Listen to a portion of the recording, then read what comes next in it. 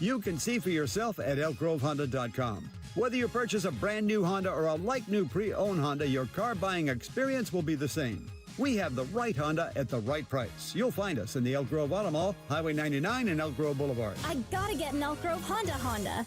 Carmichael Dave here for my friends at American Energy Heating and Air. Yes, I always tell you they are a family-owned operation, been in business since 81, A-plus Better Business Bureau, but it is hot. We are in those Sacramento hot months. I want to focus on them being your second opinion partner. What does that mean? Maybe you've got somebody you're working with or you've worked with in the past in the HVAC world. Guess what? They want to give you a second opinion. How much does it cost? Nothing.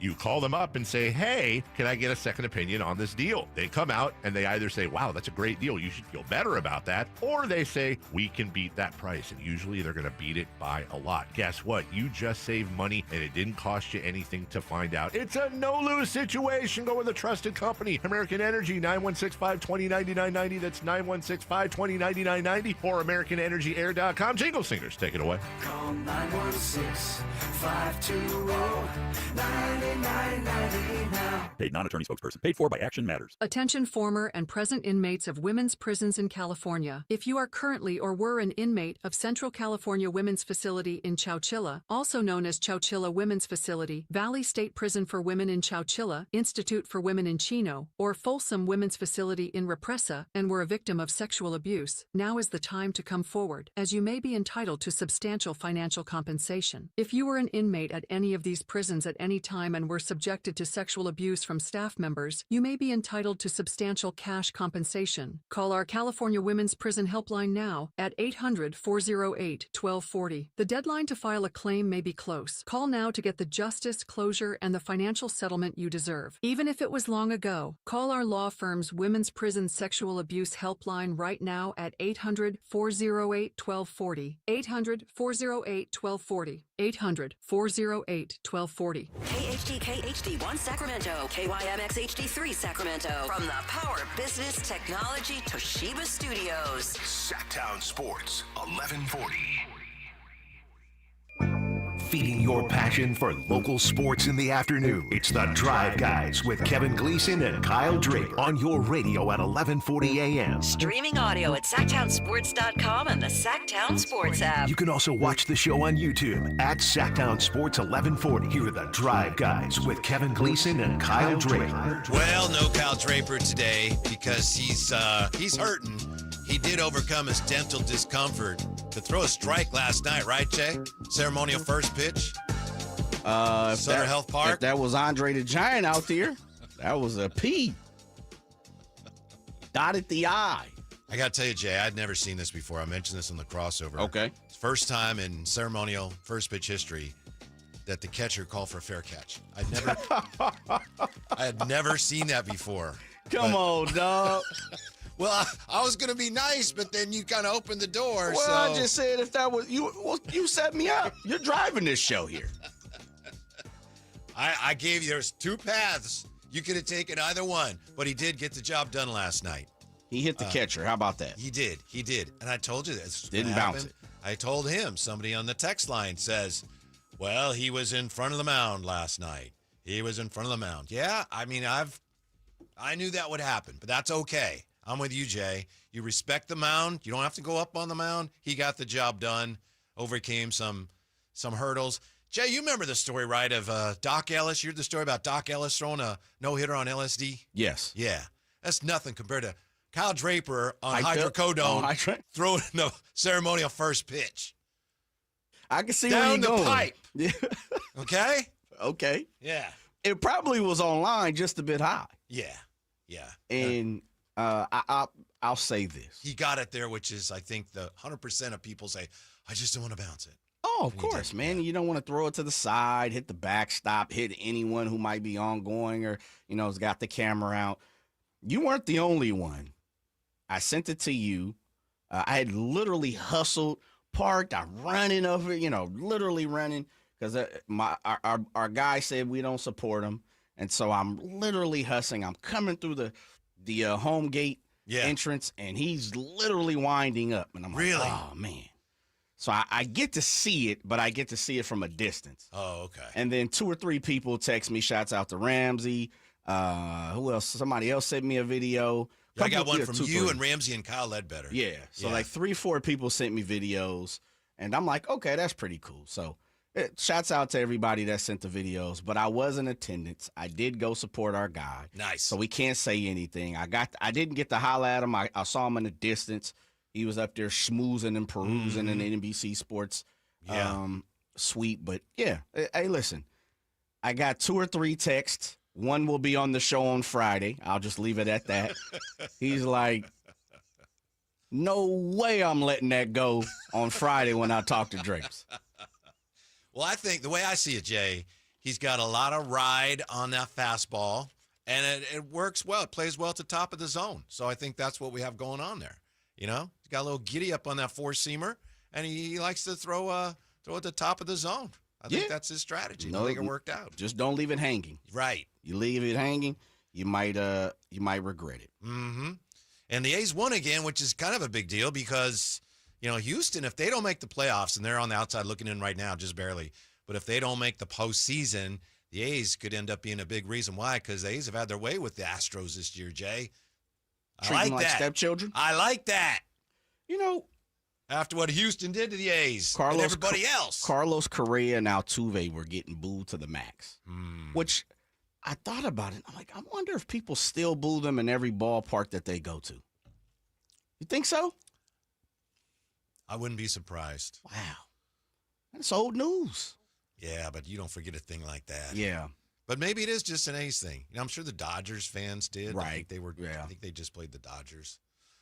You know, some teams were more affected by that than others, and the A's were one of them. Sure. I get it. But I was definitely puzzled. Well, not puzzled. That's not the proper word. I was definitely a little bit surprised that Altuve and Carlos Correa are still getting smoked. Mm-hmm. Not the boo, opposite team in the building, AL West opponents, but no, literally hate. Ooh. Fume. Somebody dropped a "you eat a sushi with fork" reference. Like people were going at Carlos Correa. That might be crossing the line. Yeah. I don't know about that. Which is What did you think of the atmosphere last night, the crowd? I know you probably didn't hang out all night. I stayed to the 7th. Oh, so okay. at the end, I wanted to see Jacob Wilson hit one more time. But who was in front of him? I think Brent Rooker made the last out in the 7th. So I'm like, I'm out of here, man. Typical. Nothing really. They just kind of settled into that. Yeah, nothing really surprising. I will say it definitely felt like a minor league game, and it may just because of the ballpark more than I know I'm watching MLB talent, but the confinements made me feel like, and because I've been to the ballpark so many times, to watch the River Cats play, I just felt like I was pretty much watching a River Cats game with maybe, with better talent, an exhibition type feel. Yeah. Well, even the players talk about that. Yeah. Even a couple weeks ago, Lawrence Butler talked about it. In Oakland, it felt like a big league stadium. So I understand all that. Yeah. It's going to be interesting to see what the A's are able to do in terms of reaching out to the community for next year. But year one here, almost complete. And I was reluctant to do this, Jay. Okay. Because I know how you feel about the Giants. And Giants fans aren't feeling great about things today, but they're officially eliminated now. Done. Over. You surprised? Of course not. I said this in April. I know. I was the one that was a truth sayer. I was the person that was out here with the 8-ball, trying to let Giants fans know. I understand. No disrespect to Buster Posey. He's probably a Hall of Famer when it's all said and done. But it's a different type of atmosphere here, Mr. Gleason. Playing and being the talent and recognized talent is completely different. Second part of it is you have to be an all-encompassing type caliber gentleman. When you are in a position, which is what? He's a VP? Because he's not the general manager. There is a general manager. There is a GM, but he's pretty much making the decision. Absolutely. So he's probably a VP of baseball ops. Let's make sure it's official, because if not, then you have Giants fans who are in their feelings today want to pop out and be like, well, he's not the general manager, Jay. When you're upset and you just paid $100 for parking, and then you go out there and see your team eliminated, you definitely know people are going to be in their emotions and sensitive today. Yeah. But they shouldn't be. It's like summer ended. Summer ended for Giants expected. fans. Well, fall just popped up a couple days ago, right? President of baseball operations, Buster Posey. Buster Posey is an all-time talent. We'll see what he does inside the offense within the confinements of, a suit and tie. Yeah. When he's got his gear on, top notch, no doubt about it. We'll see what happens as we move forward. I've consistently said the Giants' expectations are going to be sky high because of recent history. And when I say recent, we're talking almost 2 decades now. No, I'm playing. Okay, I'm just being sarcastic. But a decade ago. And so that feeling is still in the air for the Giants. And it should be. When you win championships, you should expect to stay in the fight, in the hunt, especially when you're playing against the likes of the Los Angeles Dodgers, who are consistently going to be in the hunt because of the payroll, the money. The Giants have to get better talent. They truly do. One of the problems with the Giants is there's a couple ways you can build a team. You can try and overspend for big money free agents. San Diego did that, and they've had some success. The Giants we're not doing it that way. We're going to build from within, from the farm system. Well, Arizona did that, and they've done better than them. So they've been beaten every which way, and that's the biggest problem. I think, Buster, I'll say for Buster, he's tried. He's gone out and he's made some aggressive moves, and we'll see. Didn't work out this year. But I know a lot of Kings fans are Giants fans and vice versa. But to me, I think Kings fans, Giants fans, while I realize there's a lot of crossover there, they're kind of in similar places. Because, Kings fans saw that Beam Team year and thought, we're ahead of schedule. And since then, it's kind of leveled off. They haven't gotten back. When a lot of us assumed, here we go. It's like, oh, it hasn't happened. Well, look at the Giants in 2021, when they won 107 games. 07, yeah. Yeah. And it was like, oh, my goodness. They're way ahead of schedule. They're not even really trying yet. Oh, just wait. Now they start developing players, and Farhan gets aggressive, and they're gonna go crazy. 107 is just the start, but since then they've won 81, 79, 80, and this year they're at 77. So it's kind of that, oh, I thought they were onto something, and instead they've just kind of been thunka, thunka, thunka, thunka, thunk. And it's disappointing when you're a fan and you see that. I agree with a lot of what you're saying, but I see the parallel of what you're trying to paint. There's a couple of disagreements I would have with you is this. The Giants have had success. The Kings have very little. Oh, They've sure. also had recent success, which promotes the expectations You're correct. to the utmost level. Yes. The third part of that for me when it comes to Giants fans they're a little more arrogant than I believe Sacramento Kings fans. And I could be on the outside looking in, and I've said it for good reason. That could be a San Francisco thing. Well, maybe. Yeah. But for I'm good from reason. the Bay Area, but yeah, that could be a San Francisco thing. You just won. We didn't act that way in Vallejo. But I know what got you mean. Hey, listen, go ahead and put the stomp down on San Francisco Giants fans. I'll definitely let you do it, brother, because it's expected from me. They've had good reason for expectations to be high. The difference, and this the last point for me is, I think the arrogance has creeped into really blinding the fact that the Giants really haven't been that good on paper. When you look at the Kings, I think the opposite of it is man, we're looking to be good on paper. As a Kings fan, when you really sit back and look at the last whatever amount of years you want to put into, paper has kind of told us, well, we're average. Where I believe Giants fans, and I could be wrong, please, 916-339-1140. But from what I always hear, from what people call in, from what people talk about, I mean, come on, Whitey, you've seen people have called in there and argued me about, what they look like on paper, and I understand. But when you really sit back and look at it, even in the last 5 years, and we can stay within that period, on paper, they've always looked like the third or fourth best team in the division. Yeah, even that year they won 107. Yeah, like that. I literally they were sneaky. could not believe that happened. Come on, man. They snuck up on people. Yeah. Right? Yeah. What happened was Farhan was supposed to build the farm system, the Farhan system, and it never quite produced, and it's not easy to do, but that was their whole plan. We're going to develop young talent. It'll be cheaper. Not that they don't have money, but that was their plan. They even talked about it because around 2022, 23, Giants fans were as angry as I've ever seen them. And they were wondering, how come the Dodgers get all these guys? We don't have those guys. The Giants' plan was, we're going to develop them. We're going to make our own. And But they haven't. It hasn't worked out. Like Ramos is, he was an all-star. Yeah. But they're supposed to have and Webb is a very good pitcher. Oh, yeah. But they're Top supposed to have notch. those guys all over the diamond, and it just hasn't worked out. But could you also throw into the pot, as you like to say, the jumbo bucket? Could you also throw into the jumbo bucket a lot of swing and misses in free agency?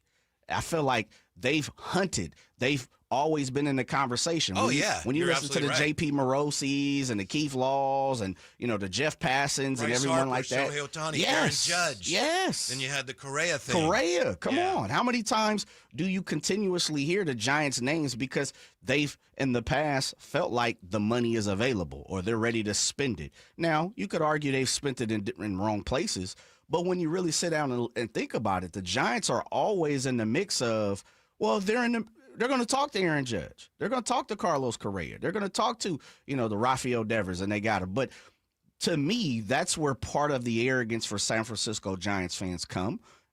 And also on the backside, for good reason. You got your championships, so expectations are to be in the championship contender ring. I get it.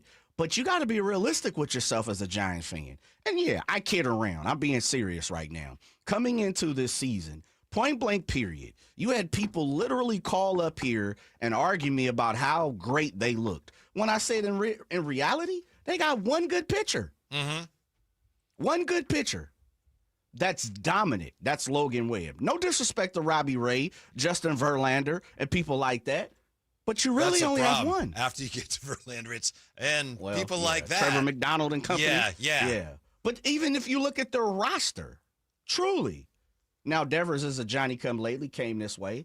I really like Mac Chapman, but maybe Bryce Eldridge is the future. Well, we'll see. Maybe. Now we're talking. Another guy that they would have developed realistic. if they can. Yes, let's be realistic. And that's why I've always jumped on Giants fans. You got your championships. Call up here and brag about it. There's nothing I could talk about. Now, in sports, because we hate, I'm going to talk about Brooks Conrad missing a ground ball. I'm going to talk about, lucky, how you guys got lucky to me. But you on vice versa, you could say, Jay, shut up, because we got championships. The truth of the matter is this roster wasn't that good. No. And that's why I said it in April. You guys aren't that good. It's no disrespect to that team. The Dodgers are better than you. The Padres are better than you. We just saw what the Diamondbacks did over the last couple of years. To be completely honest, you were even at the bottom of the barrel for wild card. You got hot. Yeah. A lot of teams, here we go. And this is the parallel of what you're talking about. The Kings Beam Team year, one of the things we talk about is what? The West was a little weaker. A bunch of injuries. People were resetting. Yeah. Well, look at now. Who's going to win 100 games in the NL, let alone baseball? That would be nobody. There you go. So, of course, it looks good. 70 wins don't get you close to no damn wild card. It shouldn't. It's a down year, baby. Yeah. They looked like they were in good shape when they got Devers. That's where I'll give Buster credit. He went out, he got Adames, and he got Devers, and they both had pretty good years. Devers had a really good year. Yeah. Now the whole issue is Bob Melvin. I said something that turned out to be wrong a couple weeks ago. I said, look, one thing the Giants have done here when they went on that surge where they were knocking on the wild card door, that was only, a week and a half ago, whatever. I said, well, at least they've saved their offseason. Because no matter what happens now, for Giants fans, it'll be, they came close, but they rallied late. Here we go. But no, Giants fans are right back where they were before that streak now, feeling like, get rid of Melvin. What's Buster doing? This is terrible. 3 games above the Sacramento region, West Sac, televised, housed, athletics. 3 games. Which roster, honestly, would you rather have? Face. Absolutely. They're young, building, and moving forward. And they have some people. You talk about Bryce Eldridge. He's here probably. We'll see him next year. He'll be in the Giants uniform at the big league level. But the A's have more help coming. Oh, they absolutely do. Tons of aid coming. They're doing what the Giants, what Farhan tried to do. And again, it's not easy. Man. We run laps around those guys, man. Don't worry about it. As bad as the organization has been, the one thing about the A's, they develop talent. They lose it, but talent is abundance. They can't keep it. Yeah, but you can't tell me you look over the last 15, 20 years. It sounds crazy. I get it. I understand, Giants fans. You have the championships. You could talk about it till you're blue in the face. I respect you. But talent-wise, man, the A's have had a lot of talent. Yeah, and I'm an A's fan, not a Giants fan, but still, Jay, 3 championships. I'd rather have that Man, than all the talent. So, who wouldn't? Yeah. Who wouldn't? Mm-hmm. Absolutely. That's what I said. Brag about it. Tap dance about it. Hit a cartwheel about it. Cheer about it. But they want more of it. They want, all That right, ain't happening. what is going on here? I'm putting, like I said, since they put won my foot in the 107. Yeah. 81 wins, 79, 80, and right now they're at 77. 77 wins. Yeah. 77 wins. Think about it. The Pirates have 68. Yeah. So they cannot have a winning record, right? So I think they only have 4 more games Is left. it 5 or 4? Yeah. Well, yeah, last night, so 4. Yeah, they can't. 77 and 81, if I'm not mistaken. Let's see. Yeah, 77 and 81. Yeah. Here come the A's. Downtrodden, displaced, redheaded stepchild A's. Now, isn't and they getting ready to Severino have pitching? I think Severino's pitching tonight. I could be wrong. Man. Severino is a living symbol of what went wrong with the A's this year, and he's the guy that took all the money and was so happy to take it. Oh, that's a great park, and I was there, and I was in the clubhouse, and it's great. And then he got out there, oh, this place sucks. That's a different conversation. Mm-hmm. Well, let's have it. I'm still dancing on the grave of the Giants. April, March, middle March, I said what? The Giants don't have a shot. Mm-hmm. Don't have a shot. The Dodgers are head and shoulders above the Giants. And I really like the Padres roster. Now, that's shaken up a little bit. Who knew where the Brewers were coming from? Right. But Giants didn't have a shot, man. There's a lot of teams this year. I'm not excusing what happened to the Giants, but what happened to them, it happened more to them. I mean, their rough patches were really rough, but even some good teams this year. The Dodgers have gone through stretches where they're not very good. They lost a game last night in the 9th inning. Again, their bullpen blew up. San Diego's had stretches where it's like, they're just not very good. The Detroit Tigers are collapsing before our very eyes. The Mets collapsed, and now they're rallying again. I don't know if it's the nature of baseball now or what it is, but a lot of teams this year, maybe it is because teams are more evenly matched for whatever reason, but teams go up and they go down this year. And there's just for a lot of the contending teams, there are stretches when it's like, man, that team could win it all. Then there's other stretches like, that is a bad team. And it seems like maybe the Phillies are above that, and maybe Milwaukee. I mean, even the Yankees, and their record's really good right now. Yeah. They went through stretches this year. It's like, ooh, that's pretty hard to watch. Well, there's a reason why they're trailing the Blue Jays in their own division, albeit by a game, but it just shows. I think you're spot on with that, Whitey. This baseball season has been, it's been a little puzzling. I'm with you. You know, I can't really put my thumb on, some of these teams, and I just go back to it every single year. And maybe I need to do the research in this, but I feel like just about every single year we at least have two teams hit 100 wins, easy. We're not even. I mean, we might not even get more than 3 or 4 that's even close to 90. Because the Brewers are at 90, Philly's at 90, right? And then Toronto's at 90. So 3 teams. More balanced. Yeah, I don't know. That could mean more good teams or just no really good teams. Maybe both. So is it wide open? Seems like for you? It. Yeah. Yeah. Right now, That's why it's so, to the point we're making, that's why if I'm a Giants fan, it's so frustrating that baseball's been that way for a while now. And since 107 wins, they can't even get back into the wild card. Right there, 77, 79, 80. Right. Nah. Not even good enough. Right. Love it. Yeah. Absolutely enjoy it. I love it.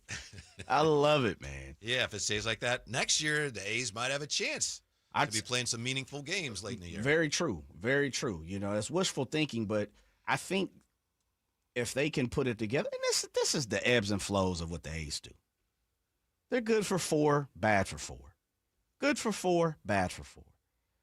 They might be, and we had Keith Law on, a month or so ago, they may be a year away, but as you're saying, if baseball stays within this parameters of, guys winning 80 games and fighting for wild card spots, A's got a shot. They might. I think they really might. Coming into this season, I remember we were talking about this. I could be wrong. Correct me if I am. We said if the A's win 75 games, it's a hell of a year. Yeah, I'm pretty sure we said that. Yeah. I don't recall that, but yes. They're going to win 75 games unless they lose out. truly, if we were having a conversation in the beginning of the year of expectations and we put the Giants and the A's and we compared them and, as you say, put them in a jumbo bucket, and we came out to where we're at right now. Oh, there's no question. Come on, man. The Giants fans would have cussed me out. Giants underachievers, the A's probably overachievers. And I don't know what it was. We talked about it yesterday. I don't remember the number, but the over-under for the A's this year, I think it was really low. I think wasn't it around low 70s? Maybe? Yeah. Yeah. So. Yeah. It's see, here we go. Typical Giant fan. I already get it. You can develop all talent in the world, but if you can't keep it, what does it matter? You're right. No one's defending that. As a lifelong A's fan, I've consistently said we've had our emotions jerked around. Oh, yeah. But this is the difference. As an A's fan, I know that. I realize that. My expectations are set that we'll have a shot for 4 years, and then we're going to be down in the druthers for probably 4 or 5. And if anything Daddy, changes. Who's that? Yeah. That's Jacob Wilson. Is he any good? Yeah. Don't get too attached. Don't. No. He'll be gone. He'll be on the Rangers. He'll be on the Pirates. He'll be on the Nationals. It's going to be a while, though. He might, yeah. He may be on the Giants for all we know. Nick Kurtz any good? Yeah, but Absolutely. just don't get your heart broken, son. Definitely don't. But here's the difference. If you ask Giants fans, which we did before the beginning of the season, that's the typical answer. Well, damn, 209, you got all the talent. Well, Jay, you did call them out. Absolutely. You called Giants fans out. As I should. They respond a little bit. And what's wrong with that? I can't respond to the response? You can, but I'm just saying you act like it's like, what are they doing? I mean, obviously they're going to come back at you with something. Absolutely. It's a give and take, as you know. Absolutely. And I'm giving it right now. I know. I know you are. Because I'm the one that brought it up. Yes, you are, man. I'm the one that brought it up. So all Giants fans blame Whitey. A Padre fan. When we come back, the unfortunate thing, well, we talked about that already, pardon me. Trey Hendrickson, not the only big name who could be available to replace Bosa for the 49ers. We'll glance at that when we come back to Sactown Sports. Yeah. Bonneville International Radio Station contests are open to participants at least 18 years of age and older that are residents of California and who reside in one of the 6 counties that make up the Sacramento metro area, unless otherwise specified. Employees or agents of the station, Bonneville International Corporation, other area radio stations, or any entity associated with the contest are not eligible to win, unless the station otherwise specifies in its own discretion. Persons who have won in the last 30 days from a station contest or event may not be eligible. For a copy of the general contest rules, visit khdk.com. Hey everybody, it's Kyle Draper. Are you having a plumbing or drain problem? Well, call my friends at Bell Brothers, the no surprise guys. Right now, you can get drain clearing for just $67, and they'll throw in a free camera inspection. Their technicians show up on time, and there's never any surprises. So call Bell Brothers, the no surprise guys, or visit them at nosurpriseguys.com.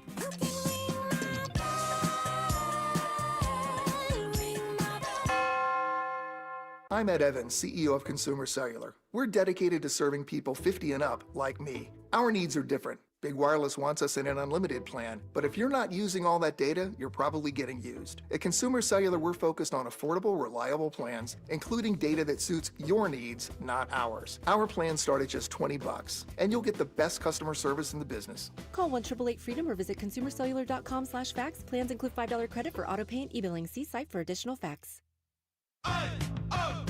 Let's go! You're still glowing, flirting, grooving. You still got it. But your immune system weakens as you age, making it harder to fight flu, pneumococcal pneumonia, RSV, and COVID-19. Vaccines are a key part of any health routine and help strengthen your immune response.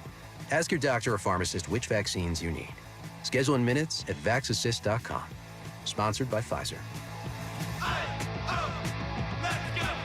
For over 90 years, Hagen Oaks has partnered with the biggest brands in golf to bring cutting-edge technology to your game. Our one-of-a-kind total game fitting offers a level of experience and precision that is unmatched. From driver to putter, footwear to golf balls, our TrackMan-powered performance studios, 3D footwear scanner, and Ping's Ballnamic ball fitting kiosk ensure every piece of your gear is tailored to your swing. Trust the experts at the Hagen Oaks Golf Super Shop. Total game fitting starts here. The deals are on now at the model year-end sales event at Balsam Lake Honda, your one-stop Honda shop. Looking to own or lease? Save on year-end models and drive a brand new Accord or Civic. Visit us today at FolsomLakeHonda.com, your one-stop Honda shop. As a family-owned and operated dealership since 2009, customer service is our #1 priority. Our customers love doing business with us, and you will too. Go to FolsomLakeHonda.com. Your one-stop Honda shop. Capital Casino, Sacramento's #1 poker room with primetime football. It's back. Capital Casino is giving away $500 per game in high-hand bonuses for every Sunday, Monday, and Thursday night primetime game, offering the best food, best service, and the best action with the most variety of games in the region and conveniently located at 411 North 16th Street in downtown Sacramento. For more information, log on to capital-casino.com, and please gamble responsibly. 1-800-GAMBLER. Hello, Sacramento. I'm Emran Pilati, owner of True Sports Cards and Collectible Store here in Rockland, California, and the host of the True Sports Cards Show that airs right here on Sactown Sports 1140 every Saturday from 10 to 11 a.m., where we discuss the latest trends, hottest products, and deliver exclusive interviews with other industry leaders. And don't forget to visit our shop, True Sports Cards, at 6661 Stanford Ranch Road in Rockland and see what we have for all your sports card and memorabilia needs.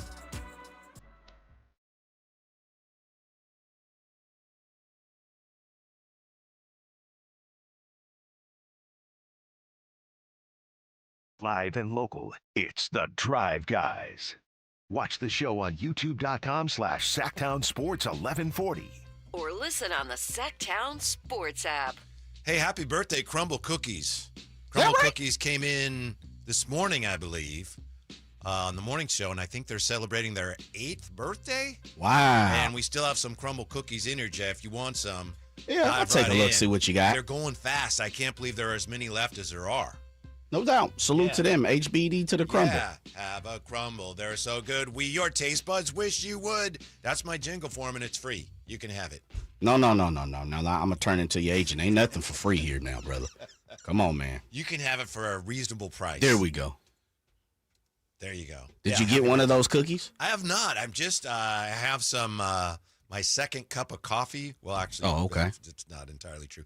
But I have that, and a cookie right now I think might just break me. As good as they are. Just right where I am right this moment. What do you mean it's going to break you, bro? Just that jolt of goodness. Okay, I got you. Just might, boo! I might pop something. I understand. Yeah, we'll see. Yeah. Yeah, but they're incredible. I mean, they're like little cakes. Yeah, they are. A cookie, but you look at them, I don't know, Kyle Ledbetter, if you see the one he has there with him, I don't know, maybe he finished it. Yeah. But it was just Kyle fingertipping it. Very elaborate construction of goodness. That's what crumble cookies are. Attaboy. Mm-hmm. They should probably use that as one of their promos. That one they can have for free, right, my agent? Yeah, they can. Oh, okay. Just remove whatever Dave said this morning about them. Uh-huh. And use yours. Okay. Yep. Happy birthday. Happy birthday. Jay, I know we've talked a lot the last couple of days about 49er injuries, specifically the injury to Nick Bosa. Before we get to some possible replacements, I don't mean to alarm anyone. And one of the things I appreciate, one of the many things I appreciate about working with Jay is with 49er things especially, I'll come in and, this makes me nervous. Or then he'll go, scared don't win. That said, Jay, did you happen to see the injury report from today's practice? I haven't seen it yet. May I share it with you? Please do. This is from our buddy Cam Inman. Okay. Friend of the show. 49ers not practicing Wednesday. Ricky Pearsall, knee. Okay. All right. Juwan Jennings, ankle, shoulder. Let's see. You got Watkins, calf. McCaffrey, rest. Trent Williams, rest. CJ West, thumb. He had the surgery. Gross Matos, knee. And Bosa, knee. Okay. Those didn't practice today. Limited practice today. Brock Purdy, Mac Jones, Renardo Green, and Connor Colby. So my understanding is that Adrian Martinez was going to get some, just to be safe, some first-team reps today, Jay. And I'm trying to remember what you told me. Scared don't win. I'm trying not to be anxious about that, but every time it seems like the 49ers getting healthy is too much to ask. We realize that, right? That's not reasonable. I mean, maybe for other teams, but the 49ers, it's not. But isn't it reasonable to think that at some point the injuries will kind of level off and you won't have more guys getting hurt, but every week it seems like you can count on 2 to 3 key players dealing with something. I don't know. Maybe I'm just so sensitive to it that I'm overreacting, Jay. Maybe that's all it is. But when I see your 2 quarterbacks are both limited in practice, one with a toe, one with a knee, I just don't know what to do with these feelings, Jay. It's a little, makes me a little nervous.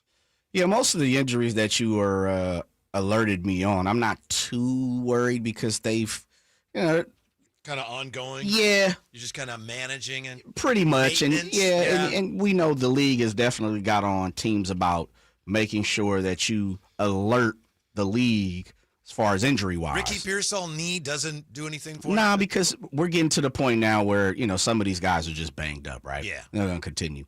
If it gets a little something serious, which we have the Vic Tavers of the world, the Matt Barrows, the Matt Mayokos, the Jennifer Lee Chans, like none of these people, insiders, have talked about tricky Ricky P's knee. So it's just, to me, it's a bang up on a weekly basis, and we'll see him this weekend. Jawan Jennings is up in the air. It's a coin flip. We didn't see him last week. Moving on. Now, with all that being said, I'm with you when it comes to the quarterback. When Mac Jones sprained that knee or re-sprained it or whatever he did with that knee, I have no clue who's going to play quarterback this week. I don't know if Mac Jones can play. I don't know if Brock Purdy can play. I do know, according to Matt Mayoko, he said, it was Matt Barrows, who said if they needed Brock Purdy to play last week, he could have played. If it was a playoff game, he would have played. He would started. So I know he can play if need be, but we're only talking about week 4 in the NFL season. Yeah. It worries me. Yeah. I'd rather you sit. You. Yeah, I don't usually hear you say that. Because I don't know who's playing quarterback. Mm-hmm. Yeah, I truly don't. Right. The rest of it is, wait. Yeah. Both quarterbacks? Lip service. Limited at practice today?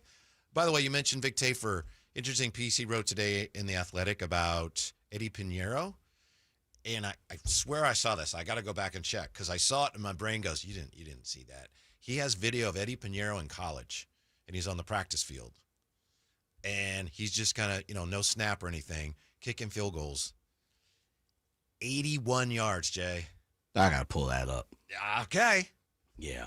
81 yards. You have to check your eyesight? Well, no, it's just I saw it, checked it, and then I banked it, and now still my mind's going, no, you didn't. That can't be right. So are you telling me Eddie P's got 65-yard plus in his leg? Not anymore, apparently. Oh, okay. That was college. He's had some injury. I guess now he says 60 in, he's good. 60 in. Right. Which by today's NFL standards. Man, yes. That's substandard, isn't it? Yeah, that's a loft wedge or whatever you call it. Yeah. That's like Kyle Draper's opening pitch. I'm just saying, man. Real talk. If this guy's out here booting 70s, feel like right. Have a shot. Yes. Just be consistent and make it. Mm-hmm. There's gonna be some. What's gonna happen when he's already missed his first kick, but what's gonna happen when he misses his go ahead kick that probably cost the 49ers a game? We learned this was Jake Moody, didn't we? Yeah. Everything's fine until Eddie Pinheiro starts to think, I've lost something. He could miss 3 in a row. Sure. And maybe we'd all be nervous. But if in his heart and his mind he's like, I'm good, he's good.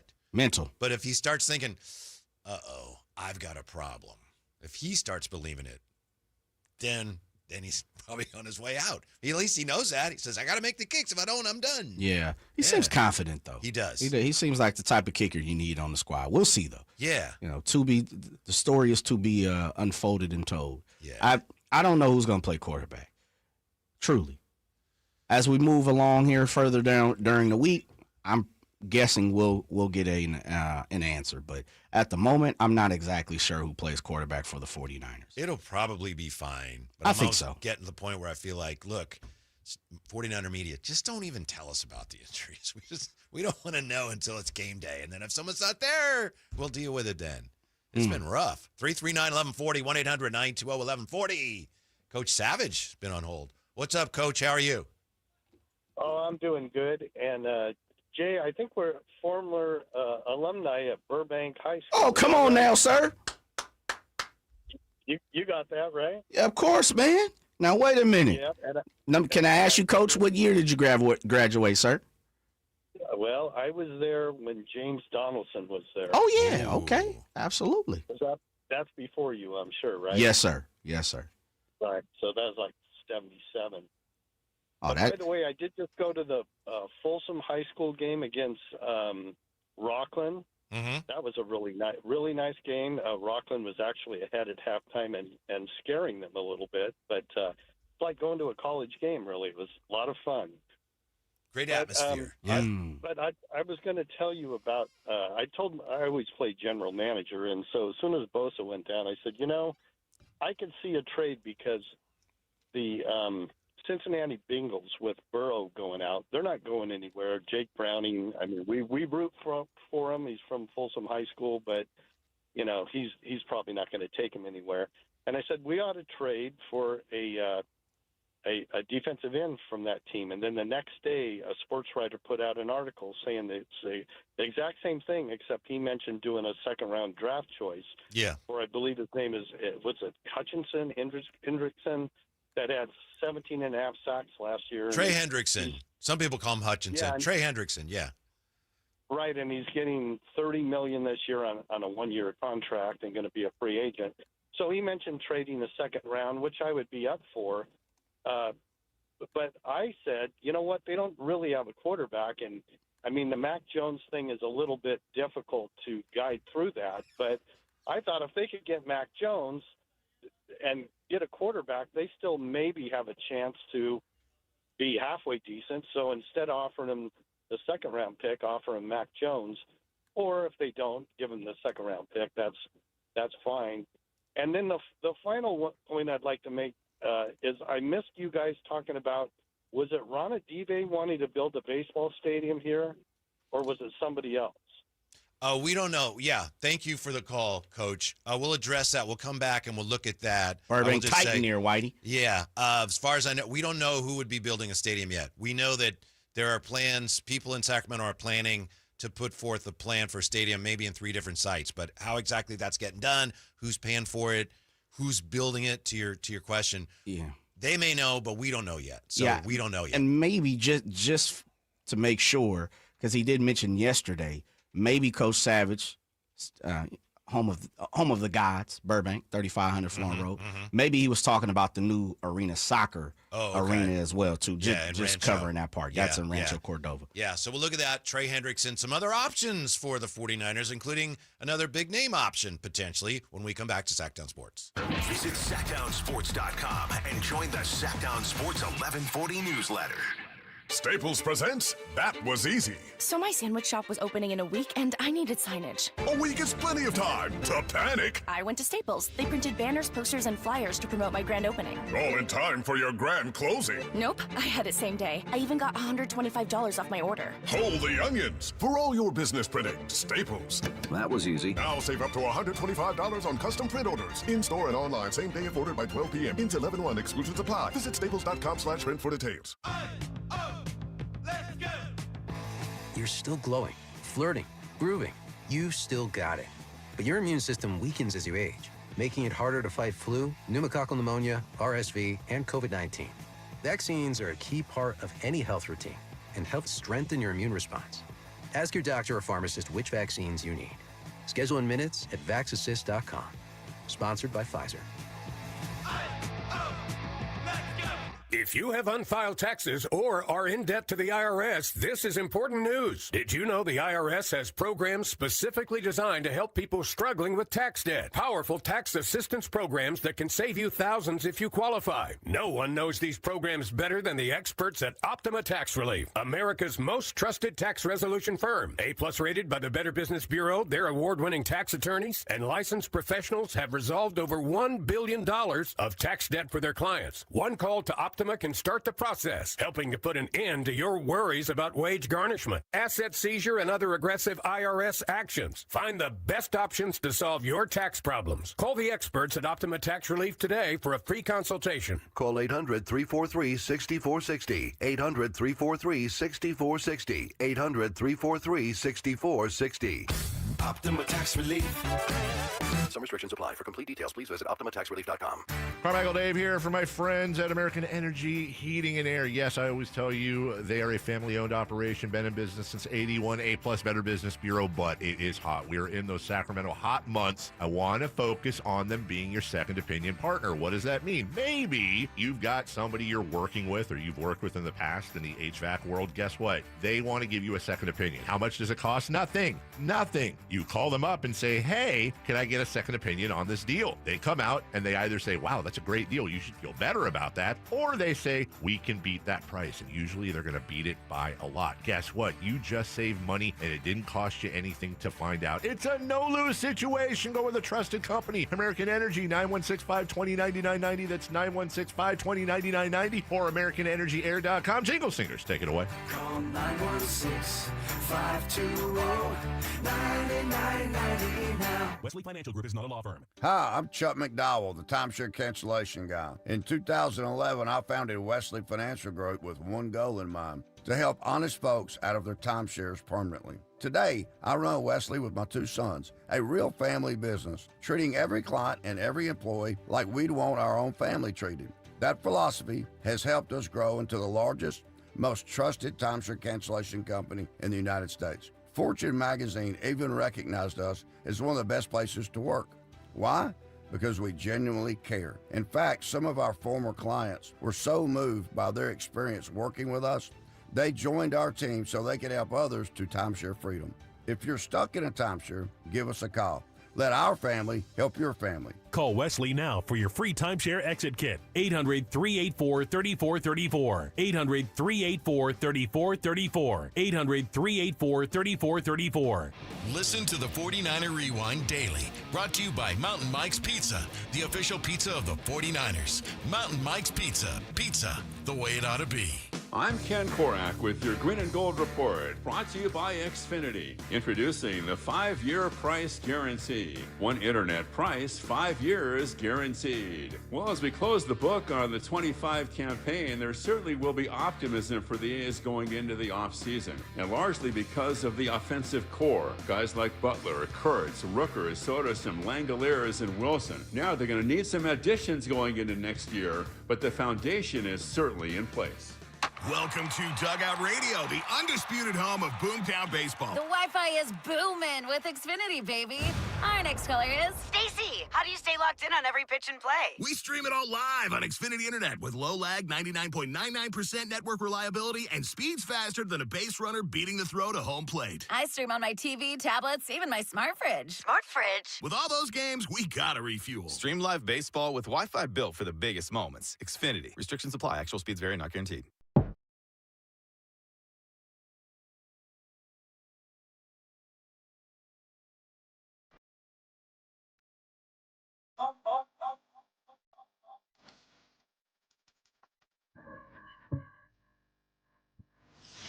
Drapes and Whitey. Whitey and Drapes. You know the pair, the Drive Guys. One more Sacramento baseball note before we get back to the 49ers. Of course, we've got some Kings things to talk about today as well. Jay, you were out there last night for Kyle Draper's ceremonial first pitch. Job well done. Did you, by any chance, see Rob Manfred out there? I did not. Okay. We don't know if he was out there last night, but here's what we know. And this is one of the things that's amazing about social media and how some people do a great job of looking at things on social media and finding things that you don't even know are there. Jay, I just sent you a picture that apparently was taken in the A's clubhouse last night. I don't know if you have that available to you on your phone. Do you have that? Did you get that picture? If you look at that picture, and I apologize, I'm not sure who that is. It's in the A's clubhouse, and it's somebody saying, committed to the O, go Ducks. I think it's an A's player, and he's showing some loyalty to the Oregon Ducks. Okay, Jay, can you zoom in on that picture? And if you can, look behind him. There's a schedule that says Tuesday the 23rd. Can you do that? Look what the first thing is on the Tuesday the 23rd. What does it say? Commissioner meeting with the players. What? Yes. Could have been on Zoom, Teams. Could have been. Could have been. So, interesting. So, we're not sure if the commissioner was in town. Maybe not. What would be talked about within that meeting that you find interesting? I don't know. I just think if the commissioner was in town, and we don't know for sure that he was, and you said you didn't see him, and I checked. I really wasn't looking though. I know, but I checked some other people said no, we didn't see him. Saw him, but a lot of people are wondering whether he was around. And there is word today on social media that John Fisher is in town. And he's been hanging around town today, so I don't know. It's just another indication that perhaps of course, there's a lot going on that we don't know about right now, and a lot of it has to do with Sacramento interests pushing to put the city in position to get an expansion baseball team. There's a lot of work to be done on that front. Yeah, no doubt. Yeah, they also got to figure out how to make this better next year. Conspiracy the process theory. No conspiracy. Not from you. Just saying. Conspiracy theory out there. He's in town. Nobody knew. Maybe he was. Okay. Yeah, he was there. He's on the schedule. He is. Unless it was you. No. Wasn't here. Yeah. Okay. Yeah. Not at 2:00. I was here. That's right. That's right. You were. You were a little late though. But no, I don't think that pencils out. Okay. We were talking about the 49ers and who was it we just talked to? Coach Savage? Coach Savage said, hey, the 49ers should trade for that guy Hutchinson. Turns out, Trey Hendrickson of the Bengals, maybe he's available. A lot of people have been speculating about that. A lot of people right there with Coach Savage. But there are a couple other names that are potentially available. Matt Barrows, friend of the show. You hear him on with Carmichael Dave. He says what he did is he called beat writers for all the teams that are 0-3. And he was checking with them about, hey, who's a defensive end trade candidate for your team? Then he ranked them from most realistic to least. He has Arden Key, Tennessee Titans. That's an 0-3 team. Arden Key, of course, familiarity with the 49er system. He was here in 2021. The second name on the list is the one that jumps out to me because we're talking, Jay. Trey Hendrickson is obviously a big name. How about Bradley Chubb? Bradley Chubb. The Dolphins seem like they're nearing fire sale mode. Bradley Chubb, he's 29. He missed all of 2024 following a torn ACL, the third of his career late in the 23 season. But he already has 3 sacks this season. So he's a name that the 49ers could be interested in. You also have Carl Granderson from Sacramento, California. Saints. And just the got Saints. paid. Kayvon Thibodeau from the Giants. He's only 24. Come on, he's not available. Which makes me wonder why in the world would the Giants want to trade him? Yeah. Well, these are the ones that are considered least likely. Yeah. Derek Barnett, Houston Texans. Michael Clemens, New York Jets. Robert Saleh likes him. So, Bradley Chubb, another possibility and a name that 49er fans actually know. Yeah, he got paid. He just revised his contract this offseason because he's coming off an ACL injury from last year. Yeah. It was like $5 for $1. Make sure of that. $5 for $1.10. I'm interested. I'm interested in anything that, is going to allow the 49ers to be better. I think we really need to get a gauge on where the 49ers feel this season is for them. Yeah. If you're going to start hunting and pecking and asking around for a defensive end when you just drafted one, number one, you just grabbed Bryce Huff, number 2. To me, I think those are your starters. They're your bookend guys. Now, if you bring in a Bradley Chubb, a Trey Hendrickson, then Huff probably kicks back out to, passing situations and third down, specialist, a rusher.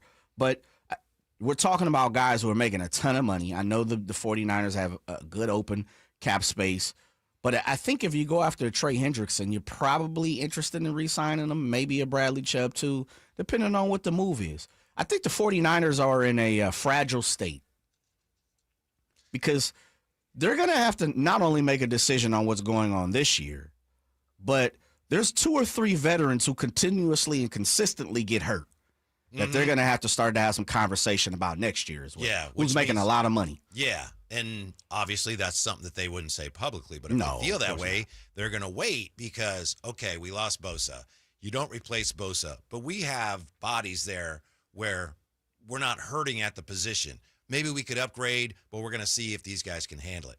But there are other guys who shall remain nameless that fit that description of guys who could go down.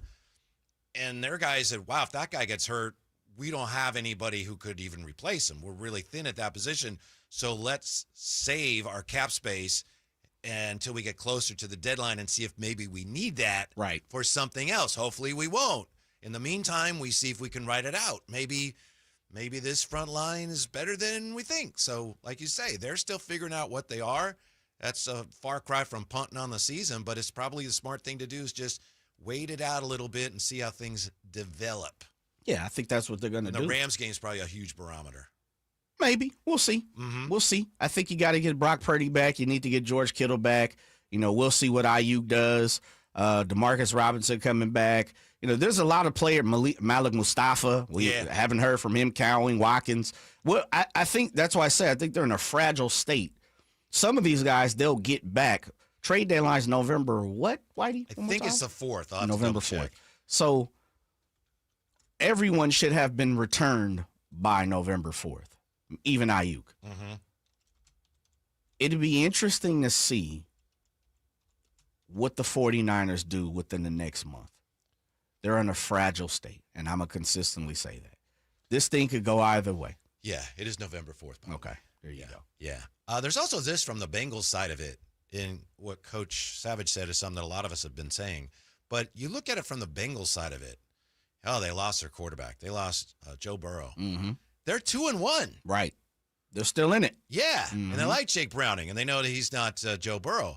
But you're 2-1, and you lose your quarterback, and then, they got boat raced by Minnesota. But that's typically not when you say, well, let's get rid of all our guys, right, Jay? No. Yeah, their season is still they still have a chance to do some things this year. Well, you got the Ravens who are 1-2, right? And the Browns are 1-2 as well. Pittsburgh 2-1. It'll be interesting to see how they assess their season as we move forward. Mm-hmm. I think if they're being real, Who just came in there and made all that noise, Jay? You're on the air. Someone comes barging in there and starts throwing stuff around and slamming doors. Oh man, that as we would say, that'd be a man to be named later. Okay. Yeah. But I think the Bengals they're also in the same situation when it comes to the 49ers. They have to figure out, do they go for it? And going for it means what? Because in all reality, you probably as a Bengal fan, like, I don't have no opportunity to win no championship. They said Joe Burrow could return in the playoffs. There you go. We'll see. Mm-hmm. You got to get there first. So you got to play right now. You're trying to get in the playoffs. You're not 2-1. That's it. Get rid of everybody. Season's over. Week 4. No one's literally put the mail in the basket yet. Right. Even the Saints feel like that. You know what? Spencer Rattler could just get it together. Seriously though, like who's mailing it in right now? Yeah. Even on 3 teams, you dropped Monday morning quarterback. You dropped and say, well, here's 0-3 teams, the statistics, the chances, the opportunities that you could make the playoffs. Here's looking at you, Houston, Texas. Right. That's 0-3 teams. And the Bengals are 2-1. With the Ravens 1-2. Mm-hmm. And the Steelers, who no one's come on, who's scared of the Steelers at this point? No. Nobody. Not the Steelers anymore. So you might be able to slip into the playoffs. Yeah. Hopefully Joe Burrow can be miraculous, like Superman. And why would you trade for Mac Jones when he's got a bad knee? Yeah, that's true. Mm-hmm. He's banged up too. Now you could trade for Russell Wilson. He's probably going to be available. It sounds like it. Well, are they doing Russ bad though? Russ is doing Russ bad. Okay, just checking. Isn't he? Well, he balled against the Cowboys. It wasn't his fault they lost, was it? No, but before that and after that. I mean, we're only 3 games in, White. I know. But a quarterback. You're reading the Whiting on the wall? Yeah. Okay. Yeah. And it was only a matter of time. And, typically teams don't like to go back on that. We drafted our first-round quarterback. Here he comes. They don't like to go, you know what? Maybe not. Hey, Russ. Hey, what you doing? Come on back. Don't really like to backtrack on that. When we come back, the San Francisco Chronicle, maybe this is just clickbait. SF Chronicle says things could not have gone worse for the A's in Sacramento. Is that true? We'll examine that next. Drive Guy, Sactown Sports. This is the story of the one. As a safety manager at a manufacturing plant, he does everything he can to keep his coworkers safe. From finding ways to reduce risks to keeping safety supplies in stock. And for that, he relies on Grainger. Grainger offers a broad range of quality products and next-day delivery, so he can always play it safe. Call 1-800-GRAINGER, click Grainger.com, or just stop by. Grainger, for the ones who get it done. When I was a kid, I remember my dad, a lineman, leaving in the middle of the night. Families were depending on him to get their power back on to keep them safe and warm. Watching him taught me that this work isn't just about wires and circuits. It's about people and the trust they place in us when the lights go out. That's why I started Maverick Electric Heating and Air, to carry on that same promise of showing up, doing it right, and protecting families when they need us most. Visit callamaverick.com. I'm with Vince Bloom, the big guy at Folsom Lake Dodge. The weather's getting colder, but the deals are just heating up. And during the Drive into Fall event at Folsom Lake Dodge, save over $10,000 net savings off MSRP on a new 2025 Jeep Grand Cherokee Limited. That's over 19% off. Now, that's a hot deal. At Folsom Lake Dodge. In the Folsom Auto Mall and online at folsomlakedodge.com. Grand Cherokee includes $45.25 dealer discount plus $5,500 national retail loyalty and select inventory bonus cash. Vince S86 67 701 62 93 87 66 94 58. See delivery details expires 9/30/25. Everybody, it's Kyle Draper for Bell Brothers Plumbing. That's right, the no surprise guys. Plumbing problems got you down, just ruining your day? Well, ring the bell. Bell Brothers, that is. They offer free plumbing checkups, and you can get $50 off any plumbing fix, whether it's leaks, clogs, upgrades, you name it. Bell Brothers, the no surprise guys. Visit nosurpriseguys.com.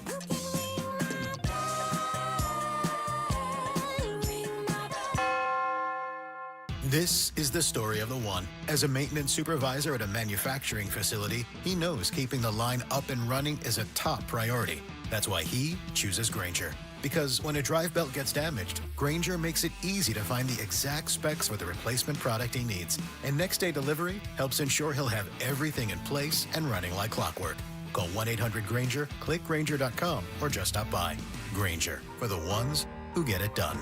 Over 90 years, Hagen Oaks has partnered with the biggest brands in golf to bring cutting-edge technology to your game. Our one-of-a-kind total game fitting offers a level of experience and precision that is unmatched. From driver to putter, footwear to golf balls, our TrackMan-powered performance studios, 3D footwear scanner, and Ping's Ballnamic ball fitting kiosk ensure every piece of your gear is tailored to your swing. Trust the experts at the Hagen Oaks Golf Super Shop. Total game fitting starts here.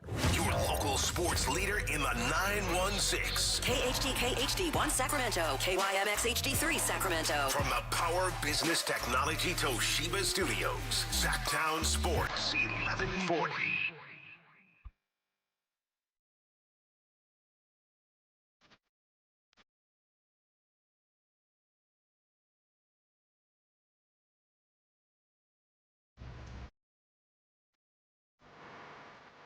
Live and local, it's the Drive Guys. Watch the show on youtube.com/Sactown Sports 1140. Or listen on the Sactown Sports app.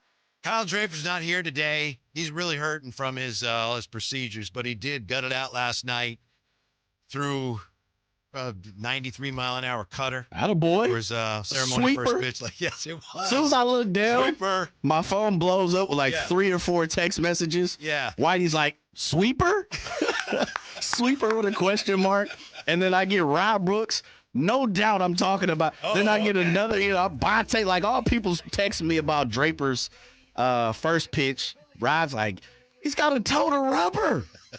The best thing, Rob shoots out. The best thing about Draper's first pitch was his tennis shoes. So does that mean they showed it on TV or did they see it on They social? must have, but it was, I would imagine it happened within the game because it wasn't simultaneously. Right. It felt like it was second inning-ish, third inning-ish or whatever. Gotcha. So I figured, they must have showed it now because now I'm starting to get text messages in about Kyle Draper's first pitch. I had it on, but I guess I wasn't paying full attention. That's probably Well, it doesn't matter. You had already got the inside information. That's right. You had already got the video, thanks to Ramsey and Kyle and everybody else. Yeah. So I chopped it up with Nick, Draper's son, right? Because the ticket that he had gave me was right next to his beautiful family. So I'm talking to Nick and I'm like, so what'd you tell your pops? Nick's like, I just told him don't mess up, Dad. Don't mess up. So I'm like, well, at least he got it to the catcher. Yeah. He didn't bounce it. He did not. It wasn't 50 centish.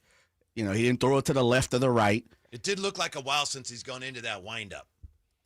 Which is what we told him. From the video you sent me, I could sir. hear, which I didn't expect that. You know? Yeah. Wait a minute. You know how lefties are so fluid. Yes, sir. Yes, sir. Yeah, but green. He had the D-Train wind up, the Dontrell wind up, the Satchel Paige. I guess there's a little of that in there. You Yeah. heard creaking? I thought so. Maybe I imagined it, but it was No, there. totally understand. He got it done. He got Man. it done. Yeah. That's our guy. Yeah. And I literally. It's great that you supported him. Yeah, I did, man. When he comes back tomorrow, hopefully he comes back tomorrow, I'm going to talk about how I hustled. Because I had, again, being my first time at the ballpark, I didn't even know where the media parking was.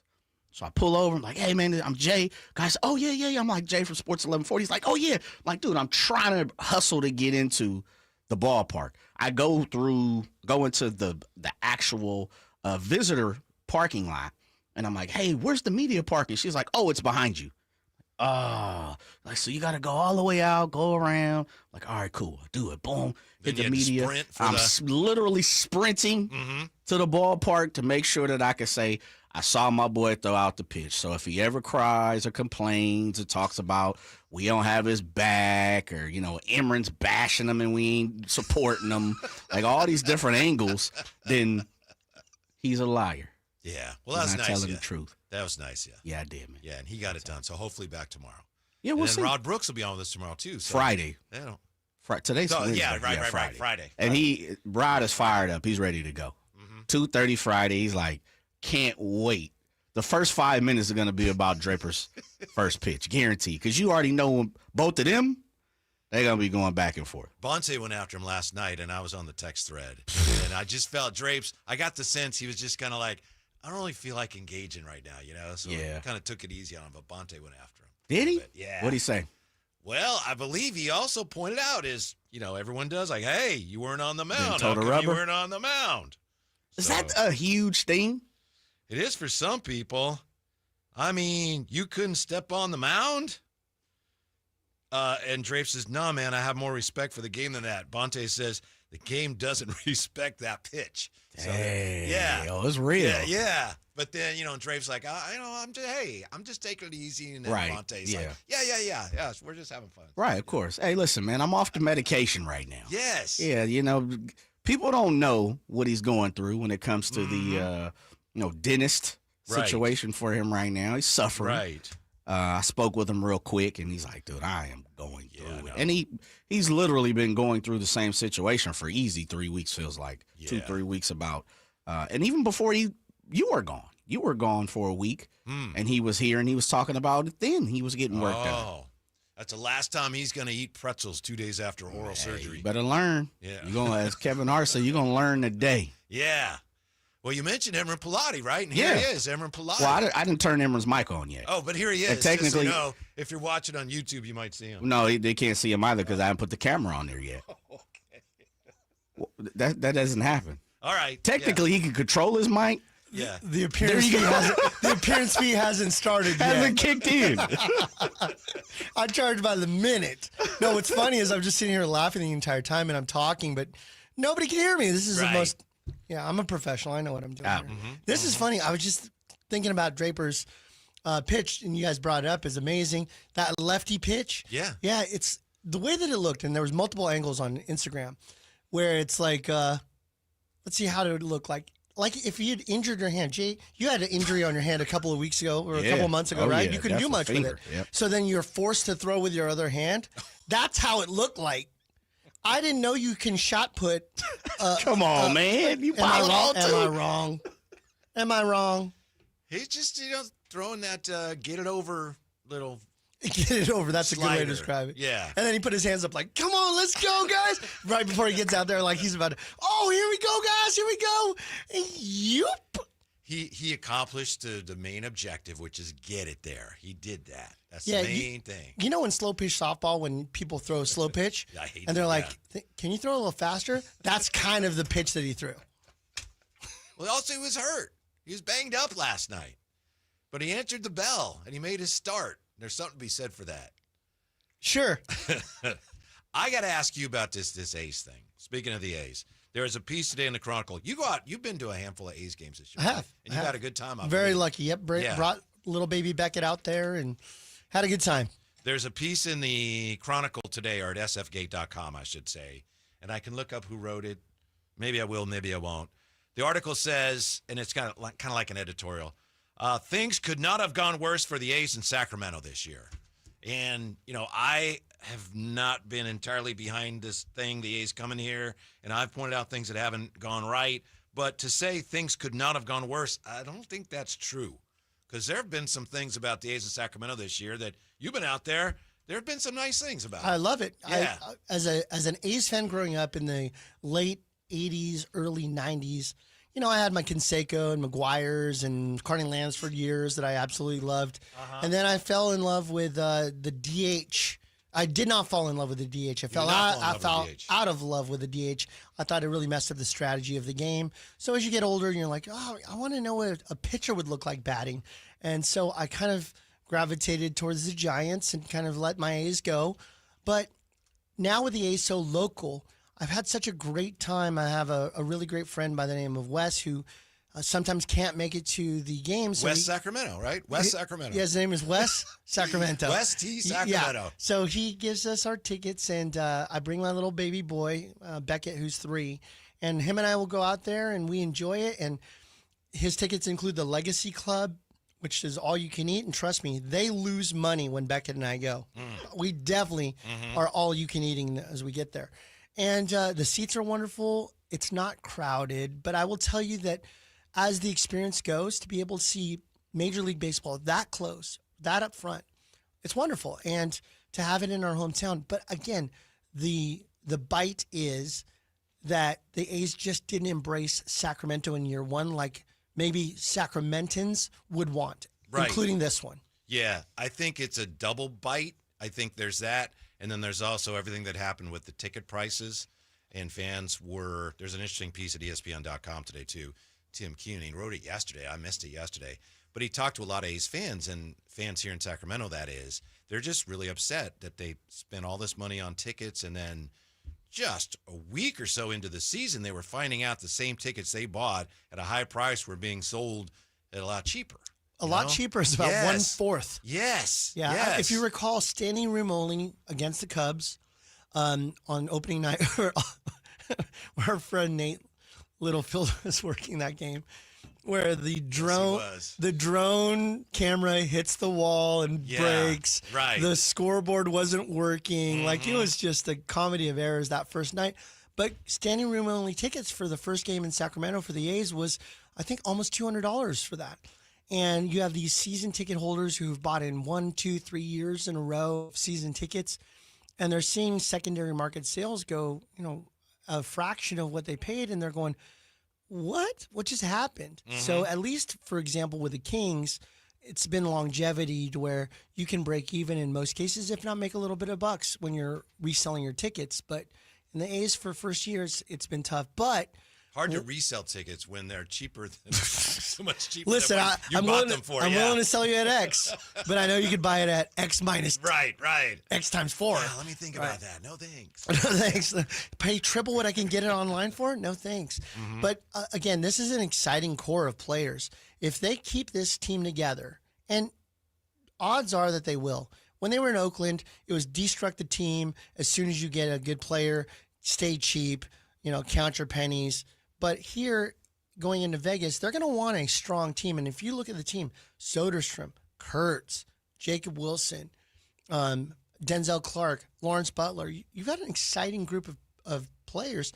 Unfortunately, you traded Mason Miller, but you and I talked about it on our show on Saturday, True Sports Card show on Saturdays here at 10 a.m. We talked about Leo DeVries. DeVries, he has a chance to be a great player. 19 years old. He's going to be right in that mix to probably get into the A's lineup sometime in early 27 or maybe even late 26. So we'll see what happens. Yeah, I don't think it's correct to say, boy, things could not have gone worse. The people that have been out there, I was out there a couple games. It's a nice atmosphere. I know that West Sacramento and all the people putting on the events, a lot of it was they didn't know it was going to happen, and they've done a good job. There's a lot of things they had to prepare for. As you say, the team has been pretty competitive for the most part other than that stretch. So people going out there have not had a bad time. A lot of people keep going back. It's a great time. A lot of people resent certain aspects of the whole thing It is a little surprising to me, Emran, that the A's apparently thought, we'll go from Oakland to Sacramento, and we won't have problems with those fans that are so upset. A lot of those fans have been here the whole time. They started making Sacramento merch like in the second part of the year. Yeah. Well, you know what would have been great? Making Sacramento merch at the beginning of the year. That would have been real nice because this community embraces and loves its players. And if they had something to wrap around, I will give you this. The players themselves have definitely integrated themselves with the community. I've seen them at events. Yeah. I've seen them out and about. They're wonderful in the community. Well, you've had business dealings with a handful of them. We have some this more weekend. coming up this weekend. Yeah, we sure do. What's Is going that on right? this weekend? Yeah. Why am I here? What's going on this weekend? I'm here on the talk show with a very famous Jay and Whitey in order for me to be able to talk about this weekend. We have the Sacramento Autograph Expo that's happening. We are going to be live. When I say we, I mean the Drive guys and me are going to be live on Friday from the. You are focused right now on that game. No, I just was checking what time it is. That's not what it was. Just so that way everybody knows, I'm used to this. Whitey's been my co-host on my show for nearly 7 months. And it's just, he's the only guy that can stare at you and not pay attention to what you're saying. I'm sorry, what? I'm sorry, what? He's watching the No, Padres I just have game. to check different things going on. That's why you're the point guard. Got to collect. I'm in the middle of a shot right now, so don't interrupt my follow through. Yeah. Sacramento Autograph Expo is happening this weekend. Friday, Saturday, and Sunday. The show starts Friday at 3 p.m. We have 4 guests that are going to be signing autographs there. Lloyd Mosby, Matt Noakes, Terrence Long, T-Long, and Bill North, who played for the A's in the 70s. So we have those 4 on Friday night. You guys will be there as Drive guys going live from the fairgrounds in Roseville. Are we out there Saturday morning? You are. Our show? Well, we're doing our show? Yeah, we're doing our show live from there. You said I am? You're special guest, baby. I'll be there. Yes, I will be there. All right. And so the show is going to be Saturday from 9 to 6, Sundays 9 to 5. And as you can tell, as Whitey likes to tell me on the weekends, hey, Emran, you sure do look tired. No, I said. You said that to my face. I can tell when you're not getting much sleep. That's what I said. That's the nice way of saying you look beat, bro. Yeah. Tell You got bags under the when eyes. you haven't got much sleep, and I know you haven't. You've been busy, and it's just a little pain expression when you're in the middle of something. And another thing, and you kind of wince, and then you go on. No one else can see it, but I see it, and I go, oh, yeah. He's sleep deprived. You know what today's emergency was? Trying to figure out logistics of getting Frank Gore to our event on time and then back to get him to the to the 49ers game. Part of the game. Part of the situation. So we got to pick him up at the crack of dawn in Santa Clara and bring him here, and then he does his event, and then he drives back to Santa Clara to go to the game. That's going to be a fun Sunday morning. So that is no day of rest. All right. I understand. By the way, Jay, here's UPS Chris. Yes, sir. What up, guys? Jay, I know you said the game last night has a minor league feeling. How cool was it, though, to see your team play in your backyard? I love it. We'll go as many times as I can until they leave or possibly stay. Shouts out UPS Chris. UPS Chris has been one of the people, I should say guys, but one of the people who has championed this. Yes, the push. The A's in Sacramento. Yes, and has definitely been on my back as far as going to a game, experiencing my squad being here in my city, Sacramento, where I'm born and raised. And so shouts out to UPS Chris. Also has pleasantly sent a couple things my way that says Sacramento with the Tower Bridge on it. So, man, to answer UPS's Chris question, yes. It was fantastic. I felt like for the first time this season, I was like, okay, this is cool that my favorite squad is a part of my city. So that was definitely a feeling, an emotion that came over me. So no doubt. What is your honest feeling on this, Jay? The SF Chronicle, quote, things could not have gone worse for the A's in Sacramento. Is that true? Well, everything can always be worse. Yes, it can. Yeah, absolutely. So let's just start there. That's my motto in life. Well, it could be worse. Never say that. Everything could definitely be worse. We could have, just all kind of things could have happened that had been worse. Yeah. I think if we're talking about looking at what John Fisher and MLB and Some of the dignitaries that came out when it was the press conference on a windy, rainy day and talked about the A's coming to Sacramento. If we're just talking about the basis of their conversation and what they communicated to the public and to the baseball, circle, I would say maybe not. Probably couldn't be worse because there's a lot of people, and this is for me, this is the issue. When you read 2 or 3 of the articles, which you're talking about, ESPN, you sent me one. I sent you one from the SF Standard that was written yesterday as well. Yeah. It's just, I think that was Alex Simon, if I'm not mistaken, who wrote that. When you really take a step back out and you don't put yourself in the business and the know of what's going on here in Sacramento, just look at it from a fan standpoint. They've been cheated out their money. They've been cheated out of experiences. A lot of what we were told in the beginning as far as, well, the field may not be able to maintain it. It could be maintained. We were blessed with mild weather this year. There you go. That's another thing that could have been a lot wrong, worse. Right. Yeah. Absolutely. Yeah. Right. Really? That's 20-game losing streak, but at least it wasn't 21. No, but all that is true, though. It wasn't 121 degrees Right. because they were afraid it might have been. That's true. Yeah. Right? Yeah.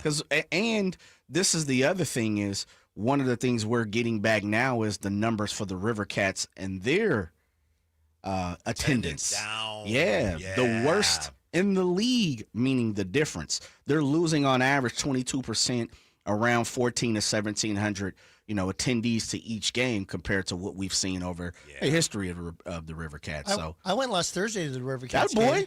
Yeah, I enjoyed it. I mean, I love the River Cats. Somebody asked me to go recently. I was like, no, I have things to do.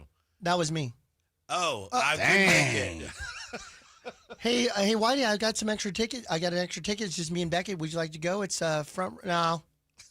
You know what it reminded me of? It reminded me of a guy that asked me about a Jake Moody signed jersey, and I went, "Sure, Jay, no problem. Would you like it? No, I'm cool.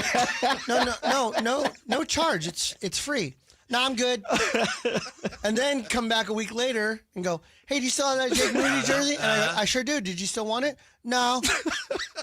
Like, what? You guys over here, you're not ungrateful. You don't take anything to be ungrateful about. Well, I will say this, Emma, my wife, over the last week or so, has been on my spinal cord about accepting help.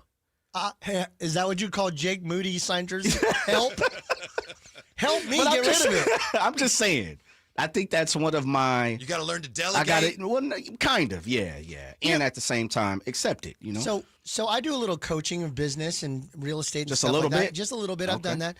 And one thing that I tell my coaching clients is always take the water, because people always say, "Hey, would you like something to drink?" And everybody says no. But when you are offered something, it's to make the person offering feel comfortable, like they were hospitable to you. When you say no, it's the first rejection, and often meetings happen where you're asking them for something. So when you reject the water that's offered to you, expect not as warm of a response when you go to ask them for something. Boy, that's game right there. There you go. I'm dropping free knowledge right now. That is game. But that's true, right? So like, even How if much you do you charge somebody to tell them that typically? one Jake Moody signed jersey. For free. That must mean free then. Free. It's the Draper special, and Jay still didn't take it. Out of due respect, man, I got to make sure that I at least pay my dues. Well, yeah, the Draper special is, I'll take it for free, but you got to get it to me while you're closed at the store. Right. On a holiday. Right.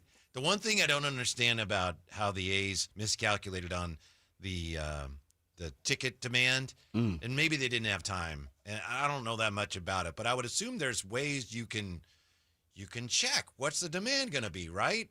Can't you do studies? Can't you do surveys to find out how much demand is there for these tickets? How could you do that, though, when really this is the first time that a situation like this has happened and occurred? And then the other part about it, too, is because from everything that we've read, we've heard, we're in the know of, is Sacramento supports their sports organizations. We show up and show out. And so there were just too many moving parts from my point of view. Okay. Of you didn't include Sacramento, but you wanted Sacramento. And then you also, allegedly was rental free, which we found out a month later by President of Operations John Reinhardt. He said, "No, we're busting down revenues. Ain't nothing free around here." Like there was just so many moving parts that nothing was stagnant. How could you really, I guess fortify what was going to happen? Fair enough, but I'd counter with this. You couldn't afford to be as wrong as you were. Well, that's a great point. Bad business. Yeah. I'm with you. They had struggles in Oakland, but it ain't as bad as Oakland. No, wait, maybe it was. Yeah, the Tim Keane article, there's so many people in this article that he talked to, Sacramento people, who are so upset. And we hear from them, too. Super about upset. what they had to pay for tickets. And season ticket holders. I've talked to many of them that were around me while I was enjoying West's tickets, and they were very upset because and that's an unforced error. Yeah, and I'll share with you that my front row seats that I was given, we sit and there's 8 seats to my left. Nobody's there. I've gone probably 10 times this year. Nobody to my left. Nobody to my right. We're touching the A's dugout. Like they run into the dugout. I'm touching it. That's how close we are. We're the front row. I bet they love that. There's that guy touching the dugout and again. with a creepy smile going, "I like it. I like the A's." Yeah. Is that the guy with the Jake Moody jersey? Hey, premium seating. It's you know what it is, and this is the way. As much as I talk bad about Giants fans, and as I say, as an A's fan, you come into the situation, the season in the know. Truly, Whitey, I think if we take a step back and look at it, we know, and there's no disrespect to A's ownership group or whatever. Here we go. Here comes the disrespect. Well, but truly, I'm not telling any lies when we know John Fisher has not been the greatest businessman. So how are we expecting for all that to change? And that's my key is I'm nothing against Tim Keane, Alex Simon, and everybody else who's writing these articles. It's almost like no blank, Sherlock. We knew this was going to happen. And even I sent something to you when I read the Alex Simon article. The I two think it was things Tim Keane. Was it Tim Keane? Yeah. Okay. Oh, yeah, it was Tim Keane. Yeah. Where they were talking to season ticket holders and premiums, guys who put a lot of money and came together as a group. And the thing that touched me was we knew better. We knew we were dancing with the devil was one of the pieces that someone said, one of the phrases. Yeah, I have your text. The 2 lines I take from the ESPN article. We knew what we were getting into. We knew we were dancing with the devil. Come on, man. Yeah. Do you remember the movie Major League? Yeah, of course, right? So she wanted that team, the owner wanted that team to do so bad so she could relocate. You could say that John Fisher prior to this year had that kind of mentality and attitude, right? Let me just screw this up a little bit so that way it makes it easier for all of us to divorce and we can move from Oakland to Vegas. Well, you would think, though, Jay, that a guy like that would then embrace his temporary 3-year home here with a little bit more nuance to the business. But maybe that guy just doesn't know what he's doing in the business standpoint. There you go. Rather than him tanking on purpose in Oakland. And I think that's kind of the play here. It's like, wait a minute, you fumbled again. Yeah. So you're not a fumbler for Oakland. Right. You're just a fumbler in general. In business. Yeah. If you just look at it objectively and put aside the emotion of what he did and what he is, and I know a lot of people feel very strongly about that, but just looking at, okay, he comes in here and this was their plan, and wow, they were sure wrong about that. That was a massive misplay, right? To be expected. Yeah. And you have to love up the ones that have made that long-term commitment with you. So bend over backwards, anything you could possibly do to make sure that those season ticket holders feel loved. Because I'll tell you this, meeting a player, no matter who the player is a special moment for an A's fan that's there at the game. So make more events to where your players are doing meet and greets. Do whatever you can. If the feeling is a minor league stadium, then bring them closer. One of the things about minor leagues is the ability to meet and be up close. Intimate. To the It's what they say. Setting. That's one of the things they sold. Yeah. Yeah. When we come back, we got some King stuff. A guy that some thought the King should sign has signed elsewhere. And Emron, we've got the latest on Kuminga. Well, I was just we've got the latest on Kuminga. More Kuminga. I can't wait. Coming up. Don't go away. Sactown Sports. Staples presents That Was Easy. The office computers were from like 2012.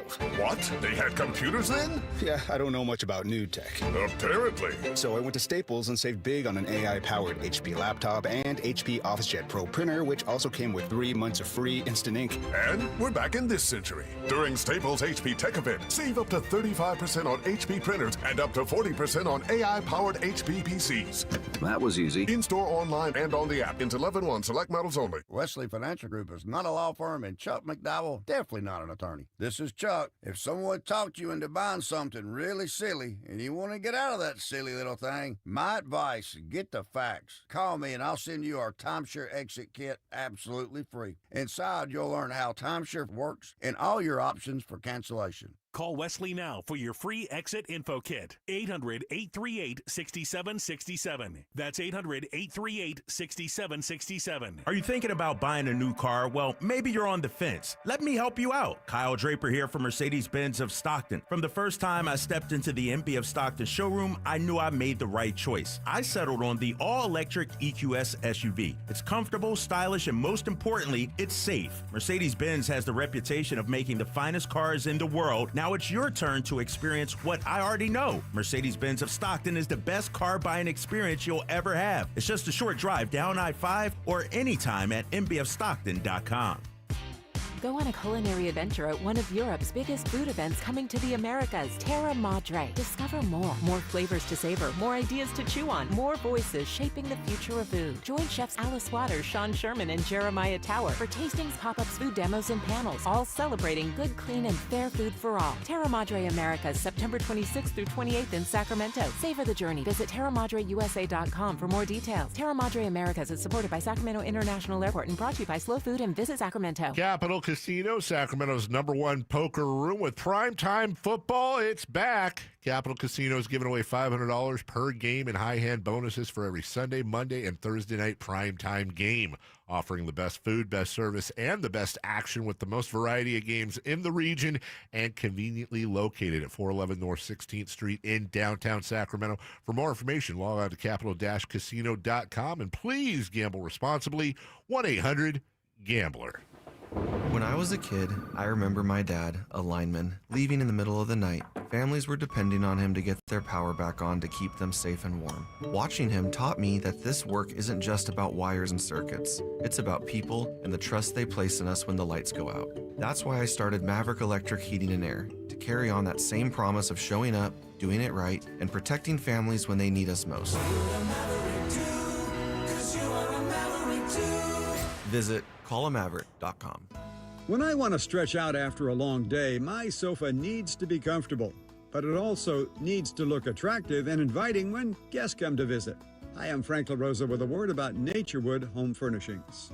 We spend so much time on our living room sofas that we forget they're a focal point and a hint to our decorating tastes. Right now, during Naturewood Home Furnishings sofa sale, you can save on every sofa, including gallery-exclusive custom-ordered flex steel furniture. Whether you're interested in a new sofa, sectional, or recliner, you can choose from hundreds of colors and fabrics. Nobody has more styles and choices than Naturewood Home Furnishings. And when it comes right down to it, it's all about choices and always about quality. Shop Naturewood for the look you love at a price you'll love even more. Visit Naturewood Home Furnishings right now for this remarkable sofa sale. Off Highway 50 at Hazel, look for the water wheel.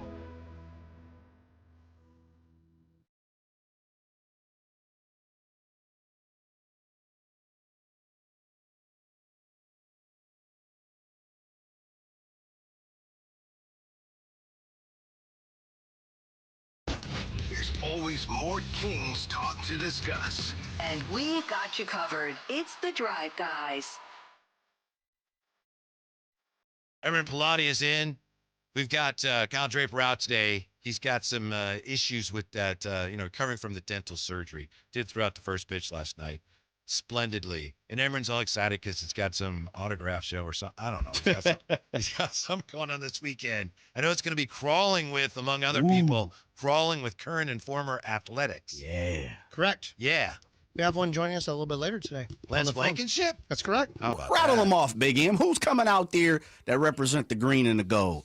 So on, as I mentioned, Friday night, we're going to have Bill North, who is a 74 World Series champion and 2-time stolen base leader. I think he's third all time in these. Standing center fielder. Standing center fielder? Outstanding. Oh, center outstanding. fielder. I thought he was just standing Got there. him from the Cubs. Might have been in the Rick Monday deal. Ended up playing for the Giants for a little bit, too. Yes, he did. So we have. I'm not going to bring that up. So we're. So he's coming from the Washington area. He's going to be flying in, spending some time with us. State or D.C.? State. Thank you. And then we've got. Thank you, Whitey. Thank you for that clarification, because that's going to matter for our people. Matter to me? Excuse me. Don't shortchange him. He's also won the 73 World Championship. Right, so come on, man. he's a Back to two-timer. backers. Yeah. Yeah, but the 74 one meant more. I don't know. We'll I ask him. I We'll forgot. ask I him, forgot. And then we have T Long, obviously on that. Terrence Long's great. I've talked to him a couple of times. This dude's a pretty cool guy. Yeah. It's amazing. The more that I meet players, the more I'm realizing that they really, as they're more retired, longer in their retirement, they really are grateful that people remember them and want to meet them and sign autographs with them. We'll ask Lance Blankenship how he feels about this nowadays. I talked to him this morning for the first time. Awesome dude. He's very excited to be a part of what we're doing here. You know what I'm really, honestly, this is the truth. I'm excited about talking to Lance Blankenship about. He used to, he may still, I don't know, I hope he still does, own a tropical fish store. And I'm looking forward. How would you know that, by the way? You got to do your research before you talk That to a these boy? people. Talk to him. You got to do your research. Lance Blankenship, tropical fish store, send, enter. Bing, bing, bing. It's a hit. Boy. Lance Blankenship net worth. He gained all of his fame and fortune through a tropical fish shop. African cichlids. I think he used to manage one, and then he took over and owned Do you it, have so. goldfish here? Does it say goldfish on the outside? It says tropical fish, sir. So I'm Don't looking come forward- at me with this goldfish stuff. I'm looking forward to talking to him about that today. And also, Is that what you're going to talk to it me about? is, among other things. We have an autograph signing for a baseball player that won the World Series, but you want to talk about tropical It's fish. tricky. It's a test of your interviewing skills because obviously you don't bust out with that. Hey, Lance Blankenship. Hey, how about those, as Jay said, how about your African cichlids? You got any discus? But you have to try to weave it in. You know? Speaking of World Series champions, the tailfish of the tiger striped something or other, I don't even know what I can't even come up with anything. If I don't work it in properly, the whole interview dies. There is He's like, no, I don't even know what your tropical fish know. Why? Oh, nothing. Wah, wah. Last year, during the expo, you guys got a chance to meet with Kevin Mitchell. Yes. And you asked the wonderful question about his drawers, his underwear or Legend something. has it that the pinch hit he got in the 86 World Series, that he did that without any undergarments on because it was like they thought they're going to lose. And he's, changing clothes, like getting ready to go home. Mitch, you got to hit. You got to hit. Oh, okay. And he just put his baseball pants on and ran out there. But he really didn't want to talk about that. With you? Excuse me. Well, it's funny. Just 'cause he goes, curious. I know Did what you you're wear going to underwear? ask me, but he didn't want to talk about it. So I know what you want to ask me, but I ain't going to talk about it. Speaking of pinch hitters, at the show on Saturday, we will have the career home run leader of pinch hitters in history. Matt Stairs will be there. So we have Matt Stairs will be there. Number 12. 23 pinch hit career home runs. Man. The major league career leader, as well as I think he's either number 1 or number 2 or tied you're for number squinting. 1. You're not getting much sleep these days, are you? This is just how I look. Okay. These are called crow's feet. Oh, okay. I turned 48 next week. Really? I do. I Well, I'm vintage. blessing. I'm considered vintage. Junk wax. I'm junk wax. Take a look around my belly. Yeah, with Matt Stairs, he's played for, I think, the major league record of No. We fact checked this on Yes, Saturday. it's my boy. I wasn't here. I was very tired. But he had 15 teams or so. He played with a lot of teams. We have the internet now. We can check that. Yeah, It's we just should probably not- do that. Not the most. He didn't play for But the he most. but he's ever. well known as an A as well as a Philly when he hit that 2008 home run against the Dodgers that sent him into the World Series. It's my boy Edwin Jackson. We've already checked it. Oh, it was. And remember, I Matt texted Stairs played Edwin. for 12 teams. You texted him? Yeah, that's my guy. Yeah. Oh, we got a Drapes drop right there. Yeah, That's my guy, Edwin Jackson. Yeah, How but do you 12 know? teams is a lot. How do you know Edwin? Just through baseball. Yeah, the pitcher, right? He played for Yes, the sir. Angels for a minute. Threw a no-hitter. Yes. But you also have current A's there as well at the show, right? I do. Yeah. So we have Tyler Soderstrom, we have Max Schumann, Justin Sterner, Carlos Cortez, MacIver coming out? and MacGyver, Willie MacGyver. So we've got those 5. And then on So you are doing more to build that bridge between the Athletics and Sacramento than the A's are they're doing. all going to be wearing Keys hats too. All of them, mandatory, and Sac Republic shirts. I don't know what they're going to be wearing, but right. So we have those guys, and then we have Greg the Hammer Valentine, which you're a What? big wrestling guy. So I know Greg the Hammer's in the building? Greg the Hammer Valentine will be there. What day? Saturday. What? We'll be there all day. Thankfully, I'll be on duty on Saturday. That's beautiful. And then we've got Fred Bolitnikoff, the Hall of Famer. So Fred will be there. I said A's in, not everybody. Oh, okay. else. Well, I'll just stop talking then. Oh, and then on Sunday, we have Ben Grieve. So Ben Grieve will be there as well. Another former athlete. 1998 Rookie of the AL year? Rookie of the Year. Yes, sir. That's right. So there are other people, but I've been shunned not to do it. I feel like I have to stop talking about those until a later time. Right, there, absolutely. You got to stay with them to figure out who else is coming. That's right. One of them we'll be talking about in a moment. I know I promised the latest on Kuminga. We'll get to that. Do And we have also, to? we'll look at a couple of ex-Niners Please, more and Kuminga. 2 local linebackers who are among the new Pro Football Hall of Fame nominees, one of whom is going to be at your show this weekend. Yeah, he's not an A, though, so we'll bring him up later. Okay, well, we'll bring him up next. The Drive Guys on Sactown Sports. If you're 55 or older and into that whole saving money thing, T-Mobile has an exclusive phone and internet bundle just for you. Right now, get 2 unlimited phone lines plus 5G home internet for just $30 each per month with autopay, plus taxes and fees. And with 5G home internet, setup is easy with just 1 cord and no technician needed, which is great if you're also into that whole keeping it simple thing. Switch now and experience the best mobile network in the U.S. Visit your local store to start saving. T-Mobile, it's better over here.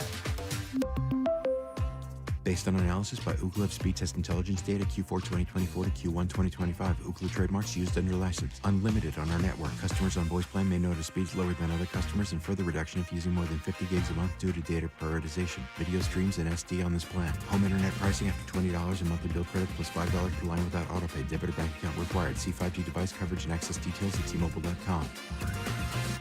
Morning, Zoe. Got donuts. Jeff Bridges, why are you still living above our garage? Well, I dig the mattress, and I want to be in a T-Mobile commercial like you. Teach me, Saldana.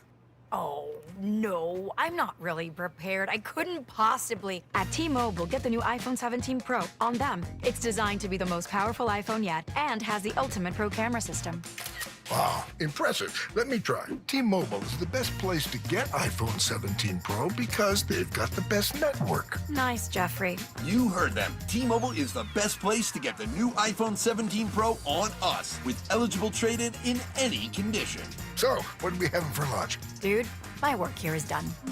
With 24 monthly bill credits on Experience Beyond for well-qualified customers plus tax and $35 device connection charge. Credits end and balance due if you pay off early or cancel. Finance agreement iPhone 17 Pro, 256 gigs, $1,099.99 and new line minimum $100 plus a month plan with autopay plus taxes and fees required. Best mobile network in the U.S. based on analysis by Ookla Speed Test Intelligence data 1H 2025. Visit T-Mobile.com.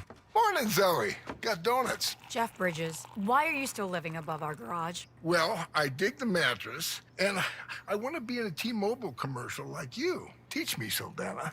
Oh, no, I'm not really prepared. I couldn't possibly. At T-Mobile, get the new iPhone 17 Pro. On them, it's designed to be the most powerful iPhone yet and has the ultimate pro camera system.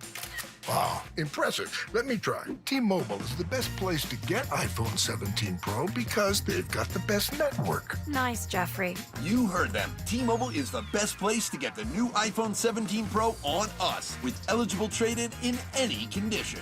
So, what are we having for lunch? Dude, my work here is done. With 24 monthly bill credits on Experience Beyond for well-qualified customers plus tax and $35 device connection charge. Credits end and balance due if you pay off early or cancel. Finance agreement iPhone 17 Pro, 256 gigs, $1,099.99 and new line minimum $100 plus a month plan with autopay plus taxes and fees required. Best mobile network in the U.S. based on analysis by Ookla Speed Test Intelligence data 1H 2025. Visit T-Mobile.com. Go from daydreamer to industry leader with Amazon Business. From office supplies to IT essentials, Amazon Business provides tools that help you save costs and make insight-based decisions. Learn how to bring your visions to life at AmazonBusiness.com.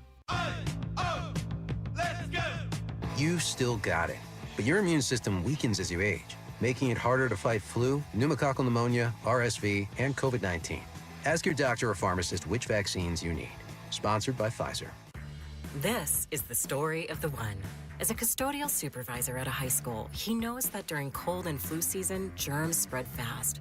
It's why he partners with Grainger to stay fully stocked on the products and supplies he needs, from tissues to disinfectants to floor scrubbers. All so that he can help students, staff, and teachers stay healthy and focused. Call 1-800-GRAINGER, click Grainger.com, or just stop by. Grainger, for the ones who get it done.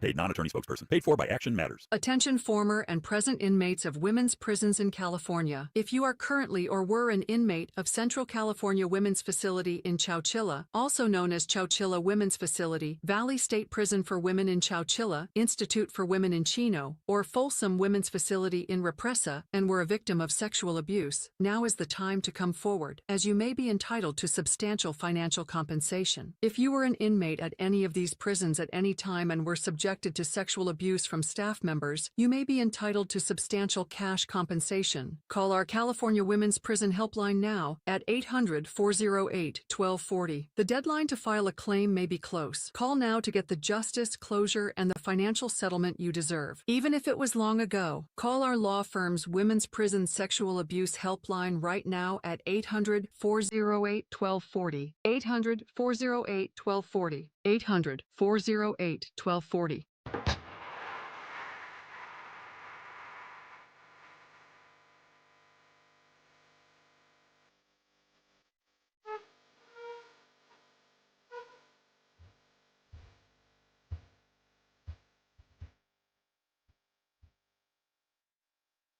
Your afternoon home for Kings Talk and so much more.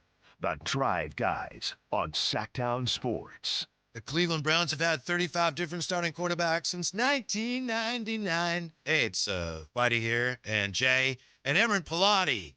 Kyle Draper is nursing that sore jaw today. He'll be back with us ASAP. When he described I've had dental work done like that too. The fact that he didn't know that the post goes in and has to sit for 3 months, that's a failure on the dentist's part to inform him on that. Like, first thing you probably say, don't eat pretzels. First thing Graves did was eat pretzels. I think he was told that, though. Did Yeah. he? I don't know the guy, so no reflection on the actual dentist. I'm not sure it's really a dentist. I think he's like going to the vet or something. You know what's funny? Right next door to my shop in Rockland is a vet. I know. He's probably going, well, I'm already here waiting for Emmer to get here to open this door. I might as well just go next door and get my teeth done. Right. Yeah. And I'm I probably We're should say teasing. that. I love him. Yeah. But I know Drape said, I think he said it on the air. His oral surgeon / dentist was like, not happy. It's like, I have to do this over now. You have to do what I tell you to do. I'm going to have to charge you again. This is ridiculous. I don't want to do this, but I'm going to. Yeah. They don't like to redo things. I remember I had a hernia surgery 15 years ago, whatever it was, and I remember the guy saying, if you tear this, I'm going to be really mad at you. It's like, hello, I've already... I think you only have I just had an operation. Maybe I'm wrong, but I thought that you only have 2 chances at this thing. Yeah. Here's the latest on Kuminga. I know you're dying to know. Please. Yeah. I cannot get enough Kuminga talk. I think this was our friend Anthony Slater on ESPN today. He said the Warriors have like a pre-camp in San Diego. Draymond Green's running it, and Kuminga not there.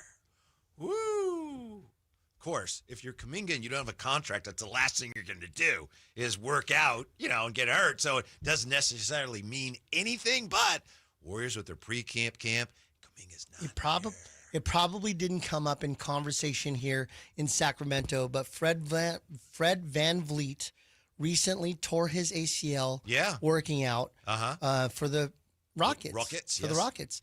And when you see something like that happen, if I'm Kuminga and I'm on the brink of contracts, right. I don't know if I'd be showing up to voluntary stuff either. No. I know that he is under contract, but with everything as unsettled as it is, Nah. I'm going to sit but out technically too. he's not right He's now. not, yeah. Right now he's not. Yeah. And so that's the thing, because if he gets hurt, it's like you don't have a contract. No one's obligated to pay you. So that's why he would sit this one out. But I just threw that in there. Maybe that means he knows he's going to get traded to the Kings.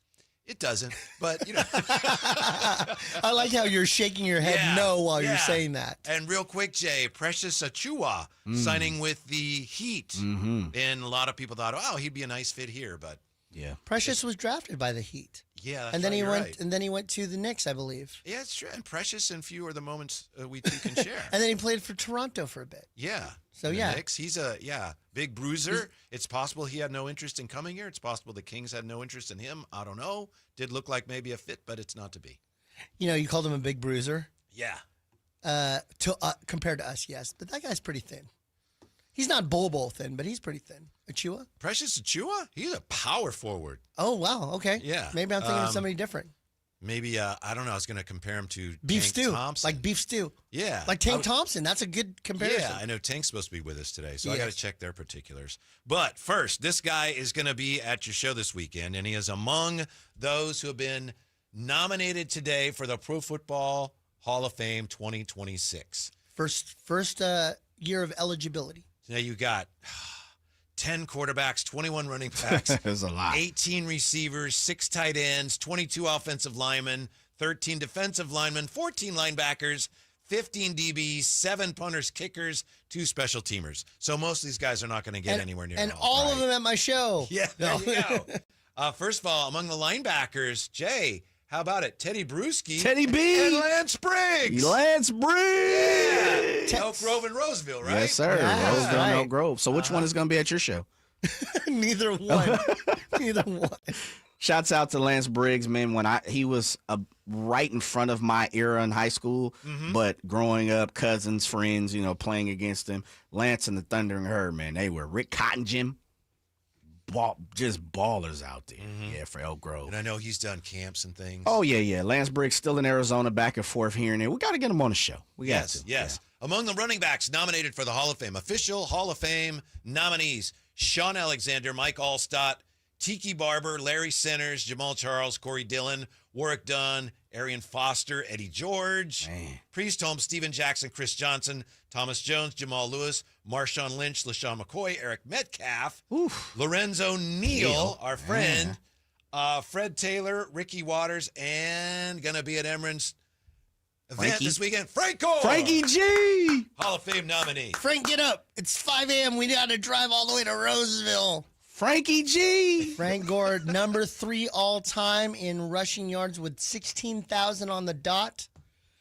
And, yeah. What day is he going to be there? Sunday. Sunday morning. Yeah.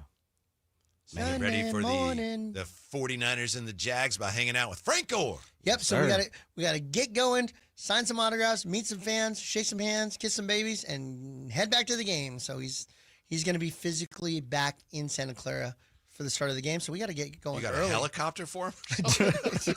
Kobe style, huh? We're gonna drop you off at the BART station in Pleasanton. Good luck. You guys remember when Kobe was getting helicoptered in from his house? Oh yeah, Yeah. to avoid traffic. Yes. Well, I remember when he was getting helicoptered in from Colorado. Well, yeah, we're not talking about negative stuff here, Whitey. We're talking about when he was from his home to go to Staples, he would get helicopter to the airport so he'd miss all that traffic and then also be able to, drive in. Jay, can Frank Gore make it from Roseville to what time is he at the event? Emran? Frank Gore? 10? Frank Gore signing autographs starting at 10:15 a.m. to the public. So, And then so when's I he got to done? get him out. 11:30? He's done what he's done. Oh, okay. No, he's going to be. Our hope is to get him out of the door at about 11 o'clock. Oh, okay. But I told him, I said the experience has to be wonderful with the fans. And so far, I've never met Frank individually, but everything I've ever heard about the guy, he's top notch, great person. And I know that he's going to want to have a really great experience with people. Yeah. If I were him, I'd have everybody came up. I'd have 2 questions. How do you spell your name and what time is it? Forget the first part. What's the second part? Yeah. Fire up the car. I got to go.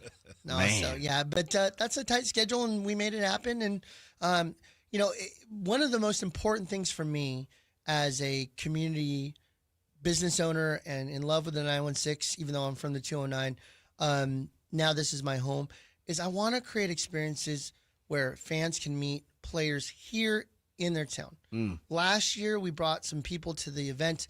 It was very expensive because that's what they charged me to do that. So it's not like I set the price. But, we brought Randy Johnson and Johnny Manziel and Frank Dennis Thomas. Rodman and Frank Ricky. Thomas and Ricky, God rest his soul. So we had all these guys here, but people are like, it's very expensive. It's like, man, you have to go to Chicago to meet these guys. You got to go to a show in Florida. You got to go to the East Coast. I'm bringing them 99.9% of the way to your house. All you have to do is just take that 15-minute drive to go see them. So this year, one of the things I want to do is make sure that we had affordable.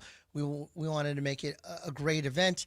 And I'm not here to disclose fees on the radio, but if you go to SacAutographExpo.com, you can see we have a very affordable lineup, and we have a great chance for you to meet retired greats as well as some of the current players at a very affordable rate, and it's going to be a great time. Yeah, Jay and I'll get that information from him during the break, and then we'll share it with you on the air. So Okay. No problem. Yeah, but it's not about they're not A's, the information, and Jay doesn't like anything non-A's. Oh, that's right. Yeah, are you okay with that, Jay? Of course, yeah. It was just for that segment, yeah. Yeah, I was going to say, Frank Gore of the A's is going to be there. Should have been. Yeah. So Big Shot Bob is not attending. Thank Here we go. Here we go. That's good. Every That's a good week we thing. talk about this. Yes. It's just like, I think you've dodged a bullet on that. So You think so? Yes. You think so? Yeah. Okay. Number 2 in ticket sales before I pulled him. So, Yeah, but that was months ago. but what I'm saying is, Yeah, so five guys wanted to go see people Robert in the community. You know who's selling? You know who's selling a lot right now? Spud Webb. Spuddy Webb. Spud Webb, who's going to be there Saturday. And we have Sam Perkins too. Okay. Big Smooth. And so Big Smooth is going to be there as well. Yeah. So- There's rumors, Jay, this is between you and me. Yes, sir. That and I know there's still some, I's to be dotted and T's to be crossed. crossed. Jerry Reynolds might be out there at some No. point. Yeah. Are you serious? Jerry Reynolds. So guess what? I have a Jerry Reynolds card or two. One of them that I bought from True Sports Cards. Should I be asking for an autograph? You think he may charge me? I don't. Is he think would popping charge up you. at the show? I don't think he would charge you. I but he think did. I know Jerry. I think I do. He did do you a solid last He did. week. Maybe I should slip him a 20. Huh? What'd he do? Man. What did Jerry do? Pulled up to my van. Yeah. Oh, he did. It was a starter at Jay's event, but he didn't actually start it. You didn't have to. Yeah. What do you want me to do? Okay. Nah. You're lucky I'm here. I got to go. No, I heard, by the way, I heard your Love, was absolute love Jerry. fire. Appreciate you, brother. Yes. Appreciate Doing stuff for the community. Jay Johnson. Mm-hmm. It's wonderful. That's what we do. Mm-hmm. Yeah. So, Did we confirm Jerry or not? he's waiting for some details. I think he's good. I just don't want to say for sure because I'm not sure when you want him, but I think he's good to go. So. You think I'm going to sit there and be selective of having a legend like Jerry I Reynolds? I do. You're correct. That is absolutely right. He will have to wear an A's hat in order to hang out with Jay, though. Not the legend. Not the legend. Yeah. More with Emron coming up here. Also, we got some special guests, 4 o'clock hour, including LaSalle Thompson's going to join us when we come back. It's a Drive Guys with Emron Pilati today on Sactown Sports. This is the story of the one. As a safety manager at a manufacturing plant, he does everything he can to keep his coworkers safe. From finding ways to reduce risks to keeping safety supplies in stock. And for that, he relies on Grainger. Grainger offers a broad range of quality products and next-day delivery, so he can always play it safe. Call 1-800-GRAINGER, click Grainger.com, or just stop by. Grainger, for the ones who get it done. Thunder, feel the thunder. It's the energy all around you. Lightning and the thunder. The thrill of the moments to come. The flash of lights. The rush of pure exhilaration. Thunder. The roar of the crowd. See it, hear it, feel it. Thunder, feel the thunder. Lightning and the thunder. Thunder Valley Casino Resort. Feel the thunder. With 25 award-winning years in Northern California, Ashton & Price is your local injury law firm. Pro attorney tip: if a firm presents as local but they're in LA, red flag. If your first consultation is not with a lawyer, big red flag. At Ashton & Price, your first consult is with a local attorney, and if serious injury prevents travel, a lawyer will come to you. Still not enough? George Washington's my uncle. At Ashton and Price, no red flags, just red, white, and blue. Remember, for the best advice, don't think twice. Call Ashton and Price. Hey everyone, it's Kyle Draper here. If you're in the market for a new car, let me tell you about my experience with Mercedes-Benz of Stockton. From the moment I walked into their state-of-the-art showroom, I knew I was making the right choice. There was no pressure from the sales staff, and if I'm being honest, I felt like a kid in a candy store. I settled on the all-electric EQS SUV, and let me tell you why. First of all, the comfort. After a long day at work, I actually look forward to being in my car. It has several different massage settings, including my favorite, hot relaxing back. Plus, the seat heating and cooling features are perfect for the hot summer or those chilly mornings. Mercedes-Benz has the reputation of making the finest cars in the world. Now it's your turn to experience what I already know. Mercedes-Benz of Stockton is the best car buying experience you'll ever have. They're just a short drive down I-5, or you can shop online anytime at mbfstockton.com. That's mbfstockton.com, and tell them Drape sent you. Mike Rowe here with another random fact. Those cracks on your walls aren't just cosmetic. They could mean your home is sinking. Whether it's drywall cracks, exterior cracks, or sticking doors or windows, do yourself a favor. Call Groundworks. I spent some time working with these guys, and they're the real deal. Their people are trained and certified to stabilize your foundation. Groundworks, official foundation repair company of Cal Athletics. Licensed in all states where work is performed. See website for details. If you're not looking for a brand new car, at Elk Grove Honda, we've acquired some of the best pre-owned cars we can find. We've kept only the best of our trades, and our buyer has found some of the finest pre-owned Hondas available in Northern California. You can see for yourself at elkgrovehonda.com. Whether you purchase a brand new Honda or a like-new pre-owned Honda, your car buying experience will be the same. We have the right Honda at the right price. You'll find us in the Elk Grove Auto Mall, Highway 99 and Elk Grove Boulevard. I gotta get an Elk Grove Honda. KHD1 Sacramento, KYMX HD3 Sacramento. From the Power Business Technology Toshiba Studios. This is Sactown Sports, 1140.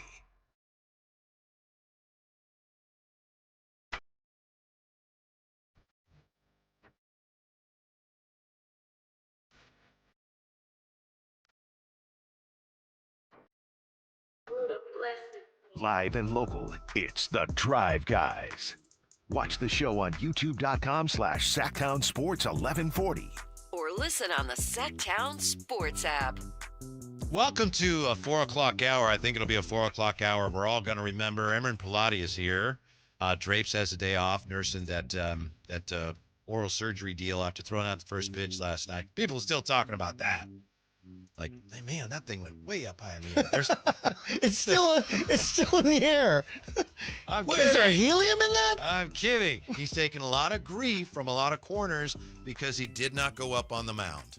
And I've done that myself, and I know people for some reason, you weren't even on the mound. That's a good impression of people. Remember that time? Yeah. I think all guys who have a significant other have, like my spouse, Jessica, my wife, Jessica, when she gives an impression of me, it's always like this. You're going to go and you said, hey, how come you don't do hey? I go, I talk like that? Hey, what is going on with that? Do you? Your wife makes fun of you that way. I'm on the radio. I'm Whitey Gleason. No, she wouldn't do that. She would never listen to you. She wouldn't do that. We're going to talk to Tank Thompson. Is Tank's at the show? Yes. Yeah. You didn't mention him. What day? I couldn't. He was not an A. Okay. He's not an Oakland A or a Sacramento A or whatever it is, A's. Yeah. Yes, he'll be there Sunday. Okay. Maybe there's no day of rest for Tank Thompson on a Sunday. Right. Maybe, Jerry probably has things to do, but maybe we could have him there at the same time. Jerry Reynolds, I got to ask Tank about this, I think. This is another question I have that I'm not sure. I want to trot out. Jerry Reynolds told me one time that Tank was not upset, but he was like, hey, we run plays for Woody. We run plays for Eddie. We run plays for Reggie. We never run a play for me. And so Jerry says, Tank, you're right. We're going to run something for you. And so they're playing in the next game, and they called it Texas because he went to Texas. And he calls Texas, and they run the play, and Tank screws it up. Well, when you don't practice it and you never have one. That's okay. Next time down the floor, Texas. And Tank screws it up again. And then the ball goes out of bounds. There's a timeout. Tank comes over and says, I don't want you running any more plays for me. So, we'll have to ask him that. Well, yeah, I guess we could, right? Hey, you remember those 2 times you were terrible and they called your plays? He's going to hang up on you. You got to see how it goes first. That's the thing. If we establish a rapport with them, then you can ask that. If, for whatever reason, things are a little more formal, then you don't come in with a knife like that. You want a story about me and Tank Thompson? Shh, do we, Jay? It'll be 30 seconds. Producer. 30 seconds here. Here we go. So here's what happened. I say, LaSalle, let's go to lunch together, right? Let's catch up. We're friends. Let's do a little business, talk, etc. Next door to my shop is a wonderful sushi restaurant. It's about 3 doors down from me. It's all you can eat for lunch for $20. Okay, I would say that the sushi is down to the pretty right, good. If you're as I'm facing looking at my your shop, store, it's yeah. like 3 over from me. So we go there. It's Tuesday. And so LaSalle comes in to my shop. We were hanging out, talking for a second. I said, let's go next door. So we go next door, and they're closed Tuesdays. So I said, all right, let's go over to a different restaurant. So we end up going to, can I say restaurants on the air or no? Yes, it's fine. Just don't say anything bad about it. No, it was wonderful. Yeah. This restaurant's wonderful. It's by my house. It's called Tang's. It's a sushi place there in Roseville.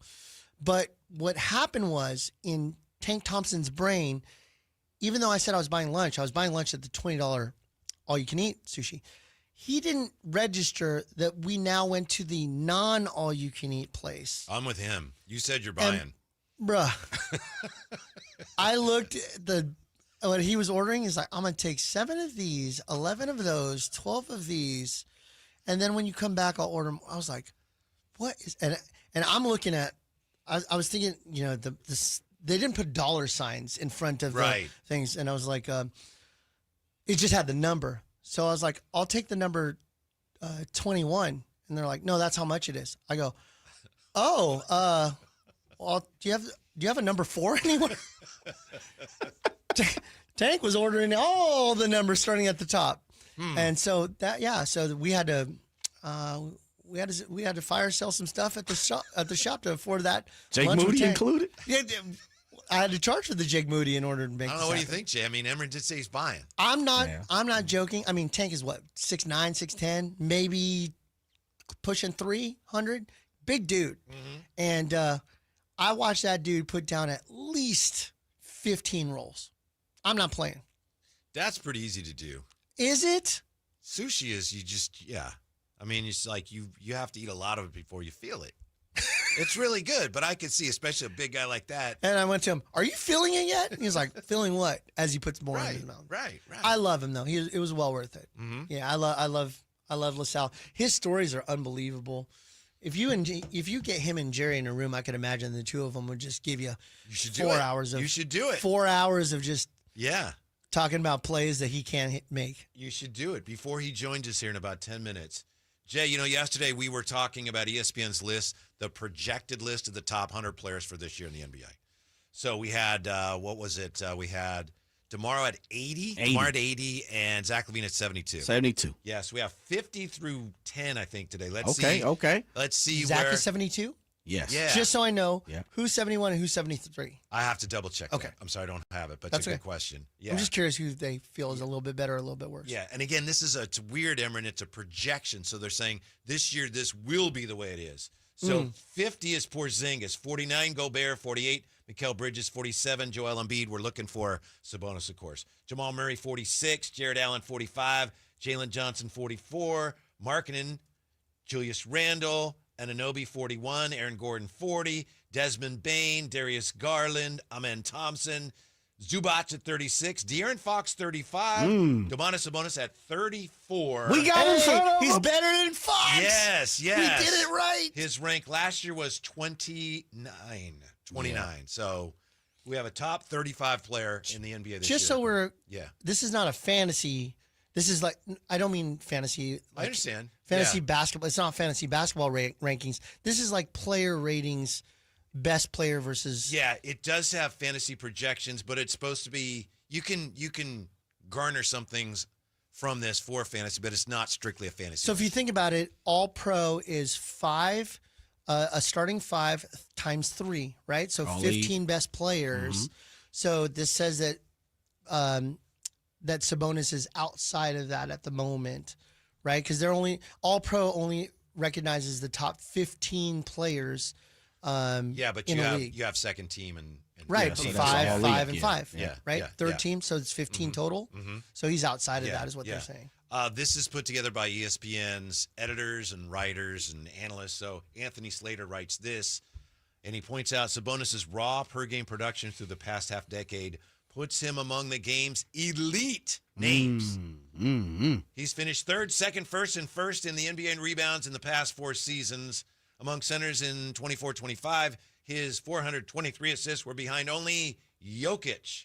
He's averaged at least 18.5 points in the past 6 seasons. Small uptick in three-point volume last season, made 41%, but you know the butt was coming. He doesn't protect the rim in a fearsome way, has generally needed the ball to be effective while on a Kings team with other ball-dominant players. And Slate says that strange mix has kept the team out of the playoffs for 2 straight seasons. You buying that? We like that? We down with that?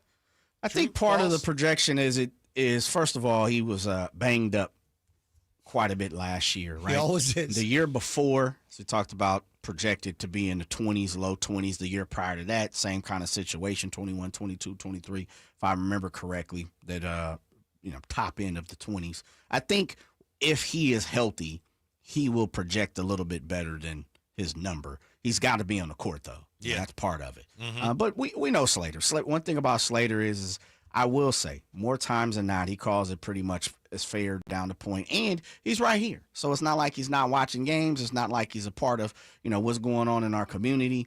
I just think Domas has to have a season that's not filled with injury, and then we'll have a decent conversation. And the team has to win. One of the things we noticed, I know, Jane, you and I touched on it yesterday, it seems like for what it's worth, these ratings, they bring down the scores of the Kings' top 3 players because, but the team's not that good. Yeah, not projected to do anything. Right. Now, maybe that's true, maybe it's not.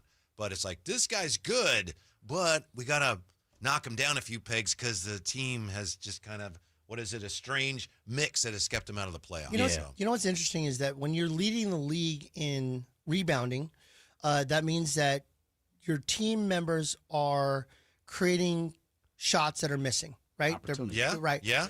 When you have, and it's been well documented that the Kings struggle on defense. In particular, I think Zach LaVine has been noted on the analytics as one of the worst defenders in the NBA. And I hate to say that as a Kings fan, but that's metrics. If we could just get the guys to close out on players, on shots, and create a little bit more of the opportunities for him to, they come off the rim, Sabonis is likely to get it, right? So if we could, he doesn't need to be that guy that, if he could be the guy that does some blocks and, creates a little fear when they come down the lane, that'd be great.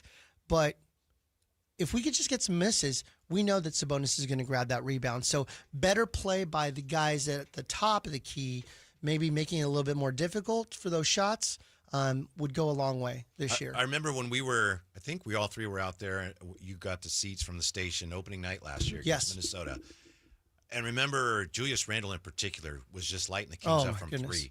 And he was wide open. And I started to notice then, although I think it's something the Kings had been doing for a while, they were almost playing a pack line, which is protect the paint, give teams the 3, but protect the paint because we're protecting Domas. A, he's not a good rim protector. B, we don't want him in foul trouble. So that was kind of Mike Brown's strategy. And I remember Drapes even said he talked to some of the coaches, and he said, that's pretty much what they're doing. And that's one reason they got shredded from the 3-point line. It's like, pick your poison. We're going to defend the painted area. And now it's pretty clear to me that Doug Christie, especially with the addition of Schroeder, they want to get out and defend the perimeter better. And they should. Now, we'll see. 94 Now, feet, it's one too. thing to say we want to do it. You have to do it. But they definitely are trying to extend the defense. Do you remember who crushed us one of those games? It was Naz Reid from 3. That guy was just lighting us up. There's a lot of people. It happened a lot. It did. You look at the numbers like, oh, my goodness. Orlando's like, they come in, we're like, they can't shoot threes. Man. And they come in here. Fire. Oh, my goodness. Was that Franz? Oh. I know Paulo had a big. Paulo, yeah. Yeah. These perimeter plays. Yeah. It's one thing to have them shoot over you but not go past you, but the Kings were doing a little bit of both. Yeah. A little matador defense if you drive past me, as well as not closing out. Yeah. So that's, I think, one of the things Doug's trying to do. And if they can pull it off, there's going to be definitely improvement. And I think they're counting on Schroeder for a lot of that as kind of the not just the point guard, but the point of the defense. The setter. Yeah. Tone setter. You know, it'd be interesting, and this isn't 2K. You don't just roll people out there that don't have feelings. Knowing that Malik is going back to the bench, I'm curious what his mindset's going to be like. Is he going to be more of a tenacious defender, knowing that he's now coming off the bench and being super scorer and playing some hard defense? Or is it, is he going to be a little bit more like, man, I was a starter last year. It was my first time being a starter for the Kings, and now I'm relegated back to the bench. There's a lot of unknowns here that are going to come into play, and maybe Schroeder's going to play a little bit better defense than what we've seen from the point guard position. Role definitions. Yeah. I think you're speaking on role definitions. Yes, correct. Like that's part of coming into this season. I truly think that's a lot of the questions that we have. Not only the pace that they're going to play, the style of offense versus the defense they're going to play, and what spot, what role, who's doing what, and who's going to take a step back. I think Malik, and this is just me, my opinion, naturally I would be looking for him to kind of not digress, but revert back to what he was prior to being a starter. Super sub. Microwavable. Yeah. You have to fall back into the spot of being a top 5, 6 man in the league competing for that award. Because if not, for the Sacramento Kings, I think you don't bring the best of who you could possibly be. You definitely need to fill that role because there's no one on this team who can do what you can do. Yeah, I'm with you, Jay, and I had the chance to talk to Malik a little bit about that, and I think it depends, Emran, on how he decides to approach it. If he gets his opportunities off the bench and he gets that chance again to show that you fools are all wrong, I'm good enough to start. That's how he played when he was coming off the bench. He brought that energy. And, as you say, now it's maybe hard not to see going back to the bench as a demotion. But if he sees it as another opportunity to show all these idiots that they're wrong about me, he's going to be fine as long as he gets that opportunity. Very rarely is Malik Monk on the bench at the end of the game, right? Unless there's a blowout one way or another. If it's crunch time, that guy's playing. He's in the game in most cases unless he's in foul trouble or hurt. So I think sports has adapted in a way that's very different. If you think about football, it's running back by committee now, and then people are okay with it. They're realizing that's kind of the role that we play now. Yeah, the bell cow back is just a recipe for injury. Maybe internally we don't play for the teams. We don't have these conversations that these 20 and young 30-year-olds have. Maybe they say, it's not that I'm starting. It's am I finishing? Am I going to be in this game? Am I going to get 30 minutes to show what I need to do in order to show that I can contribute to this team? And I think it's more of just maybe the starting position doesn't matter as much as playing meaningful minutes, right? You're going to have some meaningful minutes at the Sacramento Sports Card and Autograph Expo. What a segue. That's Sal Thompson, right? That's When's right. When's Tank going to be there? Tank's going to be there signing autographs at 12, right around 11 or 12 o'clock. He'll be there hanging out. I'll tell you. What day? Sunday. This Sunday. Yeah. So Tank Thompson will be there. All right. He's here with us now. Is he? Yeah. LaSalle Thompson. How are you, Tank? Apparently we've had He put you on hold. I don't know. Maybe he didn't like that time that you mentioned. Maybe he had a different time. Maybe he didn't like the fact that he ate so much sushi. Maybe he's full of sushi right now. Tank, you there? Jay's getting him set up.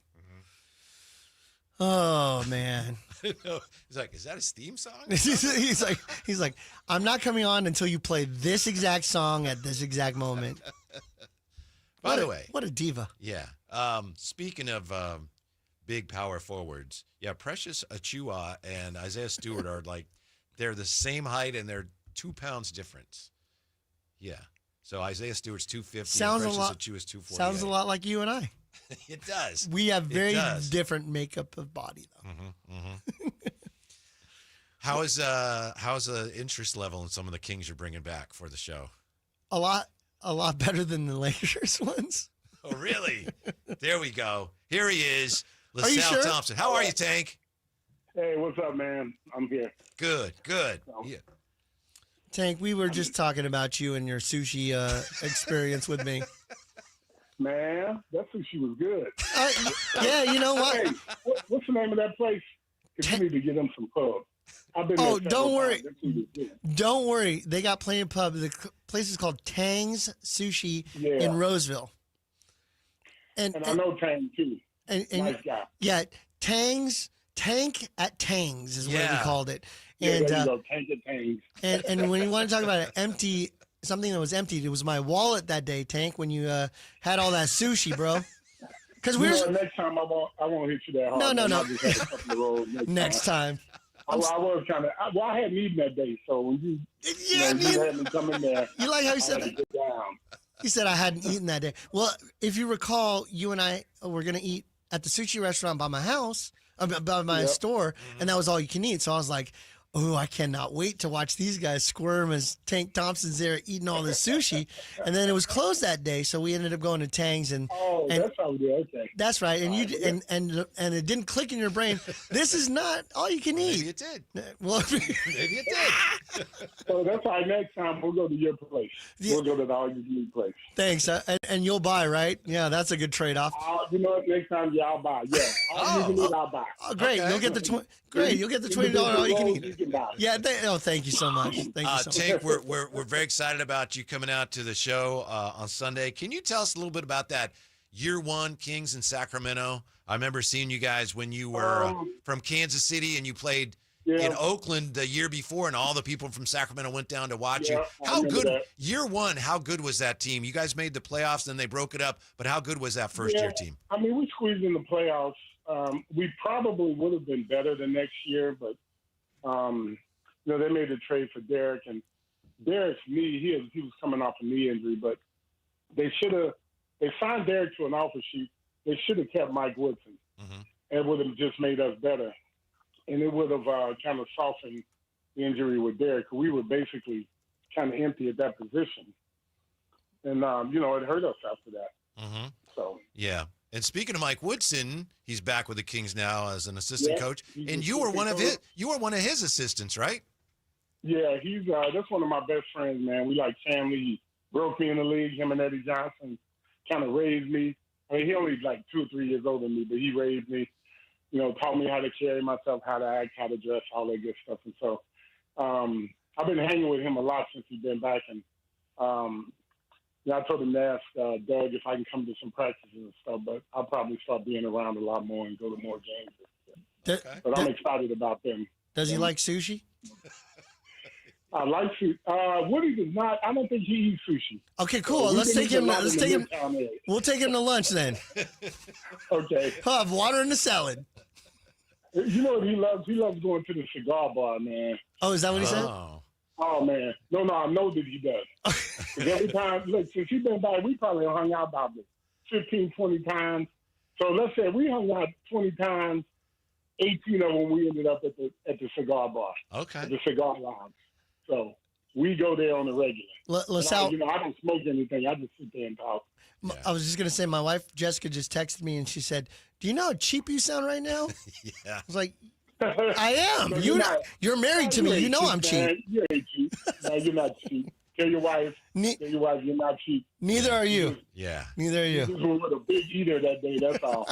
Tank, I wanted to ask you about Jerry Reynolds. There's a chance Jerry's going to be out at the show on this weekend at some point. And he told me a story once that I want to see if this is true.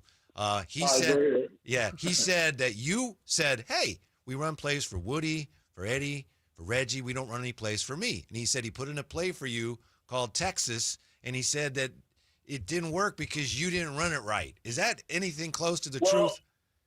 It might be, because I remember we had a play called Texas, but he never told me it was for me. Oh. So I got Woody. I always got Woody and Eddie open there, and I crashed the board. So he didn't tell me that play was for me, and so I never got the ball on it anyway. So if I didn't run it, man, maybe that was why I didn't run it right.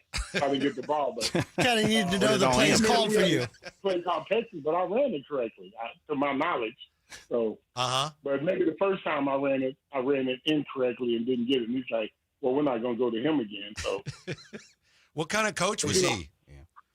Jerry was good. He, he just made sure we were organized with our plays. I remember he would try to keep the pressure off us. So, we might lose a game one night, and he would come in the locker room. He would say, "Whew, that was ugly," or he would come in and say, "Look, guys, I know you guys are feeling down about this game, but you say, I'm going to tell you right now, there's 2 billion people in China. They don't give a damn about this game. He kind of kept us up a little bit like that. So, and when he was coaching, we weren't very good. So we lost a lot of games. Tank, you are a UT guy. I'm a UT guy, man. Of course, you were there way before I was, which is not no disrespect. But looking at, just said, why are you trying to emphasize that? I was like, that's getting ready to come off like that. But I asked, I'm not even born yet. right? Very true, very true. But all due respect, when you walk into the gym and you walk into the athletic department, your name is placed right there. I've seen you, your face and your name tatted that comes with the basketball program. Just from when you were attending the UT to now where UT sits in the basketball program. What's your thoughts on that? Well, Texas was a football school. And when I went there, it was only a few years after Darryl Royal, famous football coach, had retired. And Texas was always a national power in football. And so I think they were trying to bring their basketball program up. That's why they hired Abe. And, we had a decent team. We had a guy named Mike Wacker. And the only reason he's not a household name, you guys really know him, is that he would have played in the NBA. But he blew his knee out. And that year, my junior year, we were 13-0. No, we were 14-0 and ranked 5th in the nation. And then Wacker blew his knee out. And we were 14-0. We ended up the season 16-11. Oh. So we went 2-11 the rest of the year. And, everybody went to the conference tournament, but we missed out, and then I went pro. And Wacker came back, but he was never the same. He was one of those big, heavy breaks. But, man, he was a talent. He and I were both in the top 10 in the nation rebound. Man. Doing the same. I'm looking up Mike Wacker right now on the internet. Mm-hmm. That dude don't look like he's the leading scorer of a. I wonder if it's the right guy. Right. I'm about to say, looks. he might not be looking. I'm looking right now. He played 84, 85, 80 to 82, 84, 85, forward, inducted in 1999 from Texas Hall of Fame from San Marcos, Texas. Am I talking about the right guy, LaSalle? He left town. Yeah.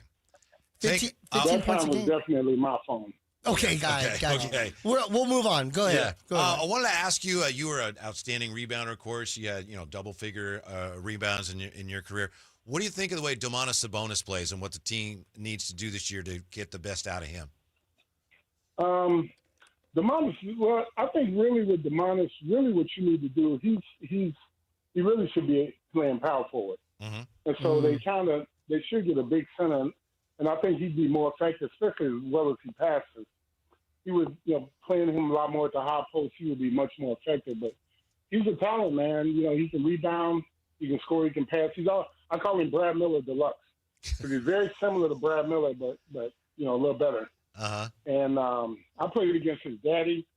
His daddy yeah. was pretty damn good too, man. Yeah. So, and his dad was. I think to make him better, they should let him just play power forward, but they got to have a center. Yeah. His dad was actually, by the time his dad came here, he was towards the end of his career, right? Yeah, but even then, Uh-huh. I remember when he came, he was like 30, 35 years old. He came over and played for a couple of years. Man, I couldn't guard him. I was getting old too, but man, that cat, they ran offense to him in the low post. And, you couldn't move him off that block. He was big. He probably weighed 300 pounds. It was, he just was a tough cover for me, man. Mm-hmm. And I remember him. He was talented. Tank, one of the questions I don't think I've ever had the opportunity to ask you. You accepted the assistant coaching job under Larry Brown in Charlotte. Robert Johnson being the owner, Michael Jordan being a minority owner. What was that circus like? Well, it wasn't really a circus. I won't say we went to the playoffs, but Robert Johnson, if I remember correctly, he went through a divorce and he just decided to sell the team. And so Michael ended up buying it. So after the first year, Robert was gone after the first year. Then Michael bought it. And, Larry's always tinkering with the team. So he was trying to get the right mix. But, we had some good skilled players, and we were always right there, for the playoff picture. I think the second year we did not make it, but the first year we made it. And it wasn't a circus. It was Charlotte's a great city. Kind of reminded me of Sacramento. So a little more laid back, but population-wise, it's about the same size. And the great thing about Dare was having the owner, Michael Jordan, he knew basketball. You know, a lot of these teams, owners think they know basketball, but they don't. All right. And, you know, the places I've been, the places I've played, a good owner will hire a good management team and let them run it. Let them do what they want. And if it doesn't work out, you get rid of them and replace them. Mm-hmm. A lot of times, owners fool around with the team, but then when stuff goes, you're doing the stuff they wanted because it's their team. You kind of got to do it. And if it goes sideways, then it's your fault. That's what you see happen a lot. But Michael, he knew what he was doing, knew what he was talking about, but he let the coach do his thing. And, you know, when it didn't work out, then he got a new coach. But when you talk to him, and, you know, he came down there a couple of times and cussed us out, he knew what he was talking about. He wasn't a guy that you would say, I don't know what you're talking about. You would listen to him. And then a couple of times he came by practice, and he didn't really practice with us, but sometimes he get out there and fool around, and, you know, guys still couldn't guard him. So wow, he was in his 40s then, I think, but guys still couldn't guard him. Well, Tank, yeah, we appreciate your time and looking forward to seeing you. It's Sunday, Emron? That's Sunday. Sunday at? It'll be Sunday. Yeah. Sunday at, I think Tank's going to be there right around 11 or 12. All right. Just depends. Mm-hmm. Yeah. 11 or 12? 11. Is that what time it is? Yeah, about 12 o'clock. About 12 o'cck. We got to get this together as a unit now. Wait a minute. It was going to be later, but if I'm going to be there at 12, if he says 12, look, Emron's the boss. If he says 12, I'll be there at 12. I'll be there at 11:45. He's on top of things. He's on top. So whatever time he says, that's what time I'll be there. Actually, could you be there at 11:40? I can. What a perfect time for us. Yeah. 11:40 is the time to be there. Thank you, Tank. We'll we appreciate it. We'll see you soon. I'll be there between 11:30 and 11:40. All right. Sounds good. Thank you.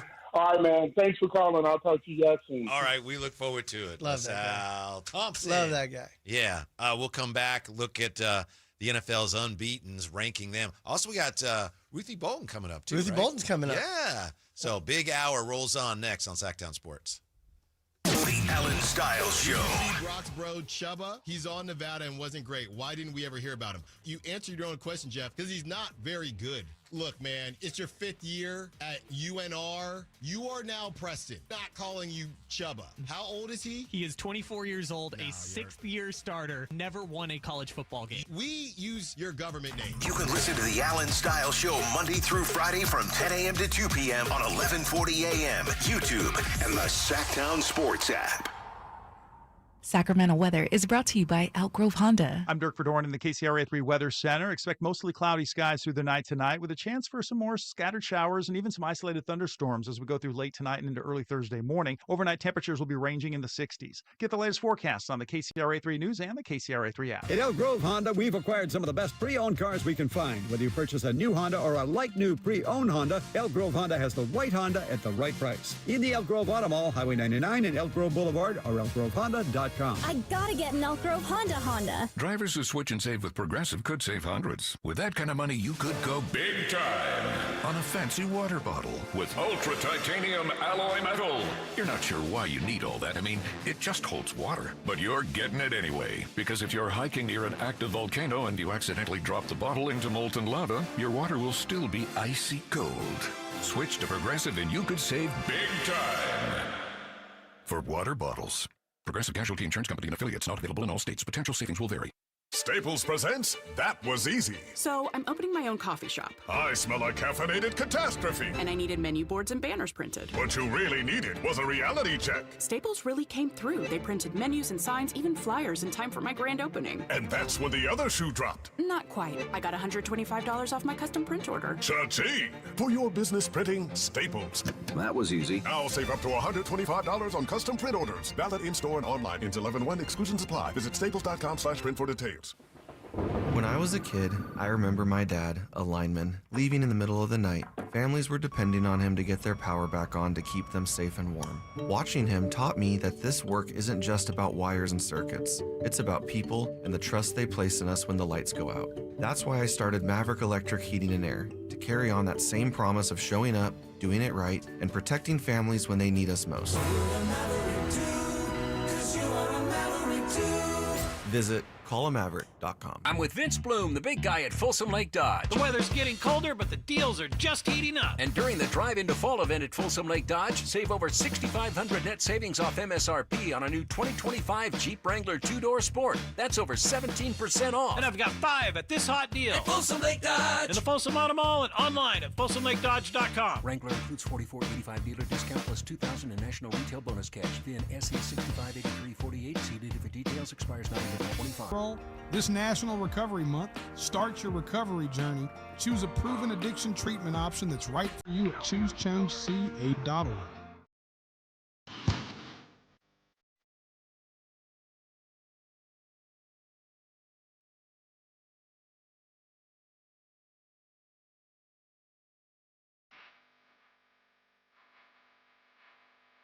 There is no better duo. Nope. Never. It's the Drive Guys. Right here on Sactown Sports. We just talked to Tank Thompson, who's going to be appearing at the Sacramento Card and Autograph Show. He'll be there this Sunday. The show's all weekend long. We'll be doing our show out there on Friday. Who are we going to be hanging out with Friday? T Long, right? Yeah, you've got T Long. You've got Terrence Long, Matt My buddy Noakes. Noakesy. Yep. We're very close. Lloyd That's Mosby. the guy. Lloyd Mosby, and then Bill North. That's going to be Friday. Yeah. Yeah. So we'll spend some time with them. We'll have them maybe do some interviews with you guys right before they go on stage to meet people. Mm-hmm.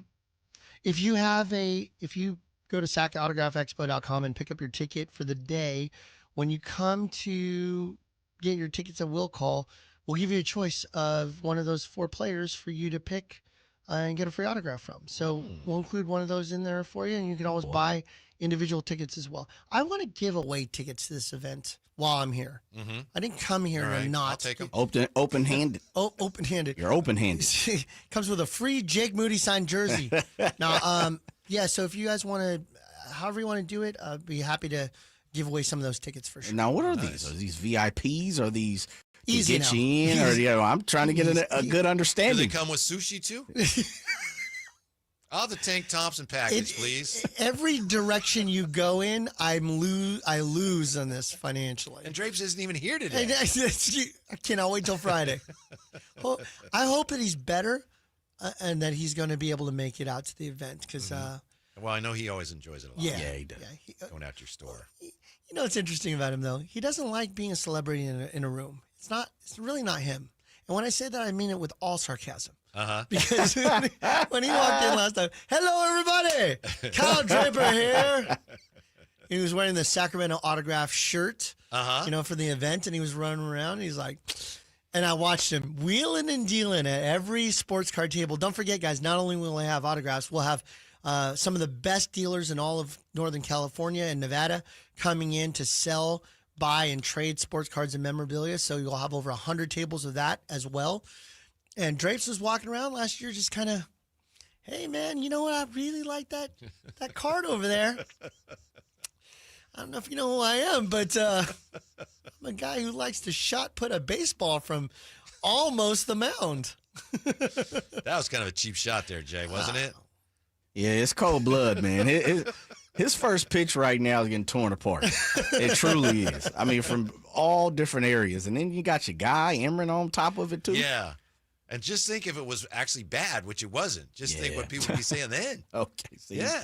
Even Whitey had a little bit there, too. No, it was, you just think, I mean, he throws it in there. It's like, okay, strike. Right. Go, oh, it was terrible. Okay, just think strike. If he bounced it or something. Okay, strike? Is that what you just said? Yeah. You thought it was a strike? If Bryce Eldridge is hitting. That's a good point. Good point. That poor guy can't get a hit. He's batting .05 right now. Maybe the ABS would say little high. I don't know. Right. You know, call it a strike, and the batter's going to want to review that. Okay, so randomly enough, back when I was a real estate celebrity, if you Googled me, I was a real estate celebrity. That's a way thing. back when. I don't know if that's a thing. It's true. Real estate celebrity? It's true. I was at one time. In Minot, North Dakota, they have a minor league team, and they had a cancer survivors night. And I'm a cancer survivor, as you know, as well as you, Whitey. And I was asked to do the first pitch. So I did the first pitch. I did stand on the mound. And I will tell you that even in Minot, North Dakota, both people watching, 8 of us in the stadium. That is a nerve-wracking thing to do. It's very pressure-filled. And I threw it, and I bounced it. And I got to tell you, you got to aim way high just to get it to be in a strike zone. So I wasn't competent. How did the Minaudians respond when you bounced it? Boo! They might not have wanted me to be there. So they're like, they go, a California kid out here pitching. Yeah, they booed the cancer survivor. Boo! No, it was that guy's the worst real estate celebrity I've ever seen. Out of all the real estate celebrities, that's the one you picked. But it was a great time, and I really enjoyed it. And there is some real pressure there. So with Drapes out there, I tease him, but shout out Drapes for making that happen. Yeah, it's funny, and you're right. And we see him on TV all the time, and he's flawless, and he's here all the time. But I did think he was a little, because it's a different environment. Just watching the video Jay sent me, you can see a little tension, and he responded. He was fine, which I knew he would be. But you could it's different when everyone just throw the ball. Go ahead. Yeah, let's see how you do. Let's see how you do. Go ahead and throw the ball, TV guy. Yeah. Yeah, next thing you know, you're going to be made fun of by your colleagues on the radio. When you're not here. And Jay made fun of him a little bit. You're nursing your dental work at home listening to this. I defended him to the end. Did you? Yeah. Real quick, Jay, Emron, dear listener, what do you think of this? This is rankings for the 6 unbeaten NFL teams from SI.com. 6 Colts, 5 49ers, 4 Tampa Bay, 3 Buffalo, 2 Chargers, 1 Philadelphia Eagles. Is that where the 49ers should be right now? Chargers a bit high. 49ers I can understand. They've slipped by easy opponents to most. Even though Seattle, we'll see how that plays out. Arizona, of course, was undefeated when the 49ers took them on. But I can understand. I don't know where the Chargers are getting the second-ranked love from. People are falling in love with the Chargers, aren't they? They are. Man. Predicted record from SI.com. Chargers, 14-3. Come on. Chargers are in perfect position to capture their first AFC West title since 2009 after beating the Chiefs, Broncos, and Raiders to start the season. Does it give you the excerpt of who that is, the name, or no? The name is, I can find it here, right up here. Because it may be a collective effort. Gilberto Manzano. Oh, yeah. He was actually, and it makes sense because I believe he used to be on the beat. For the Chargers. All right. Oh, well, then there you go. Yeah. 49ers predicted record 11. 12-5. 12-5. Okay. They're only 9 more away from that. Yeah. Each year, writes Gilberto Manzano, there's a team that just finds a way to win many one-score games. It's a dangerous way to operate, but the 49ers have star power and high-level coaching to operate that way. And Eddie Pinheiro to save the day. Yes. Tampa 4. Uh-huh. And who was 3? 3 is Buffalo. Okay. The Buffalo Bills. Yeah. Wow. They have Buccaneers in front of the Buffalo Bills? No. Oh, flip that. Gotcha. Yeah. How's Buffalo not number 2? Probably because, let's just see. Buffalo has real concerns on the defensive side. Oh, okay. The unit allowed Tua, Tyreek Hill, and Jalen Waddle to have their way for nearly 4 quarters. Those are not bad players. Right. They're making top of the top players. The star players from the Miami Dolphins did well. Miami's offensively, they've struggled. He says this defense could haunt Buffalo at the worst time later this season. Does have them going 15-2. I wasn't listening. Well, where are they going to haunt them in the playoffs? I wasn't listening because you were talking. But sure. Was number 1 unveiled yet? Because is it the high octane Daniel Jones-led Indianapolis Colts? They're 6. They're 6. One is the Eagles. Let me say like this. To say that. Yeah. Drapes is like, with a sore mouth. Emron is doing a great job of mimicking Kyle Draper. I'm sorry. I'm on your website, bro, and I'm trying to get this discount. I wasn't paying attention to you. Hey, literally. I'm truly a drive guy. He's literally like... Because your co-host is not paying attention to anything you're saying. Has the number 1 team been specified yet? Oh, wait a minute. You start with 1 and go down? Okay. Is that how it works? Yeah. Is Ruthie coming up? Ruthie Bolton going to join us? I don't know. Yeah. Is she? Still to come, Ruthie Bolton, also Lance Blankenship. I may or may not be able to ask him my question. Hey, we're still working on that. Did we talk to Tank Thompson? We did. I'm continuing my Kyle Draper impression here on Sactown Sports 1140. More fun coming up, Sactown Sports. The Alan Styles Show. Brock's bro, Chubba, he's on Nevada and wasn't great. Why didn't we ever hear about him? You answered your own question, Jeff, because he's not very good. Look, man, it's your 5th year at UNR. You are now Preston. Not calling you Chubba. How old is he? He is 24 years old, a 6th-year starter, never won a college football game. We use your government name. You can listen to the Alan Styles Show Monday through Friday from 10 a.m. to 2 p.m. on 1140 a.m., YouTube, and the Sactown Sports app. How can you free your team from time-consuming office tasks? Amazon Business. Smart business buying tools enable buyers to find and purchase items fast so they can focus on strategy and growth. Free up your team and focus on your future. Learn more at amazonbusiness.com. Let's go! You still got it, but your immune system weakens as you age, making it harder to fight flu, pneumococcal pneumonia, RSV, and COVID-19. Ask your doctor or pharmacist which vaccines you need. Sponsored by Pfizer. What was that? That is business phone bliss with the Ooma Cloud Phone System. It handles all our voice, video, and messaging needs. You sound very... Calm, I am. Ooma has everything I need to run my business more efficiently, like virtual receptionist, call routing, and video conferencing. And it starts at just $19.95 per month per user, plus taxes and fees. Ooma. Nice. Find your business comm at ooma.com/radio. Toyota's legendary truck event is on, and the deals are legendary. Just announced, get low APR plus 500 bonus cash on 2025 Tacoma, or get low APR or an incredible 3,000 cash back on 2025 Tundra. Get to your Toyota dealer now, because this truck event is gonna be Toyota. Let's go places. Offers available through TFS to buyers with Premier Ready credit cashback available through TMNA and cannot be combined with other offers since 9/30/25. If you're 55 or older and into that whole saving money thing, T-Mobile has an exclusive phone and internet bundle just for you. Right now, get 2 unlimited phone lines plus 5G home internet for just $30 each per month with autopay, plus taxes and fees.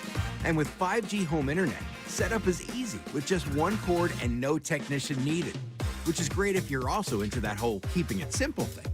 Switch now and experience the best mobile network in the U.S. Visit your local store to start saving. T-Mobile, it's better over here. Based on analysis by Ookla of speed test intelligence data Q4 2024 to Q1 2025. Ookla trademarks used under license. Unlimited on our network. Customers on voice plan may notice speeds lower than other customers and further reduction if using more than 50 gigs a month due to data prioritization. Video streams and SD on this plan. Home internet pricing after $20 a monthly bill credit plus $5 per line without autopay. Debit or bank account required. See 5G device coverage and access details at T-Mobile.com. Hey, movie fans. Playing this week at the Esquire IMAX Theater downtown Sacramento, one battle after another. The IMAX Experience. I'll be seeing you very soon. Not if I see you first.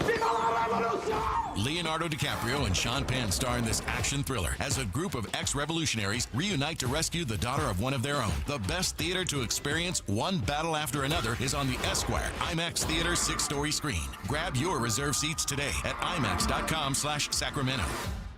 The deals are on now at the model year-end sales event at Balsam Lake Honda, your one-stop Honda shop. Looking to own or lease? Save on year-end models and drive a brand new Accord or Civic. Visit us today at FolsomLakeHonda.com, your one-stop Honda shop. As a family-owned and operated dealership since 2009, customer service is our #1 priority. Our customers love doing business with us, and you will too. Folsom Lake Honda. Go to FolsomLakeHonda.com. Your one-stop Honda shop.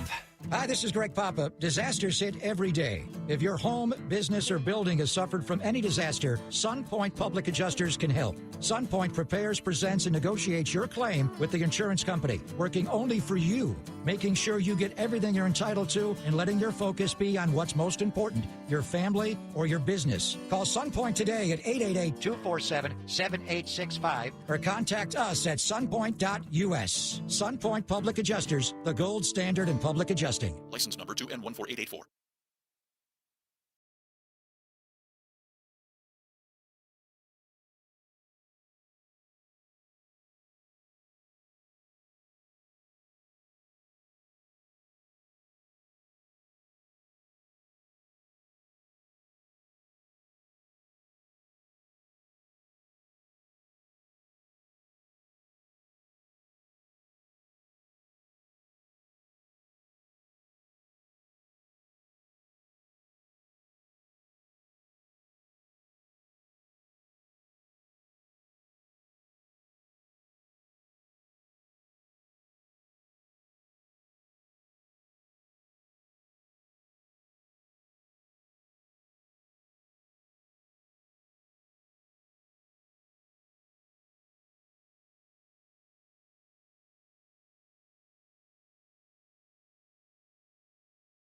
Whitey. Yeah. Second Official baseman, the second utility guy. baseman. Yeah. You know what I mean? Did it all but caught. I think he never caught. Short, couple of games, third base, picked it, second base, good footwork. Love it. He had a hit in the freaking World Series. Yes, sir. Yeah. The Jose Oquendo of the Oakland A's. Absolutely. Or Jose Oquendo was mimicking my guy. Yes. Yeah. Jose Oquendo was the Lance Blankenship of the St. Louis Cardinals. Yeah. A couple of thoughts here on the in the chateau. Thanks for being with us today. Anderson Live Music says, we're talking about the Kings a little bit, obviously, with Tank. Kings did nothing to improve the team. I'm glad I stopped buying season tickets. Well, we'll see. We'll see. Well, they did some things intended to improve the team, and we will find out. I don't know soon enough. I don't know if this has been brought up before, but Jonathan Kuminga is a possibility. Jonathan Kuminga? We've barely talked about him in the last few months. The Warriors are having a camp in San Diego that Draymond's putting on. Really? And Kuminga's not Kuminga's there. not there. We should bring that up sometime. Does that mean that it's because he's going to get traded? It probably means because he doesn't have a contract and doesn't want to get hurt, and then no one will pay him. But he's not there. Feels like deja vu. I'm just saying. Horry Barnes. I've been a Chargers fan since I was a little kid. I hate the move to L.A. I hate rooting for a team from L.A. Sounds like they still got that Charger blood fanhood. Yeah, it's so Burning sad bright. to have a city like San Diego with that history, with the Chargers, without a team. It's just tough. One day they'll never think about them as San Diego Chargers, a lot like the people don't think about them as the San Diego Clippers. Right. So as time goes by, it'll be farther and farther away from being a San Diego Charger memory. They were in L.A. before they ever went to San Diego. They were the L.A. Chargers before they ever moved to San Diego, so they're actually moving back, or they have moved back to L.A. That was like when Lance Allworth was on the team. That's exactly right, the original AFL. That's right. Yeah, and I think that's one reason, my understanding is, we had the Oakland Raiders, because the AFL went out here, and they put a team in L.A., and it was Baron Hilton, I think, owned the team. And my understanding is he said, look, I ain't going to be out there by myself. You have to put another team out there on the West Coast. So the Raiders were going to be in Minnesota, and then somebody decided, all right, well, we'll put a team in Oakland. Wouldn't that make sense of Viking Raiders, like Minnesota Raiders? Is that kind of where it came from? No, it's not. You know what the Raiders were originally? They were the Seniors. Really? Yes. They were going to be the Oakland Seniors, and they never played under that name. Not seniors, seniors. Seniors. Yeah. And then they became the Raiders. Yeah. So anyway, that's the name of that team. Yes. I'm Googling that. Jay, can you back me You're up right. on that? You're right. I don't know if that was they had a contest and that was a winning entry, but at some point they were going to be, and then they decided, no, we're not. Well, they have their own logo and everything. There it is. See what you learn on this show? Wait. The Raiders used to play home games, I think for one whole year, at Candlestick Park. Yes, sir. Oh, no. Yes. Yes, sir. That is true. Yeah. Strange, but true. The AI overview tells me on Google that the Oakland Seniors never had an official logo because the name was only used for 9 days in 1960 before being changed to the Oakland Raiders. Believe it or not, that was even before I was born, which is hard to believe. I was like, what? Let's cross-reference that. By the way, Emron, somebody wants to know, Ward, 15 rolls alone? Dang, for Tank Thompson and the sushi. When he says 15 rolls alone, yes, it was 15 rolls. And as he mentioned, he didn't eat that day because I did say, come with an empty stomach because we're going all you can eat. So, again, faux pas after faux pas on my side. That's my error. Yeah, but sounds like he respects the heck out of you, and you can't put a price on that. Yeah, but we're definitely going to Hometown Buffet next time. Did you guys hear what Tom Brady said? Tell me. Tom Brady, of course, was criticized by a lot of people, or the NFL was criticized Now I because know Tom what you're Brady, talking about, during that Monday night game against the Chargers, we saw him in the coach's box, and he had the headset on, and he's talking to coaches. Okay, he's a part owner. At the same time, he's, as a broadcaster for Fox, he is meeting with other teams. And the NFL relaxed some of the rules on that because, hey, it's Tom Brady. But a lot of people have been critical of that, saying that's not fair. It's kind of a conflict of interest. So here you have a guy talking to teams in the production meetings. Some of that information he gets from players, coaches, he could use to help the Raiders prepare for their games against those teams. Well, Tom Brady came out with a statement today where he said, the people that think that I'm going to do that are prisoners of suspicion, and people aren't trusting, and they assume that everything now is not to be trusted. And I just wish he would shut up about that. He needs to realize there definitely is an obvious appearance of possible impropriety or conflict of interest. He just needs to acknowledge that and say, I know that you look at that and you think I could abuse my privilege, but I won't do that. But instead, he turns it back on people and makes himself like a victim of people being so suspicious of him. It's Tom Brady. It's not like, he doesn't have a checkered past when it comes to competitive advantage. The Flake-gate all over him? Criminal or anything like that, but yeah, he's a competitor. So he needs to acknowledge that rather than, people are prisoners of their own suspicion. Poor me. I'm not standing for it. What an impression of Tom Brady. When rules get bent or are flexible for one person over others, this kind of stuff is going to happen, right? So, what should have came down from the NFL side was just to say, no, can't do it while you are this. Yes. That way, you did cross a line, but there's no line. The line is so blurred that we don't really even know if he's doing anything right or wrong. Mm-hmm. And then you can't put a hard line as to you can't do this when the line was soft to begin with. Right. So yeah, and I put it more on the NFL than him. That's fair. I think the NFL apparently feels like it's Tom Brady. We got to have Tom Brady doing games. See? But, well, you're working a lot. I don't know how much football you're able to watch, but do you ever watch a game? I'm going to watch whatever two teams are playing. Oh, I'm going to watch the game. Oh, who's doing the game? Oh, Tony Romo's doing it. Never mind, I'm not watching. Do you ever care? Yes. Really? Yes. So you think Tom Brady could the league apparently does, make that big of a difference? Like people will watch because Tom Brady's doing the game? I think it's enjoyable. Yes. Yeah, I mean, yes. if people are watching just to see Taylor Swift in a booth, you don't think people are paying attention to hear Tom Brady talk? I will tell you, I love Greg Olson as a commentator, and they bumped him to the number 2 spot when Brady came in. And, they used Brady to be able to, obviously, as the GOAT, people want to hear the insight. You know who's really good? Bill Belichick is awesome as a commentator. He did some stuff for NFL Top 100, and that guy is insightful. He's funny. I don't remember. Oh yeah, he did that. He's awesome. I know he's been on the Manning cast. I will watch Bill Belichick. If Bill Belichick goes out. We're on to Cincinnati. I'm on the Manning cast. It's almost like Rain Man.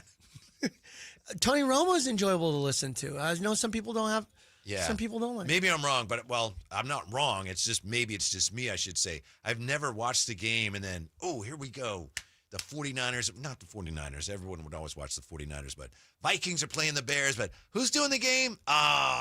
Yeah, I'm with you. I've never done that either. I'm not going to watch because if anything, you just hit mute, right? Yes. Yes, I'm with you. Yes. So does it really matter that much whether it's Tom Brady or whoever?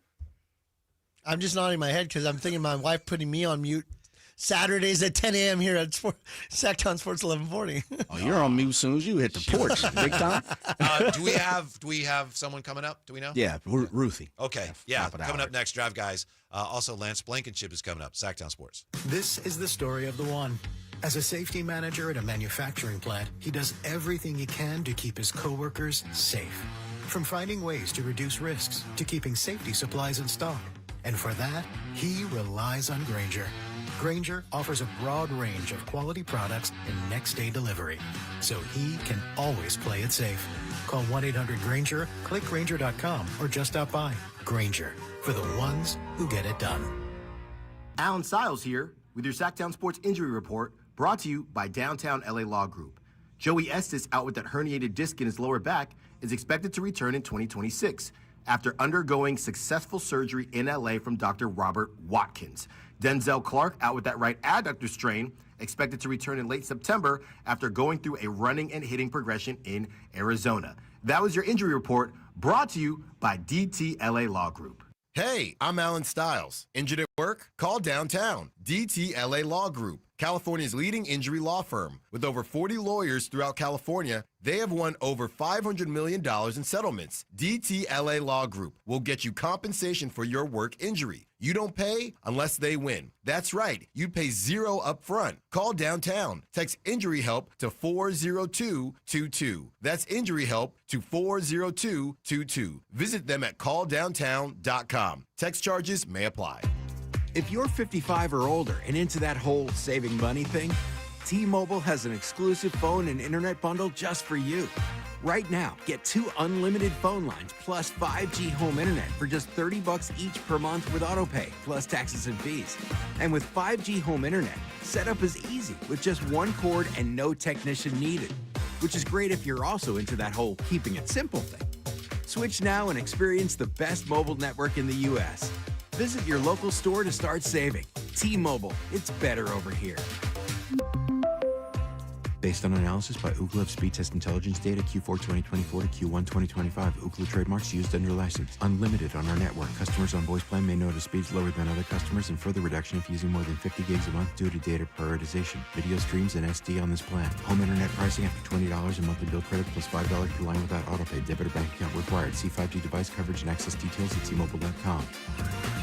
I'm with Vince Bloom, the big guy at Folsom Lake Dodge. The weather's getting colder, but the deals are just heating up. And during the Drive into Fall event at Folsom Lake Dodge, save over $10,000 net savings off MSRP on a new 2025 Jeep Grand Cherokee Limited. That's over 19% off. Now, that's a hot deal. At Folsom Lake Dodge. In the Folsom Auto Mall and online at FolsomLakeDodge.com. Grand Cherokee includes $45.25 dealer discount plus $5,500 in national retail loyalty and select inventory bonus cash. Vince S86 67 701 62 93 87 66 94 58. See dealer for details. Expires 9/30/25.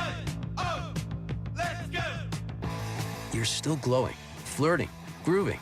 You still got it. But your immune system weakens as you age, making it harder to fight flu, pneumococcal pneumonia, RSV, and COVID-19. Vaccines are a key part of any health routine and help strengthen your immune response. Ask your doctor or pharmacist which vaccines you need. Schedule in minutes at VaxAssist.com. Sponsored by Pfizer. If you love to travel, Capital One has a rewards credit card that's perfect for you. With the Capital One Venture X card, you earn unlimited double miles on everything you buy. Plus, you get premium benefits at a collection of luxury hotels when you book on Capital One Travel. And with Venture X, you get access to over 1,000 airport lounges worldwide. Open up a world of travel possibilities with the Capital One Venture X card. What's in your wallet? Terms apply. Lounge access is subject to change. See CapitalOne.com for details.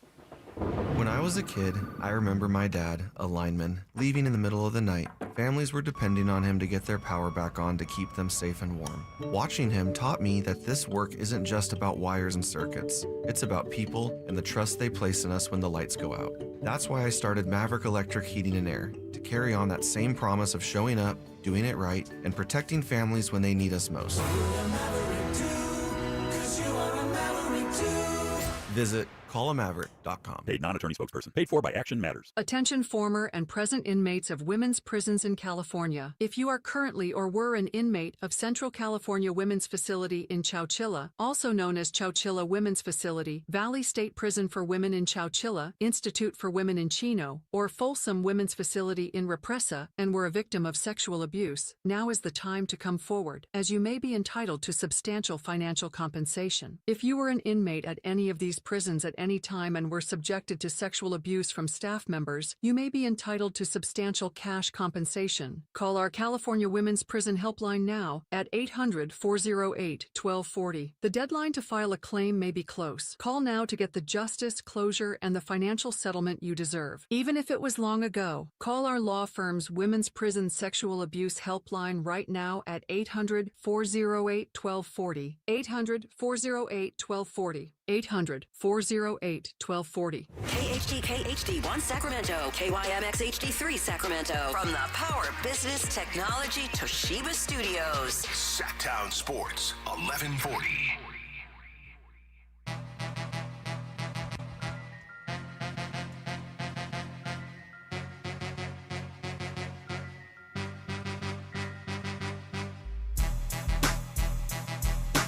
Live and local, it's the Drive Guys.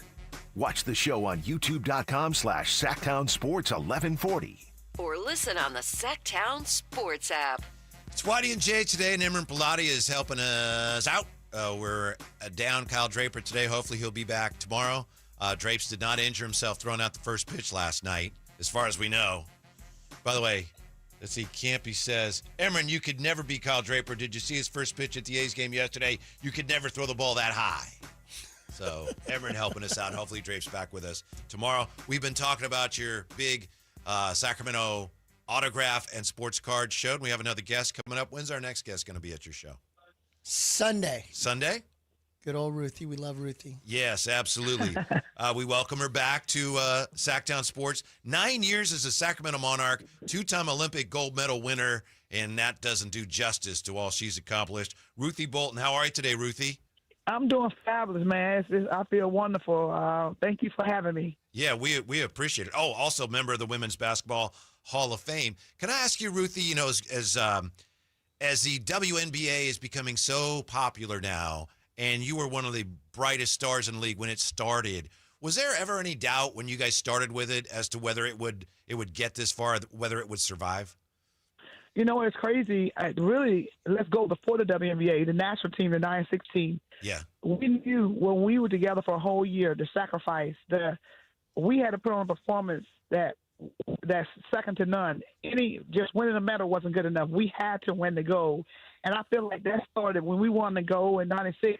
That created an opportunity for us to have a WNBA. Because had we not won the gold, we wouldn't have had, we wouldn't have a WNBA team. So to be a part of that legacy, to be pioneer, and we knew it was going to change the narrative. But to be honest, I didn't think it would get to this point where you got people rather watch the WNBA than the men. So, but I'm thankful.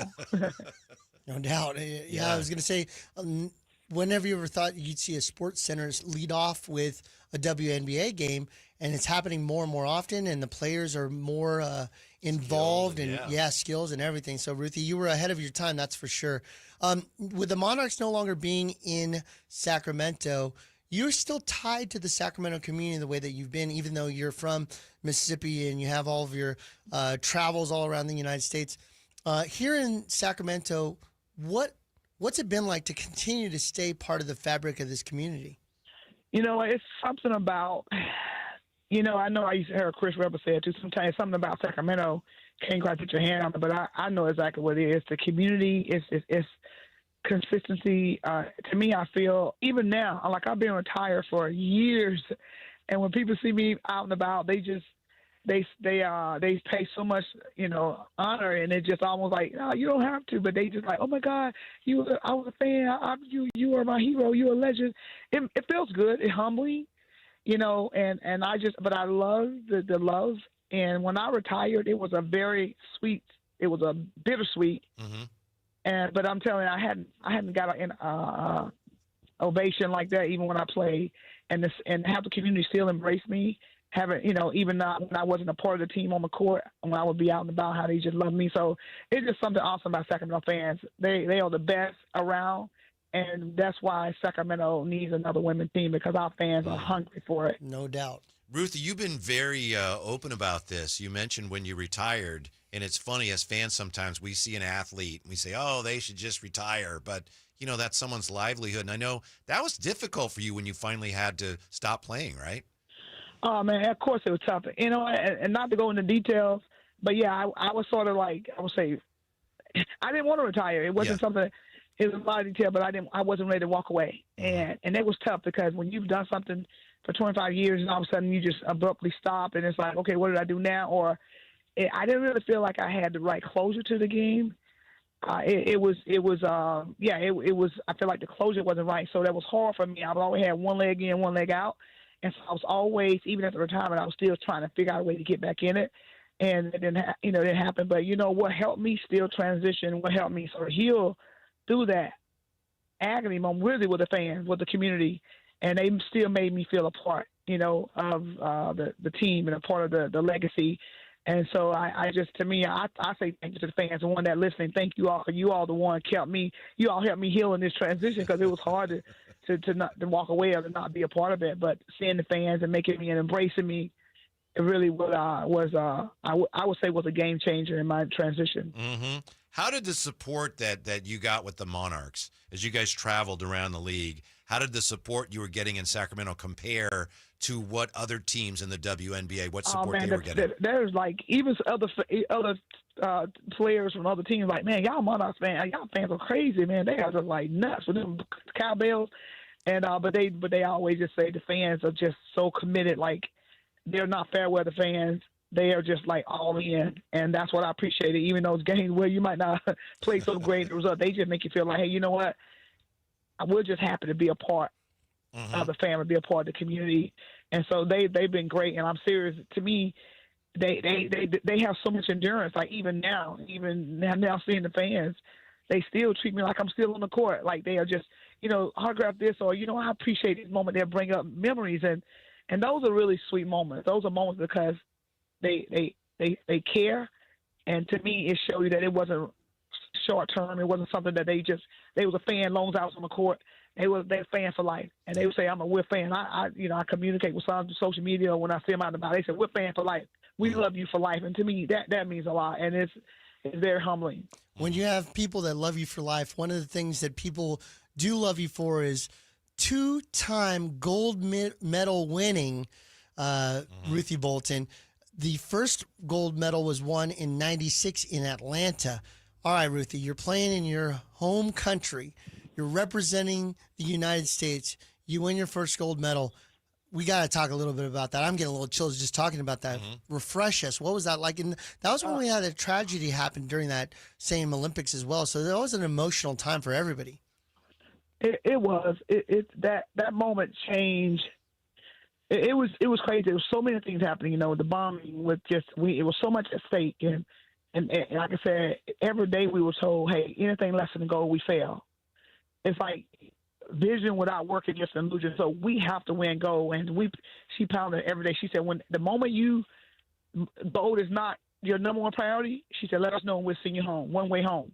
No love lost. But we want everybody to hear that we got to win gold. There's no if and and buts about it. So it created a sense of urgency. It kept us focused. It kept us accountable and aligned. And to be able to, I remember it was 59. We were 59-0, and the coach in the locker room, she said, "We getting ready to go out, and what we do gonna change the narrative of women's basketball. But we in our home country, so we got to go out there and do it. Don't let anyone come in your yard, in your backyard, and claim they're gonna try to say they said because we were thinking this is ours. You're not gonna take it. And so she said, you sacrificed. You've been from your families. Right now, 40 minutes of basketball. That's the only thing separating you from changing women's basketball forever. And so, and she told me I had to lead the way defensively because we had two girls on the team, Magic Paula and Hortensia, we're the two best international girls in the country, and so I had my work cut out for them. So she said, you got to, if Paula gets going, they call her Magic Paula because she plays similar to like Magic Johnson because, just had great vision on the court. And so she said, I want you to get in her grill. If she goes to the bathroom, you go with her. She said, I want you to get so close in her that you can tell what toothpaste she used to brush her teeth with. And she said, you let her know that you make a statement. I said, okay. I said, Coach, I got you. Listen, I woke up in my stance. I said, I'm ready. And I felt like it was a sense of accountability that wasn't scary. I was like, wow, it's game time. She said, you are ready. You've been prepared. You built for this. And sure enough, and she was averaging about 30 points a game, but she could hit 40 with her eyes closed. And sure enough, going into that game, and I was so focused, laser focused, and I went in there, and I'm going to ask y'all, how many points y'all think she had when I got done with her? 3? 7? Somebody said 3. It was very few people would say 3. It was 3 points she had one basket against me. And this girl, when you watch her play in that game, she looked like she didn't know how to play basketball. And that was my goal. I wanted to make her doubt she ever put in anything she ever learned about basketball. I'm like, listen, there's no way you're going to come and take this from us. And that was the mentality. And listen, I'm telling you, that moment that I always talk about when I talk to teams, that defensive moment, just like, and believe it or not, what was so unique, because I always play defense. If I get 2 quick fouls, I came out of the game. That's what coach. And so she said, there's somewhere in the middle, you got to find how to play aggressive without fouling. And sure enough, in that game, that was one of my best defensive moments ever. And I had 0 fouls. Wow. Ruthie, 0 fouls. Yeah, Ruthie Bolton is with us. She's going to be at the card and autograph show this weekend. You know, a lot of teams, the Kings have struggled at times with defense. And, you know, for someone like you who had the physical skills, it's easier. But how much of playing defense at that high level, how much of it is the attitude and the mental approach? It really is. You know, I tell you, I was watching this WNBA game, the Fever against against Atlanta. Mm-hmm. And Atlanta had the game. They was winning the whole game. And starting the fourth quarter, Indiana stepped up defensively, causing havoc, and just they end up winning by 2. And I know Atlanta was stunned because that defense is something they did. They went and beat the Aces. Defense, I know it may sound cliche, but offense win game, defense win championship. Mm-hmm. I'm telling you, they do. It's that level, it's that mentality, and anything I did offensively was a plus, was a bonus. But my goal was to defend. And to me, that space was just beautiful. And I'm telling you, just to defend two of the best girls in the country. Well, one, I was on Paula. And matter of fact, I got to do a Zoom this Friday. They're doing a documentary on them for International Women's Month next March. And so they tracked me down and they want to talk to me. I said, it will be my pleasure to talk to them about. So they're doing a special on them in Brazil. But no, they were very highly respected to go out and I don't know if she ever had a game under 20. Like they were scored. So to be able to limit her and then not foul out, but to play defense so that's why I have so much pride in my defense I always say, matter of fact, she was using Colgate. Mm-hmm. She's using Colgate. I thought I would just add that in. Yeah. All right, Ruthie, we know you're coming out to the event on Sunday. You're going to be signing autographs out there. For those of you that are buying tickets, Ruthie's autograph is included in the price of that. However, Ruthie, not only are you coming as a basketball legend, you're also a best-selling author. Tell us about the 2 books that you'll have available for anybody that wants to purchase that book.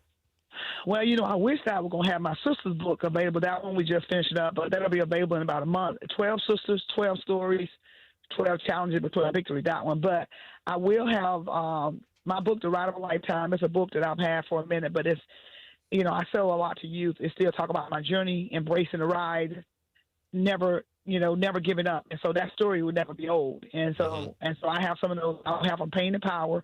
A lot of women would like that one. That one sort of parallels to the documentary that was done on me, Mighty Ruthie, the domestic violence that I went through, from pain to power, talking about how you turn your pain to power, and by your finding purpose in your life, finding purpose in pain. That's how you do. And then actually I'm going to have a third one out there. And this is for people faith-based. I'm a preacher's daughter. I know Christ in my life. And so it's a book called Sent with Purpose, Discovering God's Call in every season of your life.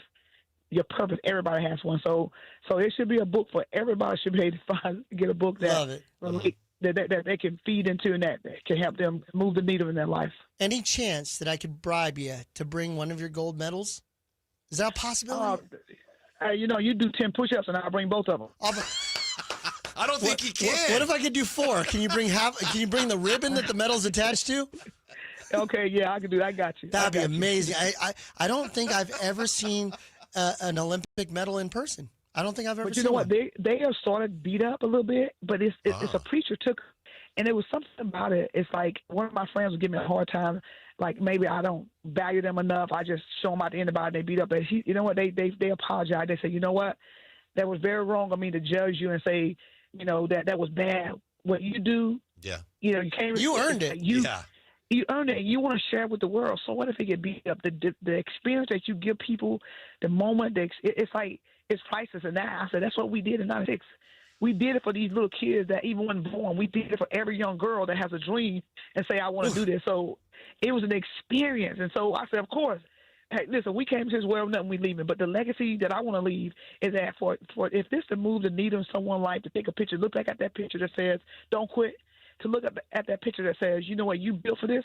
And if that can change someone's moment, change someone's life, to me, that's what my purpose is bigger than me. It's bigger than basketball. It's bigger than the autograph. It's bigger, so that's one of the reasons why I do it. I said, I want it. Look beat up, but it gives me a sense of like, wow, I'm doing this because my purpose is so much bigger. And if it means having gold medals that look rough, it's okay, because it's a journey and it's a pursuit of greatness and excellence, and I want to share it with the world. Ruthie, thank you so much for your time. We always learn a lot, and you always inspire us, and we look forward to seeing you this weekend. So thanks. We'll see you then. You're welcome. Thank you. Okay. Yeah. Okay. Take care. Ah, Bringing the medals. Hey, she's bringing the medals. So I'm going to take pictures of with gold medals. 10 push-ups. 10 push-ups. How about one sit-up? I mean, that's just, you agreed to those terms. We all heard it. That's fine. No problem. I think, for Kyle Draper, I think it's one pitch that hits the glove. Kyle Draper. I have to. He has nothing to do with Listen, this. there's no way I'm going to do 10 push-ups. Okay, there's no way. I'm so out of shape. We all heard it, right? Isn't that what he agreed to do? I'm looking for it right now. I was getting ready to say, man, you might have to hit him now. Can it be a cumulative 10 between now and Throughout Sunday? the whole One day for 10 days? All in one. It's only 5 days away. I got to do 2 a day. Gotta do 2 a day. Oh, my goodness. Yeah. I love Ruthie. She is inspiring, and she was going. You can feel the crescendo of her talking. I was like, oh, my goodness. Yeah. By the way, Colgate. Colgate. Yeah, That's the Colgate. toothpaste Yeah. that lady had. So looking forward to that. Also coming up, bottom of the hour, Lance Blankenship is going to join us, and he's also going to be part of the Card and Autograph Expo. So we're looking forward to that. Real quick, I wanted to see what you guys thought of this notion, and this is in the Athletic today. Jay, you down with this? They have their quarterback stock report, and this is based on where players are right now. This is something done by a gentleman named Jeff Howe. And he has right now. Shouts out to Jeff. Yeah. The 20th. Actually, he should be coming on the show next week. Excuse We know me. him? Really? Yeah. Oh, yeah. My guy. Yeah. Top 40 quarterbacks. And actually, it only goes to 32. And right now, number 20 top quarterbacks right now, up 6 spots from last week, Mac Jones. Is Mac Jones a top 20 quarterback in the NFL right now? Yes. Yes. He's 2-0. He's got to be. He's 2-0. It goes Josh Allen, Lamar Jackson, Mahomes, Jordan Love, Jalen Hurts. There's your top 5. Mayfield, Herbert, Goff, Stafford, Sam Darnold. Okay. 11. Sam Darnold's 10? Yeah. What? He's up 5 spots. Daniel Jones, Kyler Murray, Dak Prescott, Drake May, Bo Nix. Geno, 16. C.J. Stroud, 17. Oof. Aaron Rodgers, 18. Trevor Lawrence, 19. Mac Jones. Number 20 there's a in lot the of quarterback stock report. There's a lot of legacy branding in that group. Mahomes is not a top 5 quarterback this year. No. Okay? And you have Daniel Jones at like 13 or 14. Daniel Jones 11th, up from 24. He should be in the top 6 right now, right? If we're talking about right now, if we're Right. truly operating in this Jeff Howe way. does, to your point, he takes everything into account. So the 1 and 2 led Patrick Mahomes Chiefs are going to be having him in the top 5. He's not even throwing 300 yards anymore. Mm-hmm. He's I wouldn't say regress. He's just adapted into a different type of a quarterback, but you're never going to see the 45 touchdown Mahomes again. You may see the 13 win Mahomes, but he's more a game manager in the last few years than he's been anything else. C.J. Stroud. 17. He's regressed a lot. Yeah, he has. And the reason why I know this stuff is because of cards, right? So we look and see how the sports cards go up or down, as we talk about on Saturdays here. I think C.J. Stroud, I haven't looked at the stats, but I think he's thrown 2 touchdowns and 1 interception. Really underwhelming this year. And he played a game where, he didn't throw anything. Yeah. Yeah, it's just... And Daniel Jones cards are... through the roof. Yeah. To the moon. It's all about the Joneses, Mac and Daniel. Mm-hmm. So we talked about that on Saturday. Yeah. Are people... Wait. Yeah. People are really buying Daniel Jones cards? Oh, yes. Come on. No, they're dead serious. The values are soaring. It's like tripled in value since the beginning of the year. Hey, now that... He went from afterthought, released by the Colts. Come on. And then he went to the Vikings. Then he left the Vikings, came on as a backup to Anthony Richardson for the Colts. Then A-Rich was benched. And it was like, well, he's the future. He was the number 3 pick. Anthony Richardson's the guy. And then Daniel Jones starts out pretty good and then wins. And now look at these high-octane Colts. He's the next Peyton Manning. Because people, you know how it is, Jay. We all do it. People are trying to jump in on the ground floor like, ooh, this guy's taking off now, and I'm going to get some of his rookie cards when they're still reasonably priced. And you have a whole bunch of people doing that, and it drives the value up. Herbert's gone up a lot, too, obviously, with the start that they've had. I'm still tripping over 14-2 in the AFC West is the prediction. that just shows you how they feel about the Chiefs. You know, to say that you're going to be 14-2 in a division with the Chiefs, that's how much of a fall that they feel like the Chiefs have done. Mm-hmm. You're not buying Daniel Jones? If you had to invest in Daniel Jones or Mac Jones, which way you going, Jack? I just keep my money in my pocket.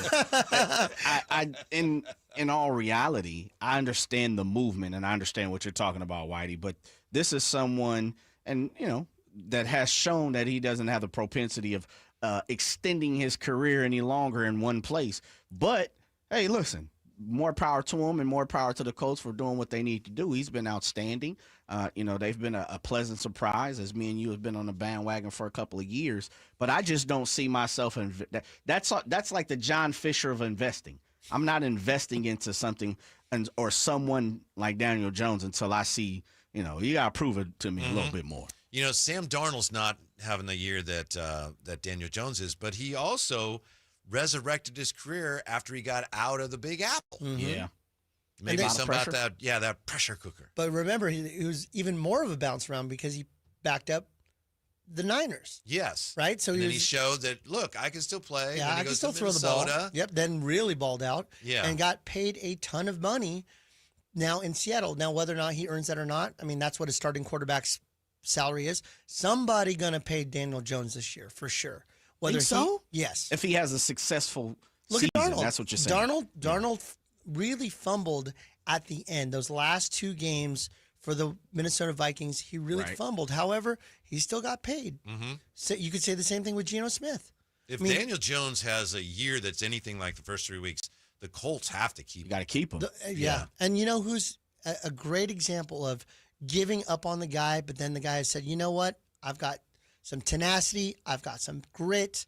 I'm going to make it happen. Baker Mayfield is that guy. Yes, sir. Baker Mayfield was put out to pasture as a young one, right? Mm-hmm. He was in Carolina. They bounced him. He was backing up in L.A. Well, the weird thing is at Cleveland, they brought him in and he got him to the playoffs. And then they said, we want Deshaun Watson. Yeah. They're like, that guy. Yeah. And they brought in Deshaun and unceremoniously didn't even tell Baker. And he was just like, wait, what? Mm-hmm. What just happened? I was the number one pick. Are you sure? And so you got a guy like that. And by the way, I think Baker and Deshaun were back-to-back years. Deshaun was a top pick in 17, and Baker was the number one pick in 18. 18 or 19, I think it was one of those two. But at any rate, Baker Mayfield is a great example, and Baker's gotten paid. And if you look at him, he is beloved in Tampa Bay because of the way he plays, the way he scrambles, the way he puts in that effort. Not everybody is done just because they appear to be done. Right. And he's scrappy. We were saying last week, quarterbacks now are so scrutinized. It's hard for a quarterback, in my opinion, to be underrated because we talk about him all the time. But I think Baker Mayfield's underrated. Oh, yeah. Yeah. And he won't give up. I mean, that's one of those guys where they win at the end every week. You watch him at the end of the game. Right. You see a guy get punch and punch and punch. You're like, this guy will not give up. He'll be down 30 points. He's still trying as if he's down by one score. Mm-hmm. The guy just won't give up. And I bet he would do 10 push-ups if Ruthie Bolton asked him to. He probably could. I'm not saying I won't. I cannot. You know what I'm going to do? We talked about Draper getting on the mound and all eyes on him. Yeah. Come Saturday or Sunday. Yeah. It'll be Sunday. I'm going to steal the mic from Imran. We got to come up with some type of scheme. Is Big Shep in the building? Shep may or may not show up. Okay. I don't know if he's going to be there. Ruthie has to be the official to say whether the push-ups count or not. We might have to steal this mic from under Imran's hand and say, everybody pay attention to the stage. Gather around, everyone. He's going to attempt to do his final 2 push-ups for the last 5 days. Like an old creaky door. Yeah. Well, we'll see about that. Yeah. Coming up, the moment that I know Jay's been waiting for. Lance Blankenship joins us next on Sactown Sports. When I want to stretch out after a long day, my sofa needs to be comfortable, but it also needs to look attractive and inviting when guests come to visit. Hi, I'm Frank LaRosa with a word about Naturewood Home Furnishings. We spend so much time on our living room sofas that we forget they're a focal point and a hint to our decorating tastes. Right now, during Naturewood Home Furnishings sofa sale, you can save on every sofa, including gallery-exclusive custom-ordered flex steel furniture. Whether you're interested in a new sofa, sectional, or recliner, you can choose from hundreds of colors and fabrics. Nobody has more styles and choices than Naturewood Home Furnishings. And when it comes right down to it, it's all about choices and always about quality. Shop Naturewood for the look you love at a price you'll love even more. Visit Naturewood Home Furnishings right now for this remarkable sofa sale. Off Highway 50 at Hazel, look for the water wheel. Staples presents That Was Easy. So I'm a plumber and needed to get work in the door. So business was going down the drain? Yeah, I went to Staples. They printed yard signs, business cards, even flyers to leave at supply stores. But at what cost, man? Well, I saved $125 on my order, and now I'm booked solid. Boom! Back at ya. For your business printing, Staples. That was easy. Now save up to $125 on custom print orders. Valid in-store and online. Ends 11/1. Exclusions apply. Visit staples.com/print for details. With Progressive's Name Your Price tool, you get coverage options based on how much you want to pay for car insurance. And then you decide how to spend the rest of your money because you're in charge. And right now, you're going to pay for groceries. But you decide what groceries. Just keep in mind you're running out of dishwashing soap. But you decide if you're going to buy that soap. It's just those dishes won't clean themselves, will they? Remember, with Progressive's Name Your Price tool, we'll help you find coverage at a fair price. And then you're in charge. Progressive Casualty Insurance Company and affiliates. Not available in all states. Price and coverage match limited by state law. Golf to Go is brought to you by the Hagen Oaks Golf Super Shop. Here's Frank LaRosa. There are plenty of reasons to love golf in Northern California. With giant redwoods lining the fairways, the best Alistair McKenzie course you've never played is Northwood Golf Club's 9-holer along the Russian River. The 7th hole at Pebble Beach is a beauty or a beast. Play a sandwich or a 3-iron depending on the direction of the wind. Down the road a bit, Pacific Grove Golf Course sports a gazillion-dollar ocean view and a green fee about 1/10 of Pebble Beach. San Francisco's Presidio Golf Course survived the 1906 earthquake and was home course to President Teddy Roosevelt. You can tee it up on the ocean at the links of Bodega Harbor at dawn and tap in at sunset in the mountains at Old Greenwood in Truckee. Unlike Caddyshack's Carl Spackler, a good superintendent goes unnoticed working behind the scenes. Green thumbs up. There's a lot to love about golf, and as columnist Thomas Boswell wrote, when you fall in love with golf, you seldom fall easy. It's obsession at first sight. That's your Golf to Go. I'm Frank LaRosa. Oh, could this vintage store be any cuter? Right? And the best part? They accept Discover. Accept Discover? In a little place like this? I don't think so, Jennifer. Oh, yeah, huh? Discover's accepted where I like to shop. Come on, baby, get with the times. Right, so we shouldn't get the parachute pants? These are making a comeback. I think. Discover is accepted at 99% of places that take credit cards nationwide. Based on the February 2025 Nielsen report. Hi, I'm Chef Franklin Becker. You know the jingle. Now discover the facts about Ozempic, a GLP-1. There's only one FDA-approved Ozempic made by Novo Nordisk. Learn about the real thing. Talk to your healthcare professional today. Call 1-833-OZEMPIC or visit Ozempic.com to view the medication guide and to learn more about Ozempic. Semaglutide injection 0.5, 1, and 2 milligrams.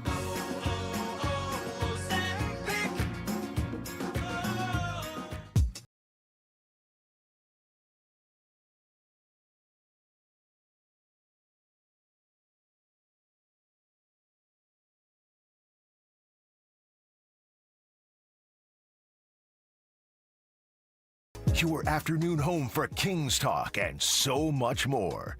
The Drive Guys on Sactown Sports. All right, we got Lance Blankenship going to join us in just a moment because he's going to be at the Sports Card and Autograph Expo this weekend. Real quick, Emran, couple questions for you.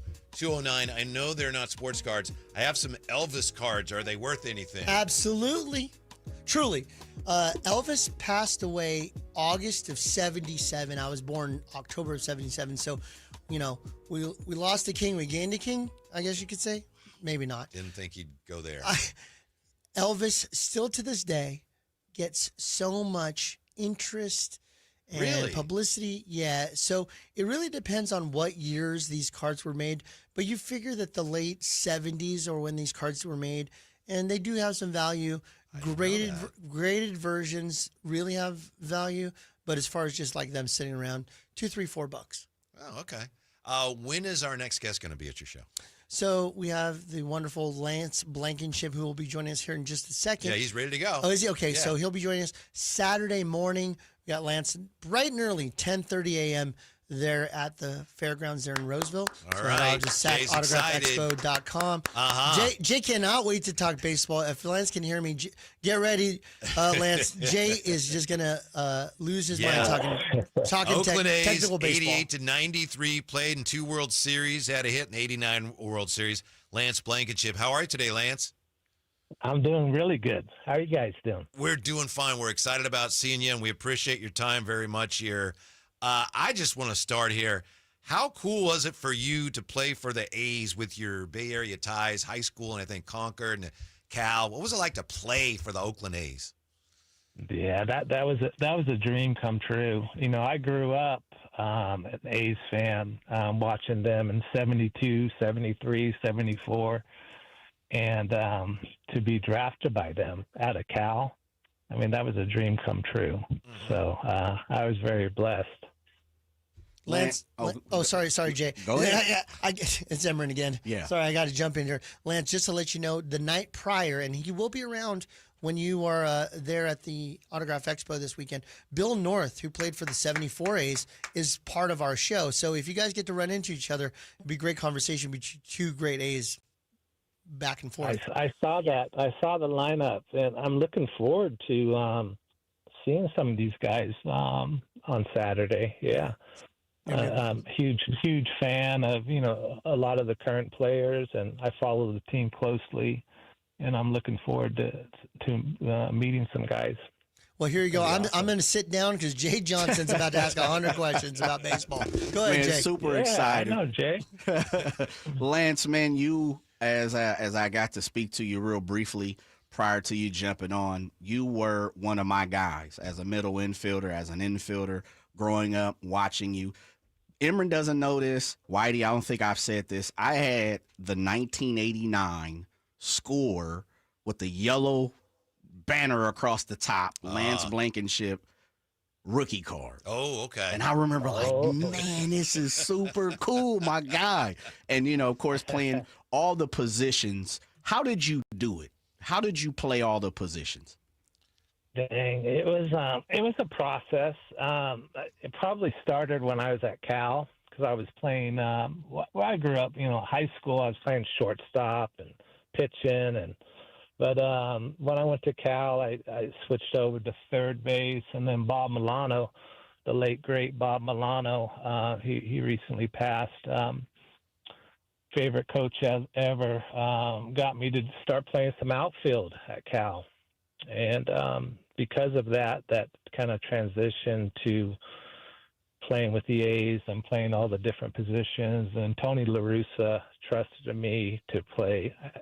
I started at all the positions except pitcher and catcher with the A's. So I was fortunate to do that, as a utility guy, but was getting a chance to play a lot, which I enjoyed. Mm-hmm. Is one of the trickiest parts of that, Lance Blankenship with us, is the different throws. I mean, you got to make a different throw, right, from each of those positions.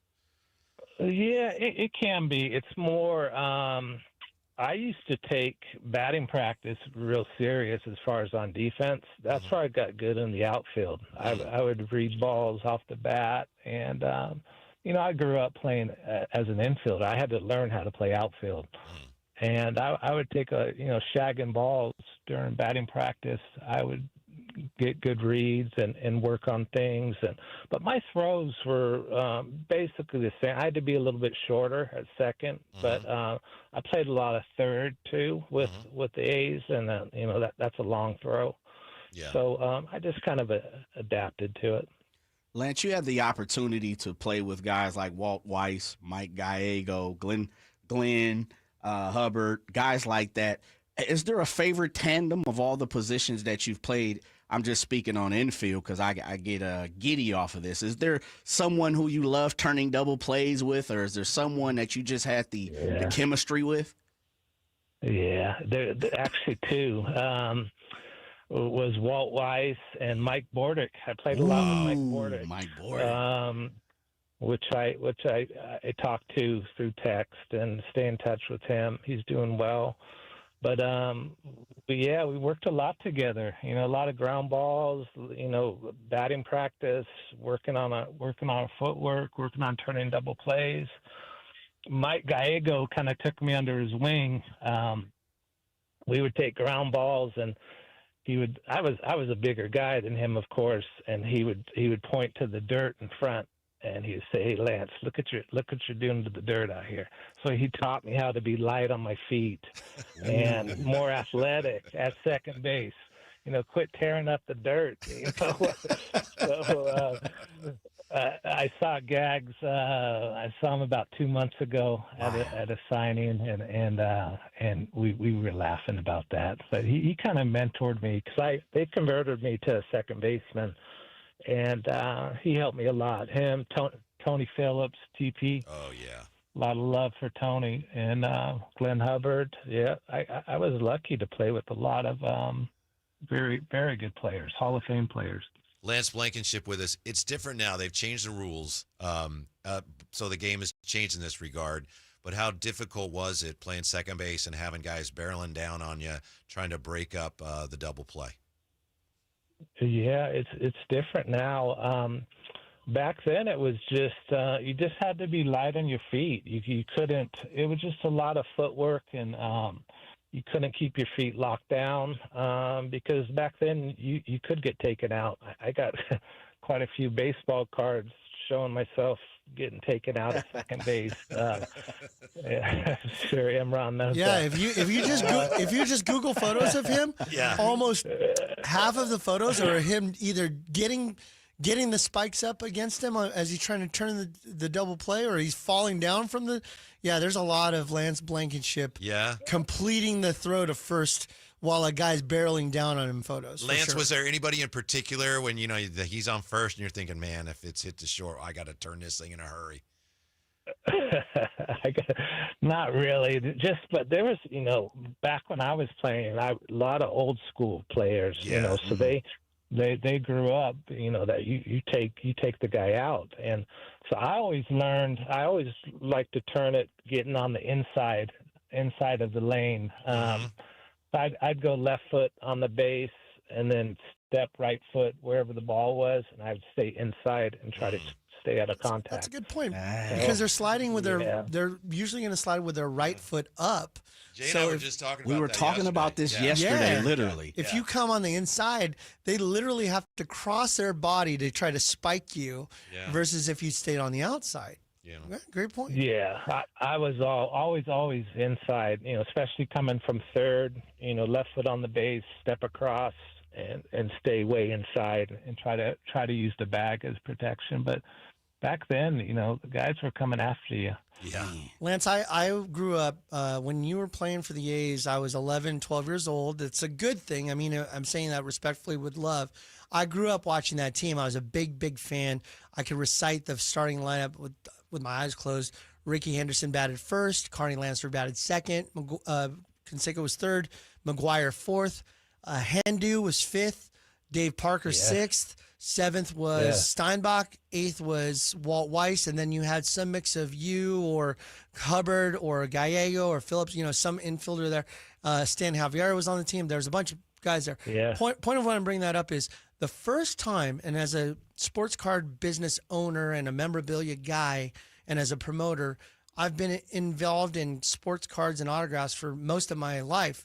But my first autograph I ever got in my entire life was at the Safeway in Stockton, and Dave Henderson was signing autographs as a promotional thing for Safeway. And my dad, my late great dad, brought me there when I was 10 years old, and it was raining, and Dave was signing outside under a tent, and he stopped what he's doing, and I was very nervous. I was holding the baseball, and he goes, "Hey, come over here," to me. I said, "Me?" He said, "Yes." He goes, I walked up to him nervously. I handed him the ball. He goes, "I've been waiting for you all day long, and I'm so glad you finally came."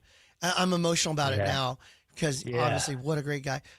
Tell me about playing with Hendu. What was it like? What kind of a guy was he? Oh, man.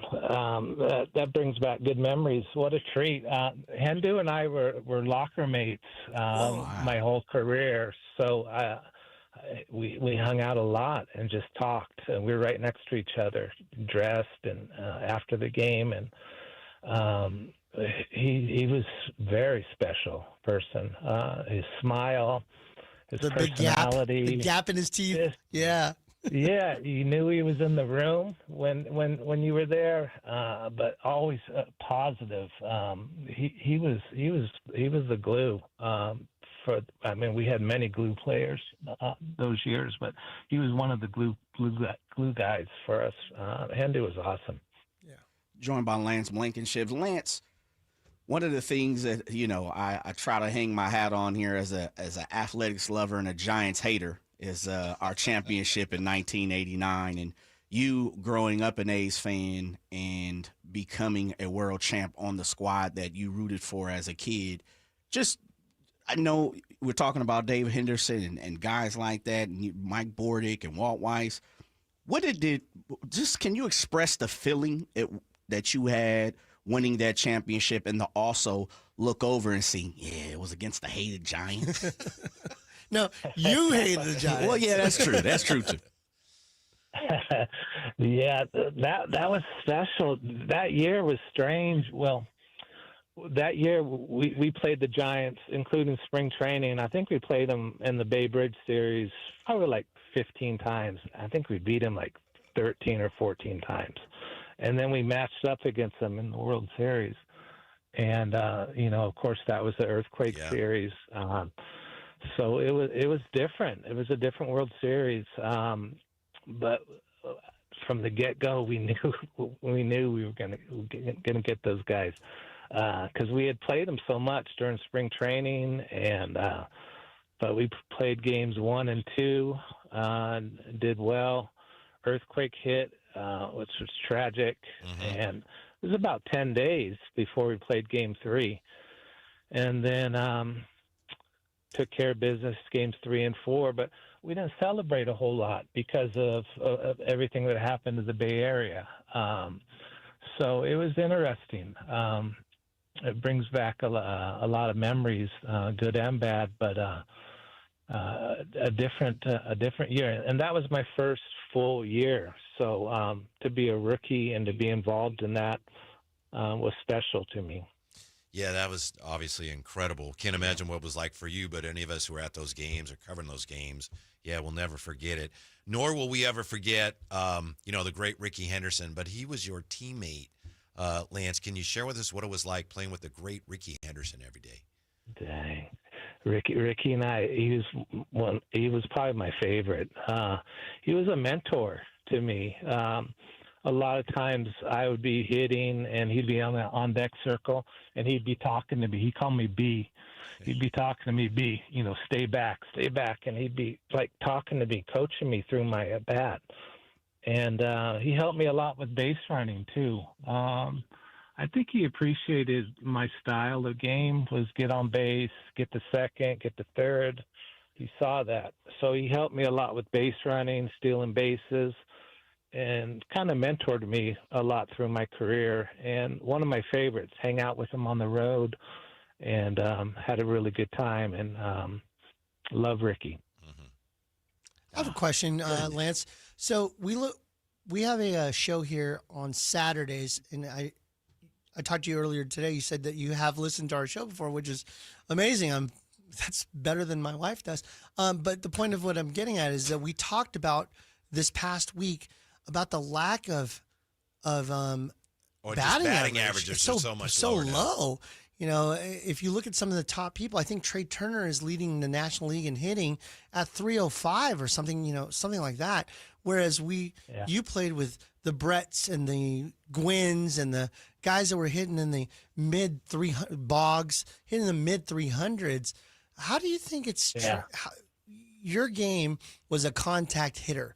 Go get that hit, get on base, do whatever it takes to get on there and make sure that you set your teammates up. You had a little pop too, though. A little pop. How do you think that would translate in today's game, knowing that these guys are just, I wouldn't call them struggling to hit, but maybe, because we're seeing like James Wood with 220 strikeouts this year. Batting average just doesn't seem to matter anymore. It doesn't matter as much anymore. What are your thoughts on that, Lance? Yeah, I watched the game closely. I watch all the A's games, and I think a lot of it's two-strike approach. It's just kind of gone out guys don't worry about a two-strike approach now. And a lot of the current players are kind of too comfortable striking out sometimes. I just see it in their face. So I think a lot of it's about two-strike approach.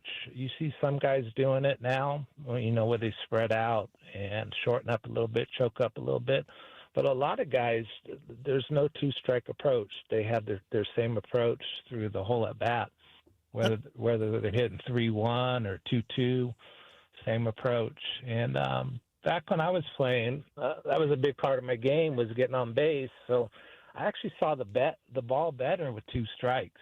And I had a two-strike approach, but I think that's the biggest difference between now and back when I was playing. When I watch the game now, I think about it, and you could already tell usually with a player that they're going to take this first pitch no matter what, right? They're willing to sacrifice the down the middle strike just to kind of get a feel for where the pitcher's at.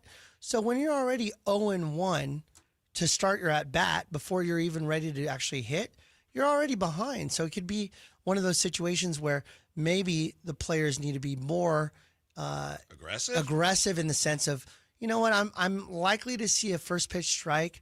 Maybe I should be ready to hit this instead of just letting it go through.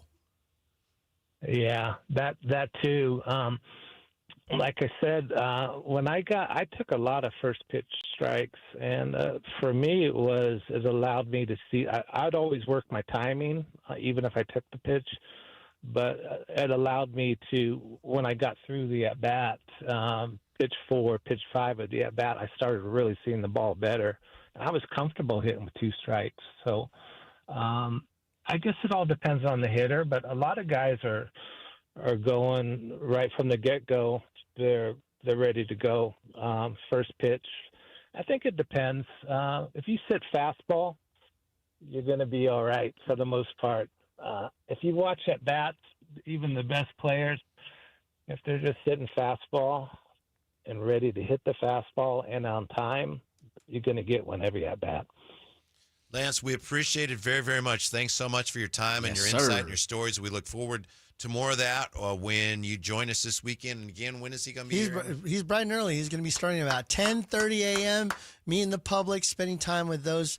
Please come out to say hi to Lance and other players. And that's which day? That's going to be Saturday. Well, the show is Friday, Saturday, and Sunday, but Lance specifically will be Saturday morning, bright and early at 10:30, right around the time that we open the show. I'm going to tell you like this. I'm going to be front line, baby. I still got some more. Lance, who could pick it? Who was the best guy? Yeah, I got some questions, baby, so I got to get my ticket. I'll be all there. right. Thank you, Lance. We'll talk to you soon. I can't wait to see you guys. All right. Thanks, Lance. Have a good one. Take it easy. Lance Blankenship. I haven't seen Jay get that excited about a guest in a while. Not quite like that.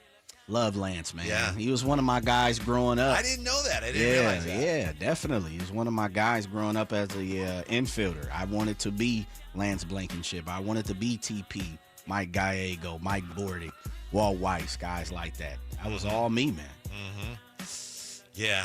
Friday, Saturday, Sunday, Sacramento Autograph Expo. Go to sacautographexpo.com to find out more about the tickets, how to get there, how to go there. And don't forget, we've got Spud Webb. I was going to mention That's my guy. I can't wait to see Spud Webb. You're leaving some tickets for us to give away tomorrow or something, right, Emory? Yeah, whatever you need. Free tickets it is.